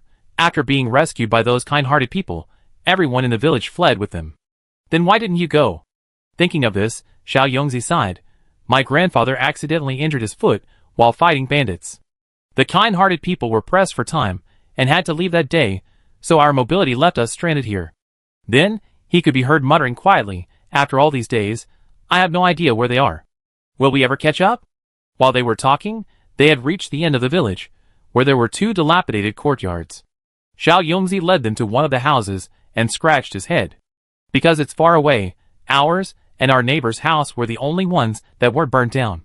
Our homes are small, and there are no spare rooms, so we have to trouble you to rest here." They were all rundown thatched huts. It didn't make any difference where they stayed. Yanlan nodded and entered the courtyard with the Wang family. After assigning the accommodations, she turned and retrieved the promised food from the cart and handed it to Xiao Yongzi. The food felt heavy in his hands. Xiao Yongzi sniffed hard, the overbearing aroma of smoked meat filling his nose, his saliva glands involuntarily secreting liquid. He was clearly extremely excited. After a quick thank you and a few words of advice, he sprinted towards the next yard, calling out as he ran, "Grandpa! Grandpa! I found some food! Yes, rice! And bacon! Oh, Grandpa, I really didn't steal it. I traded for it. If you don't believe me, just ask." Yanlan, standing at the gate, couldn't help but chuckle at the conversation between the grandfather and grandson. It was getting late, and in ancient times, there were few entertainment options. After so many days of traveling through the mountains and forests without a good rest, he could finally lie down. Just then, Wang Damiai brought a wooden basin filled with a little water left in the vat after the family left. "Master, please wash up before you go to sleep." The water wasn't much, so she simply washed herself with a towel. The weather was hot, and the cool water was just the right thing to soothe the parched air and wipe away the dust that had lingered for days. Lying on the simple wooden bed in a fresh outfit, Yanlan felt in a very good mood. Accompanied by the moonlight that came into the room, she fell into a deep sleep. Chapter 91. Perhaps because she hadn't slept properly in bed in ages, Yanlan slept soundly, waking only slowly at noon. The village was deserted. Even the courtyard was silent. Old Lady Wang and the others, their tense nerves suddenly relaxed, remained tucked away in bed. Yanlan didn't want to disturb them during this rare opportunity for rest. She dressed alone and left the courtyard. The game player had left just a few days ago, so she decided to head to the village center to check out some new finds. After exiting the courtyard, she skirted a dry lotus pond before reaching the center of the village. A village road divided the scattered courtyards into two sections. Last night, due to the rush and darkness, I hadn't been able to take a closer look. Now, I could see that, with the exception of Xiao Yongzi's house at the foot of the mountain, all the other houses in the village had been completely burned. The original wooden frames were now reduced to piles of black charcoal, even showing signs of burning under the scorching sun. Hearing the crackling sound, Yanlan hurried past, terrified, only stopping when she passed a large pit. The pit was about a man's height and quite large. Footsteps were visible on the ground, and she suspected this was the place where the bandits had planned to bury the bodies, as Xiao Yongzi had said. She circled the pit, finding nothing special. Just as she was about to leave, she happened to see a thin, but nimble figure emerging from the rubble not far away. It was none other than Xiao Yongzi. Xiao Yongzi had also spotted Yanlan searching, and came running over. He was noticeably more enthusiastic than the night before. "Sister Yan, what are you doing here? Did you sleep well last night?" Yanlan nodded. "Yes, I slept well. I came to see if there were any clues. By the way, what are you doing here?" Little Yongzi scratched his head sheepishly. "Haha, I'm just looking around to see if there's anything I can use." Everyone in the village had fled with the famine, and after the bandits' devastation, they didn't have much left. Now they were leaving. They took everything they could. They'd been gone for several days, and little Yongzi had searched the village several times.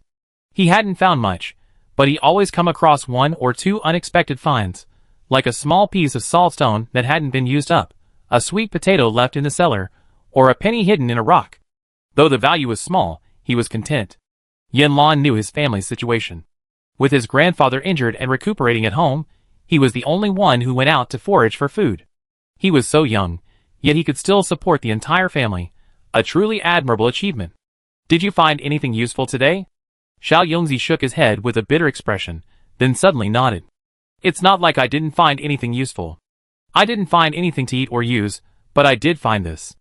It must have been accidentally dropped by those kind-hearted people earlier." He pulled a small gray purse from his pocket and handed it to Yanlan. The fabric was rough, but the stitching was meticulous, especially the small Wang character sewn into the lower right corner. Yanlan immediately thought, Old Lady Wang's family name is also Wang, but it couldn't be such a coincidence. She calmly returned the purse to Xiao Yongzi and said, "I'm done shopping too. Do you want to go home with me?" Xiao Yongzi put the purse away again and replied, "Okay." On the way back, Yanlan asked Xiao Yongzi for details about the group, such as their appearance and characteristics. But he is face-blind, so apart from knowing exactly how many people there are, he can only say that they have big faces, big bodies, are a bit fat, and have particularly good looks. Fortunately, the journey home wasn't far, and they soon arrived at the courtyard gate. The fragrant aroma of millet porridge and bacon wafted through the air, making it particularly appetizing. Yanlan turned to look at Xiao Yongzi, who was swallowing hard, and smiled. "Come and eat with us?" Xiao Yongzi was tempted, but reluctantly declined. "No, I have to go home and cook for Grandpa." As he turned to head home, Yanlan quickly grabbed him by the collar and said without question, "It's all ready, let's eat together. Why bother with all this? If you're worried about Grandpa, you can take the food home and eat with him." Xiao Yongzi still hesitated. "But they..." Yanlan understood what he meant and dispelled his concerns with a single sentence. "Don't worry, I got all this food. They won't say anything about you."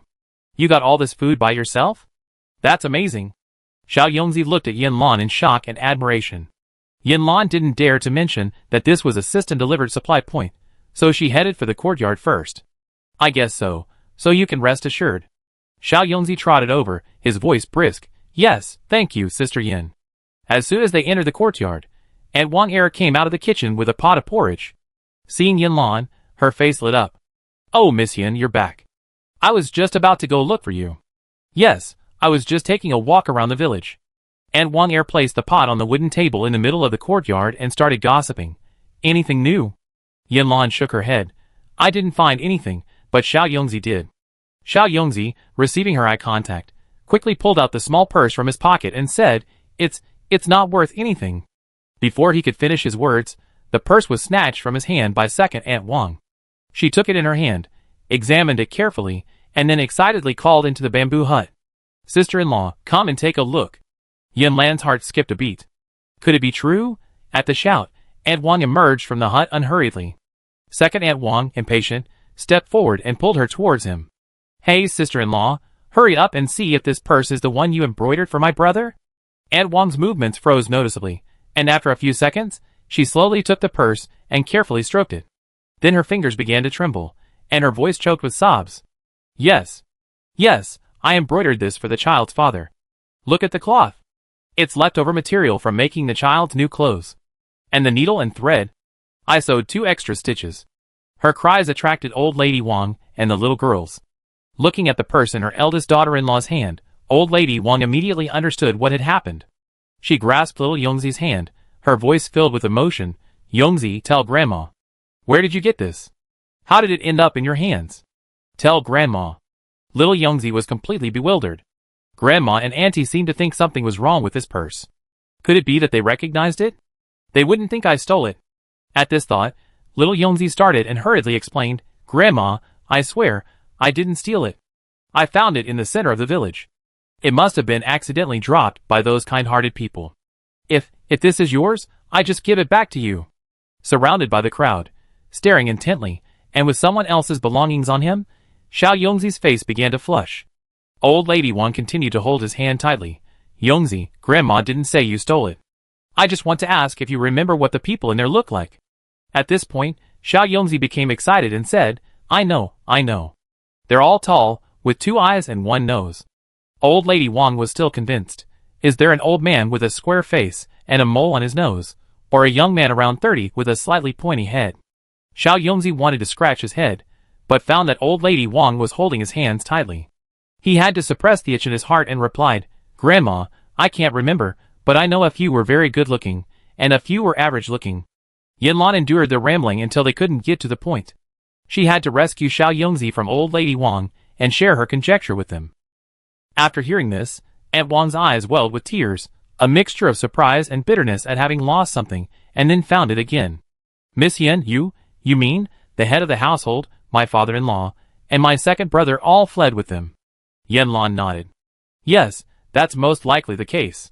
Then Xiao Yongzi, "Do you know which direction they went?" Aunt Wang looked at Xiao Yongzi expectantly.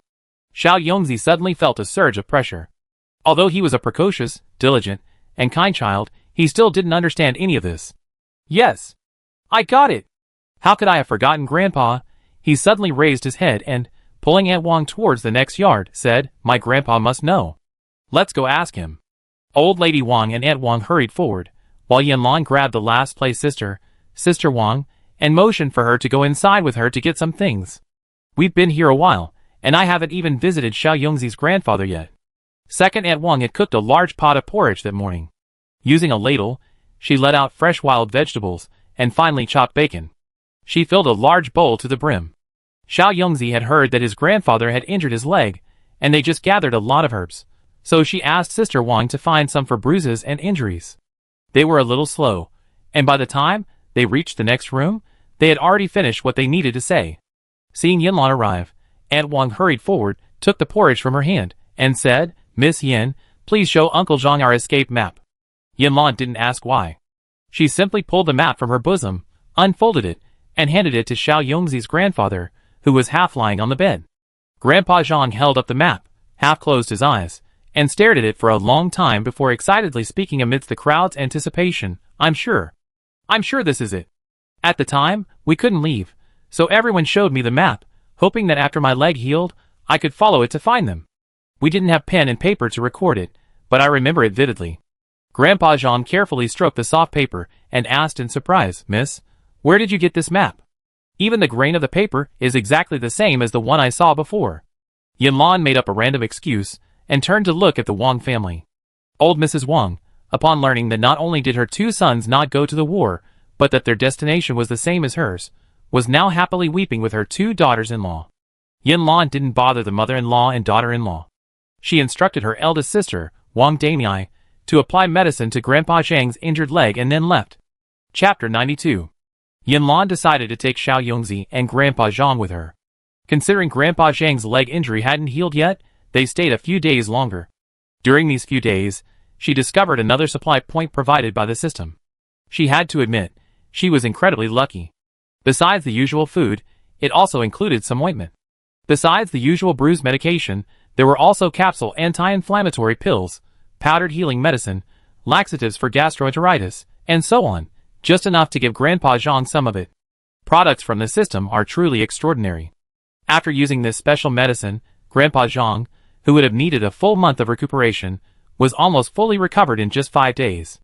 Today was the day to continue their journey. As usual, everyone got up early and packed their belongings, placing heavy items on the wooden cart and carrying light personal items. The difference was that today, their team had 2 more people. In ancient times, people often married and had children early. Although he was a grandfather, Grandpa Zhang was only just over 50, and with years of farm work, he possessed a wealth of brute strength. So, with 1 more person replacing the wooden cart, the team moved faster. The team was heavily loaded with women and children. To avoid unnecessary trouble, Yanlan, while staying on the main route, deliberately took a longer, lesser path. Perhaps because of this, they encountered no major trouble along the way, save for a few villagers who had retreated to the mountains. After 2 months of non-stop travel, the team finally reached the end of the map. At the city gate, Yanlan threw down her bag and sat down on the ground. The others followed suit, sprawling on the ground. Dawn was just around the corner, but they were starving, cold, and exhausted from nearly 2 months of travel. The supplies Yanlan had initially found gradually dwindled as they were consumed. No new supply points appeared afterward. A large group of people scrimped and saved, relying on foraging for wild vegetables to barely make it to the finish line. The clean drinking water had already been consumed by morning, and her throat was now terribly dry. Just as she was thinking of heading into the city to find a water source for a quick drink, a hand reached out. A familiar voice rang out, "Do you need me to pull you up?" The next day, Yanlan slept until noon. She looked around. The bedclothes in the clinic were neatly folded. Luo Wen and Yuan Zhou, who shared the same room, had already left. There was no movement in the next room, so sure Yuan and Ji Zhou must not be home either. She was the last to arrive, and her teammates tacitly agreed not to wake her. After getting dressed, Yanlan casually grabbed the steamed buns on the table and walked out. She had listened to a brief overview of the city's layout and facilities yesterday, so it was easy to follow her memory and explore the area. She was in a residential area. She had already walked the distance from the city gate to her home the day before, and now she only needed to follow the residential area towards the back of the city. Not long into her journey, she ran into the Wang family and Xiao Yongzi and his grandson. Since their families had arrived at the same time and were acquaintances, they were simply assigned as neighbors. Xiao Yongzi and Wang Ermei were sweeping fallen leaves in front of their house, while the others were doing some repairs inside. These 2 little children, having fled famine for over a month, had developed a deep revolutionary friendship with Yanlan. As soon as they saw her, they ran over, each holding her hand. "Grandpa, Grandma Wang, Sister Yin is here." At Xiao Yongzi's call, the busy people in the yard dropped their work and rushed out. "Miss Yin, come and take a look at the free housing the government has allocated." Auntie Wang nimbly showed Yanlan around. The day she arrived, she saw her husband and sons. Not only were they safe and sound, but they were also much healthier than before. Her spirits visibly improved, and her smile never faltered. "Our family is large, so the government specially allocated us a large courtyard, a main house, for side rooms, and a large central hall. Look at the house. It's all made of fine wood, very sturdy. Look, there's even a small vegetable patch by the door. Look at how fertile the soil is, almost black with oil. The vegetables we grow there will surely be juicy and lush, hee.